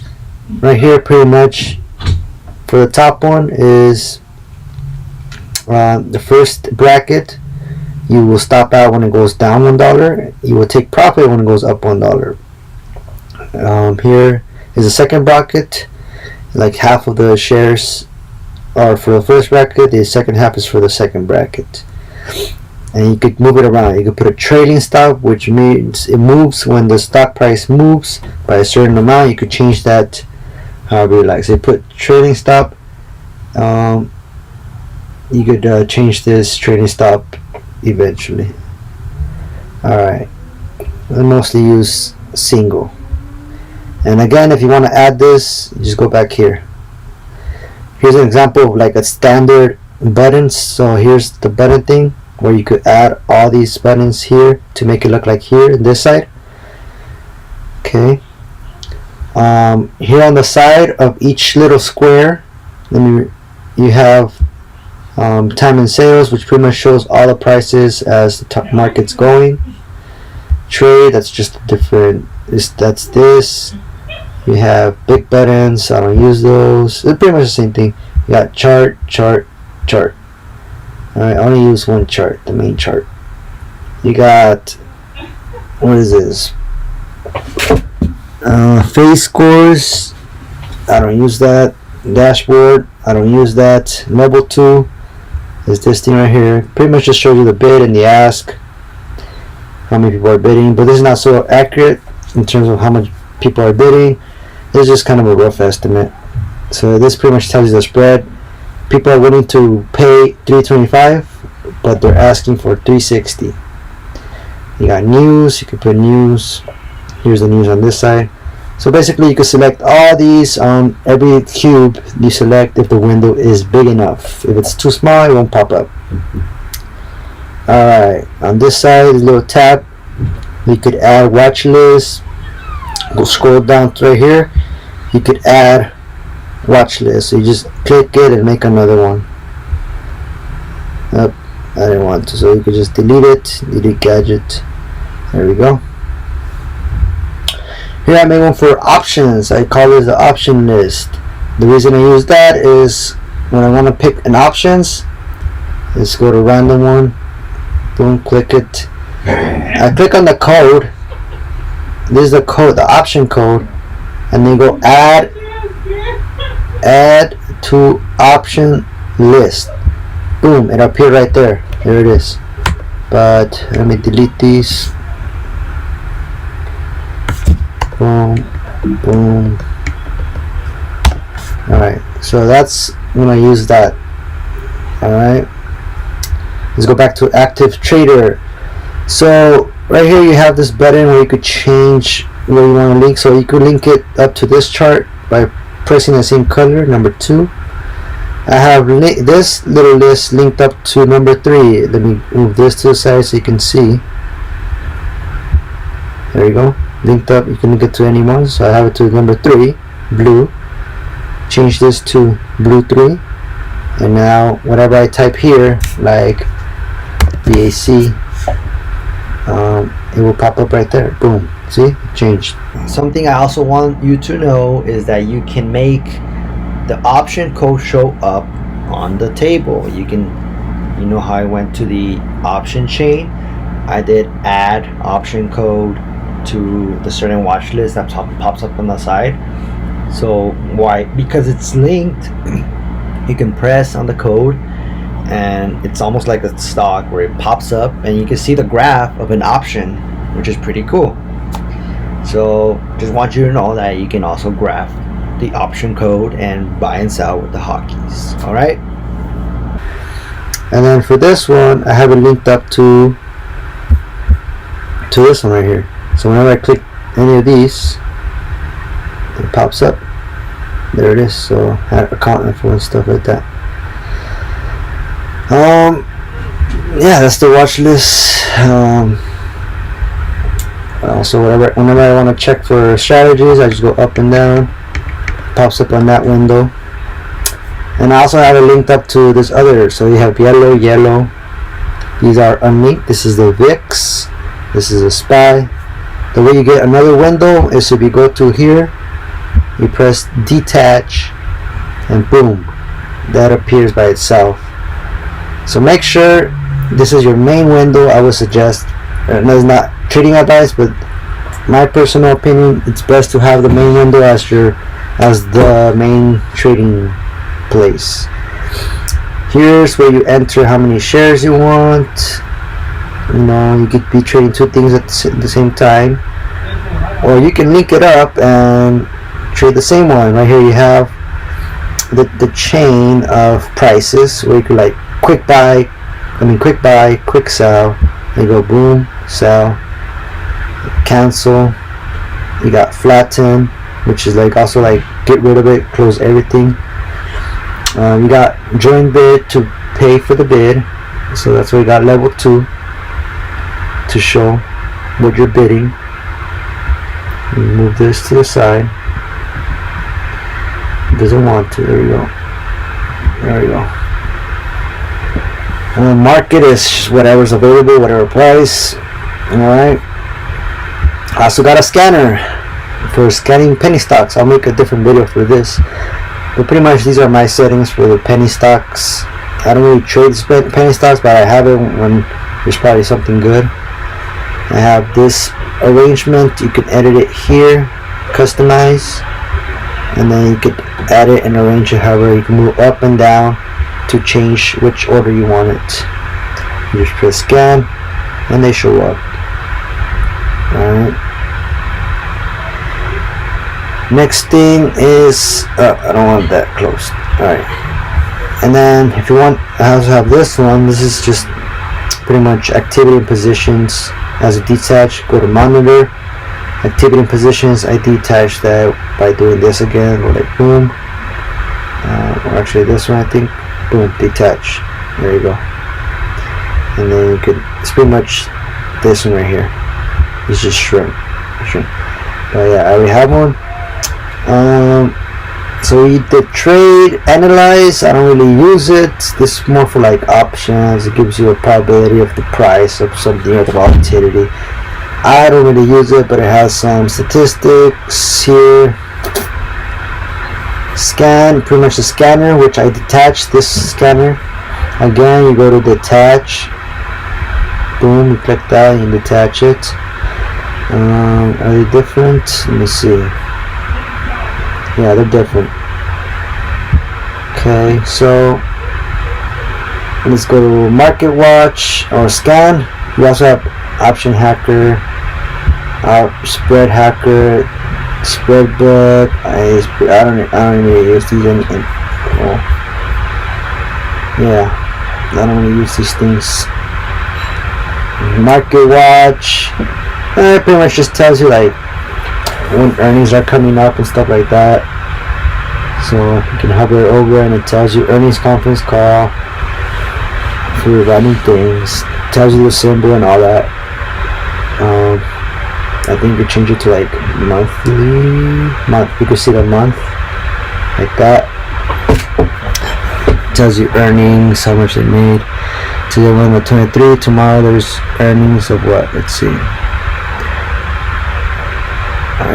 Survey, earnings conference calls of I don't know what. 37 of them. Okay.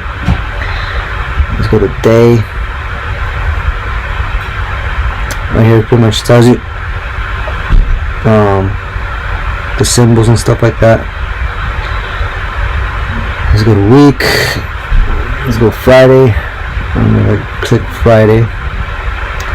You could check off, sure. I just want to see earnings. You can say splits. Not really a lot. So yeah, earnings 23. It tells you before market or after market for the symbol. You could also scan for them as well. So we go to scan, option hacker, these to expiration, the gammas, all that stuff. Alright, so again, market watch, finance rates, there's like forex markets, visualize, not important. Alerts, you can set alerts. So how do you set alerts? Go to trade, active trader, you right click, and then you put create alert, and so I put above or below that price right here. Okay, that's how you do it. What else are we looking at? Well, I guess studies. If you want to add studies, you go here, right here, studies, quick study, all studies. You gotta know the name of the study to like find the one you want, but I don't really use study. This is the VWAP. You can change the time frame, 1 minute, day, chart, and then you could also change time axis. If you want just to show a year, you could show 20 years back. You go okay, and now you can see 20 years of Adobe history. Goes back to 2003. You can see the stock market crash of 08. Big drop. Alright. What else do I want to show?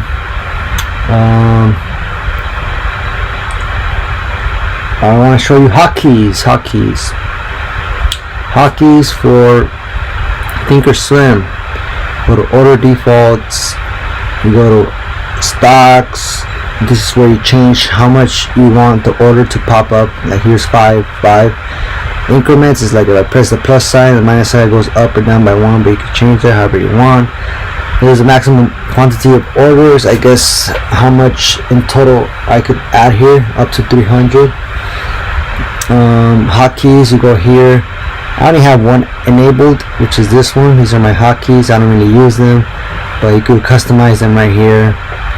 And yeah, you just click one, and then right there you edit it. Okay. Alright, that's for hotkeys. Anything else I want to show? I think that's pretty much it. To zoom in, go right there. To make it to go like this, you first have to move this. Remove this, and then you're able to go like that. Alright. You can also go like this, a square. And it's too zoomed in. Alright. Volume, you could overlap it if you want. You could do that by going settings, appearance, or actually general, overlap volume right here. Price axis, don't really do much with that. Time axis. You could do automatic, where you scroll and then it automatically adjusts to the chart price and stuff like that.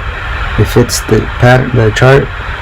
You can go to this and do manual, and then it just stays the same. But you can go here and auto. There you go. This little pop-up thing. Oh, there you go. It pops up. I think you go to. I forgot how I did it. I think it was. Honestly, I forgot how to do it. But basically, those things are pretty much here. You don't really need that. You just go here. You go from there. You can also go from here. You know, drawing tools, I guess, and stuff like that. Oh, shit, what I do?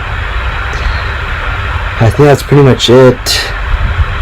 This is pretty much my trading setup. I have basically 3 screens, two computers. On the other computer I have one like this, but like 4 different stocks. And then on the other screen I'll share with this computer, and I have this on the other computer. This one's the only one on this computer, and this one too, but these two are on another computer usually. What else can I show you all? I think that's it. Hopefully this video. Another thing I want to include is how to use on demand, which is how to back test, how to go back in the past. So for that, you go here, this little on demand thing, click it, and boom, you're ready to go. So to use this, let's say Adobe, you go here to change the date. Hopefully it's not slow today. It's kind of slow. Uses a lot of memory. So what I like to do is I like to pause it first, and then I'll choose a date, the 11th, and then I'll change the time using the up and down button. That's what I prefer. So change it. Glitching. Ready? See, it didn't. Sometimes it glitches. That's what I don't like about it. Alright, let's go. Press go. Let's see if it works. Alright, let's go to the 1 minute. So there's a simulation. Let's see. If I press play, will it play? Will it go? You just gotta wait and see. Doesn't seem to do anything. The time is clicking. Alright, let me pause it again. Change the time to the opening bell. And let's go. Press go. It's setting up. Let's press play. And doesn't seem to be doing anything. I guess this even beats the watch list also updates. But it seems to not be doing anything. Well, actually the time didn't change. Let me pause it. Change it up to 32. Press go. Alright, now we see it. Let's press play. Alright, yeah, this thing is kind of slow. Let me connect my Ethernet cable. Okay, there we go. There we go. Now it's working. So we just go here. We go buy market. A little bit slow. Join the ask. Or flatten. Flatten doesn't really work, so we'll just sell market. There we go. I made $1.60 in fake money, of course. It's a little laggy, so you can see here it's just kind of lagging. Boop, boop, boop, boop.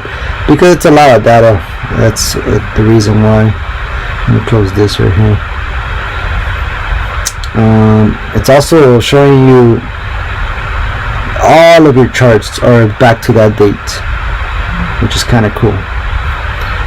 There's a cool feature about this. Alright, so that's how you use on demand. And then to stop, just I click on present pause first, and then just click on demand, and it will exit you out. And also keep in mind, you can also trade options using the on demand feature simulation. You could simulated option prices will also show up as they were in back then, so that's kind of cool too. So that's how you use on demand, and I'll see you all in the next video. Bye-bye. Alright, for this next section, you don't necessarily need to know so much about it, but this is for the people who are very curious of what goes into the pricing of an option. This is pretty much gonna clear things up, but again, it's more than what you need to know, but it's also kind of good to know why options move the way they do, what's causing the price movement. An oversimplification form is to just think about it like hype. It's like the hype. People are willing to pay so much for an option. When there's hype, there's FOMO. People don't want to miss out, so they just press the freaking market button, market buy, or the ask, and that's why, you know, some of the jitteriness of options. Alright, but most of it is just, you know, people bidding up price. Hey, what's up everybody? Today's going to be a video on option premium pricing. It's going to be kind of long. So just note that don't take this as financial advice. Seek your own financial advisor. I am not a professional. Everything I say is a lie. I'm 100% wrong all the time. With that being said, this is just for entertainment purposes. And this stuff, I learned it from the TD Ameritrade education platform. They have option education. So let's get started. Delta. So delta is one of the Greeks that price an option. We have gamma, we have theta, and then we have vega. So delta adds to premium, and premium is just the price of the option. So the premium is just the word for price of the option. So delta adds to premium with every dollar plus $1 move in plus or minus $1 move in stock price. Gamma adds to delta with every additional plus or minus $1 move in stock price. Excuse the video quality. And then theta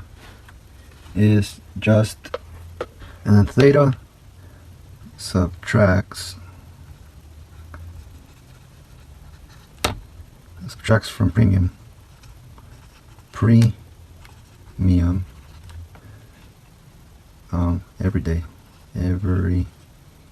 day. I will show an example at the end. And then vega is a response to implied volatility. Implied volatility is just how much the stock price is moving. I would suggest looking into Investopedia for more further in-depth definitions. This is my interpretation. So Vega responds to each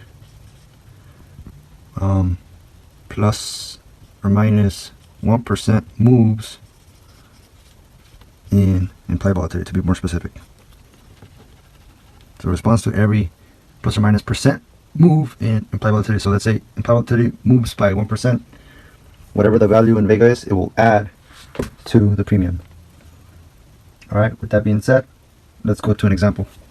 So here we have our example. Let's suppose the premium is currently 250, delta 20 cents, gamma 10 cents, theta minus 0.4 cents, and Vega 0.01 cent. It says, what is the new premium after the stock moved up $2 today? So it is today, so we don't have to worry about theta. If it was tomorrow, then we would subtract theta from premium, but today. So we take premium, which is $2.50, and then it moved up $2. So that's when we look at gamma. So delta. So we add delta for the first dollar that it moved up. I'll put right here, first dollar move, and then we add another 20 cents, and then plus gamma. Why gamma? Because in our previous notes we said that for every additional $1 move, gamma adds to delta. So the new delta will be 30 cents. Don't confuse this as multiplication. I'm just saying that this part equals this part. And then we just basically add it together. That equals 250 plus 20 is 270, plus 20, that's 290, plus 10, that's $3. This is our new premium of the option. Oops, new premium. So yeah, basically the question asks, what is the new premium after the stock moved up by $2? And that's it. Hope you liked the video. Subscribe. Excuse the quality of the camera. It's kind of broken. So, bye-bye. Hey everybody, today I'm going to talk about resources you can use for trading or investing. Well, let's start with this one. Finabase, or however you pronounce it, is just for charting. It shows live quotes, shows you after hour earnings. For example, we're just looking at Facebook. Right here it shows you what you earn after hours, and something I am actually kind of mad for missing out on. Could have bought a contract, an option contract, and so basically like $100 going to become 500 in overnight if it stays at that level. But now it's at all-time highs. Let's look at Amazon. There's a 5 chart, this 1 day chart, 3 month, 1 year, 5 year. They even got a max. Max is like, what year is this? 1997. It's cool. That shows everything. It's very fast. If you go to home, you can look at the futures. You got crypto. Shows you the market cap and everything. You can organize by market cap. You see Dogecoin right here. Doge 31.91, and it's at live right now. It's live trading. Now, when you don't trade on this, you just see. I never made an account for this. Let's see other stuff. I think I got metals too. I don't know. You can make a watch list, main watch list. Okay, let's look at another one. Unemployment rate. For me, this one was one of the most important ones, but things didn't turn out the way they should have. Basically, this happened, after like the huge drop in the stock market. If I would have, seen at least slowly moving up, then I would have short the market. But this happened too fast for me to react, and so yeah, I missed out, unfortunately. By the time this March result came out, the stocks were already down a lot. By the time it was this April, it pretty much had dropped like a huge amount already, and I was like, oh, it's probably too late to short. It would have been smart to get in, but like to see the bottom, like I don't know if it was going to rebound. At that point, it was very unpredictable, but I still got like a little bit. I only made a very small amount of money, but this happened too fast. All right, next one is earnings. This shows you the earnings if you want to play earnings with options. Today is the 29th, the 28th, sorry, and 28. Apple released, Qualcomm released. Facebook had amazing, reaction. Apple only $3 up, not a lot.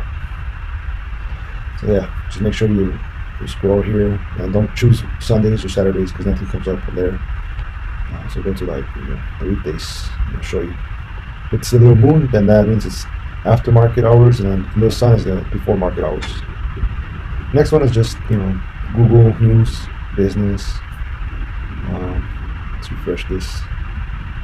Any headlines, economy. Yeah, just random stuff.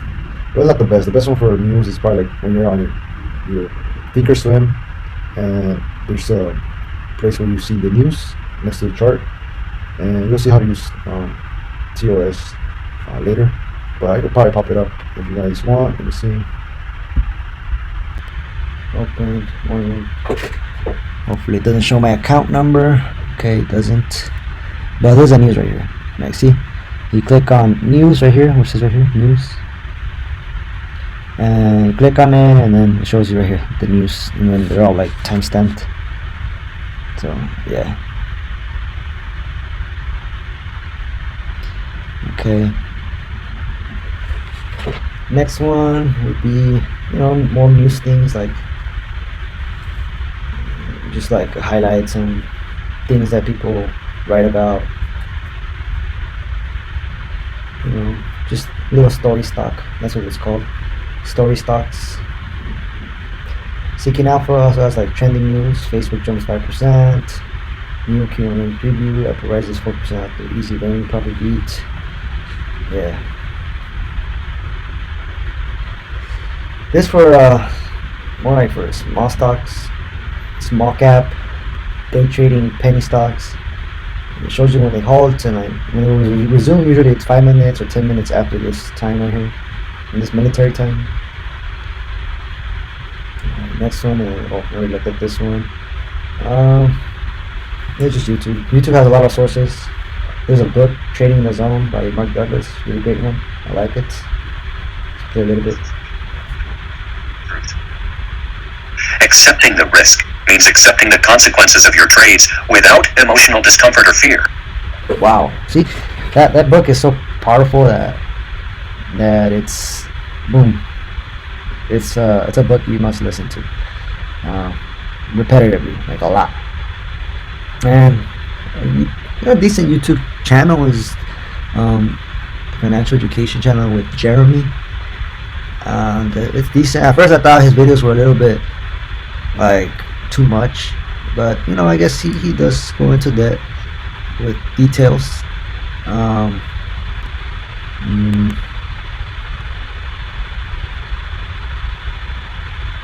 Well, for day trading, let's see my subscriptions. I got this is a decent one. This channel, they like pretty much are trading live every morning, but it's a little too fast, especially if you don't have the software that's quick enough. TOS Thinkorswim is not the best, but you do need quite some money to be trading large quantities, and options are too slow and flimsy that to get in, it's the losses or gains are too volatile for these types of trades because options decay. I think that's pretty much it for stock channels. And I do have let's see, stocks.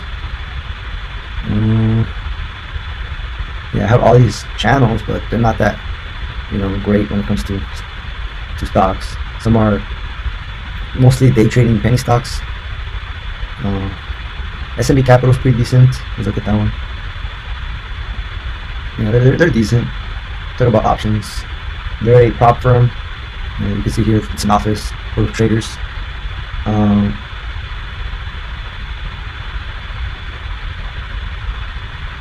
And yeah, this is true. What it says right here, market orders and option spreads, bad idea. I always get horrible slippage, and I should stop doing that, and I still keep doing that. What's another one? Trading. Real life trading. Actually, no, I'm not a big fan of this guy either. Not really. Let's see if I know. I'm investing to Stock Market Lab is decent. This guy right here. It's a decent, channel for options and day trading. So let's see. I think that's it pretty much for sources. I mean, there's obviously more things like psychology and mindset. For mindset, I have a couple videos that I will share with y'all. I have them in my little notes right here. Trading tools and resources. I think Investopedia is also a good resource. Here are some YouTube channels that I will include, and websites too. The Mark Douglas series of videos, those are pretty good too. I put the book as well. It will be in the description if I post it on YouTube. If not, I'll somehow figure out how to put it in the video. These are all things pretty much the things I'll be talking about in the course. I already talked about all these things right here. All of these things. And right now I just did one of these. I think I don't know if I have done one of these. Option chart versus stock charts screenshot. No, I haven't done it. But right now I'm working on trading tools and resources, which is basically this video right here, this recording. Okay, and I'm gonna end it there. Well, actually, another source is Yahoo Finance. It's good because it shows statistics as well. Okay, go to statistics, you see details like these. I guess you can purchase membership or something like that. Try it free. Why finance? I guess. I don't know, for investing, is it? Unlock the most comprehensive company view. Okay, alternative asset. Okay, I guess it's just it's like a Robinhood. I haven't tried it out, but you'll find a lot of sources. I know I haven't included many. Like, depends what you want to do. Day trading. Yeah, there's so much. Like, I have all these for stocks. All these things. Boom, boom, boom, boom, boom.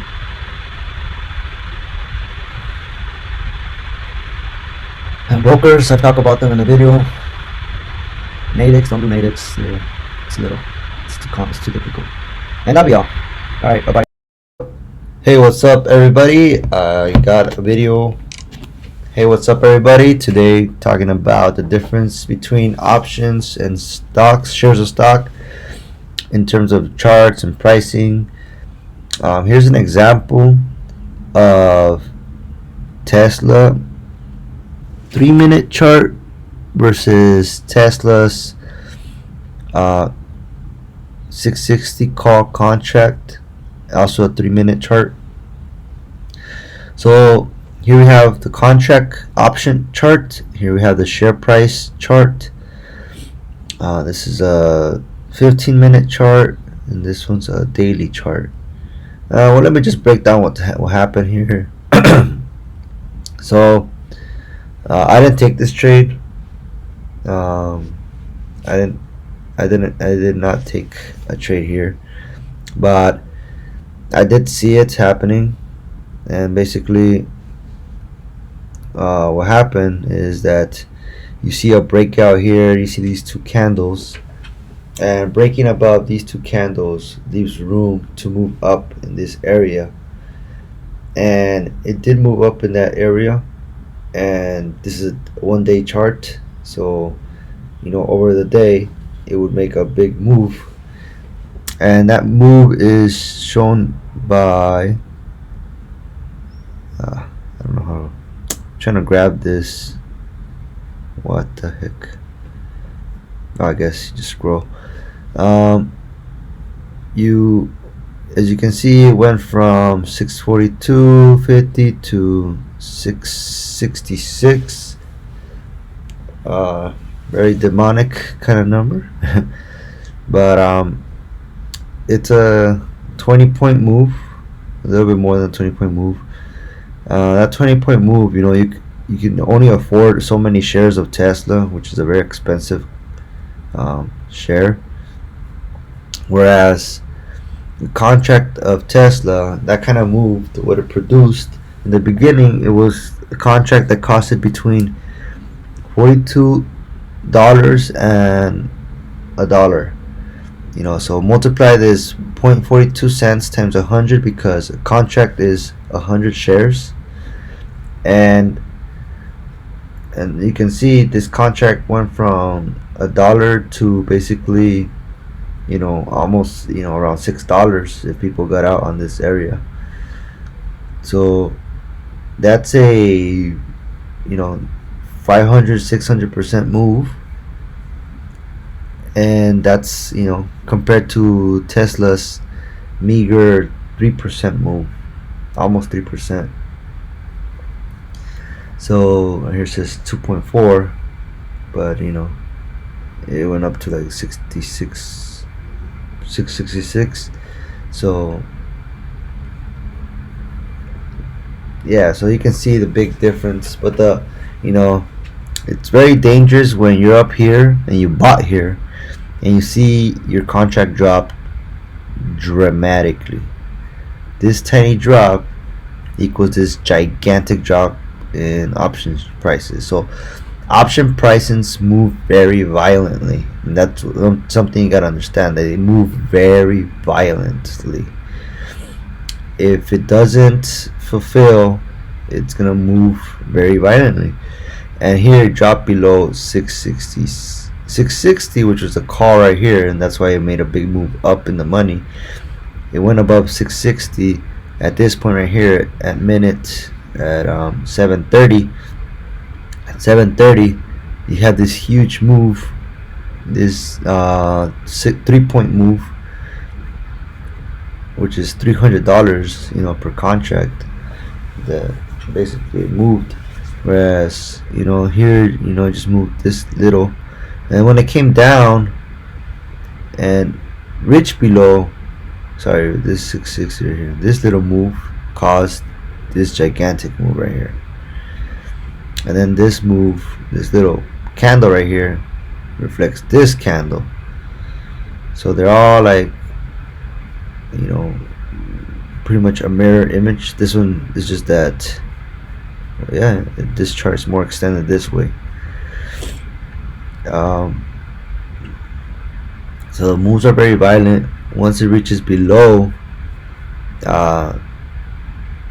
660, which is at around 806, you see this huge move even more down, and then of course it bounces back up, because it bounced back up, moved above 660 again. So you see this top and this top right here, they're almost the same. Right here it's actually a little bit higher, but that's due to the effect of decaying. Options decay, they have a theta. They lose a certain amount per day if it's not doing anything in your favor. So that's basically it when it comes to charts. So these are pretty much, this can go over this, but the moves are just way more violent in options than in stocks. So you would look at the chart and trade an option contract. I don't really look at the option price. It's useful, like if you're looking, if you're overpaying, like I wouldn't buy anywhere right here. I would want to buy at a consolidation, like somewhere like consolidation, somewhere it's cooling off, and then we see a rip, not these rips and then see a huge down. When it comes down, that's horrible. So wait for consolidations. That's something very important. And that's pretty much it with the video. Option contract, 500% return. Tesla share, 3% return. But obviously if you get in the wrong prices, you get like a freaking 300, a huge loss. Like a freaking 80% loss up to 80%, even 100% loss. Anything can happen. So what you put in is what you are risking and willing to lose. If you're not willing to lose that amount that you put in, then don't even trade. Shares are more manageable because like it's very linear. You know, whatever it ticks, it's how much you're winning and losing. Here, it's like it could just make a very dramatic move. And that's all for this video. Leave you all to it and enjoy your day. Bye bye.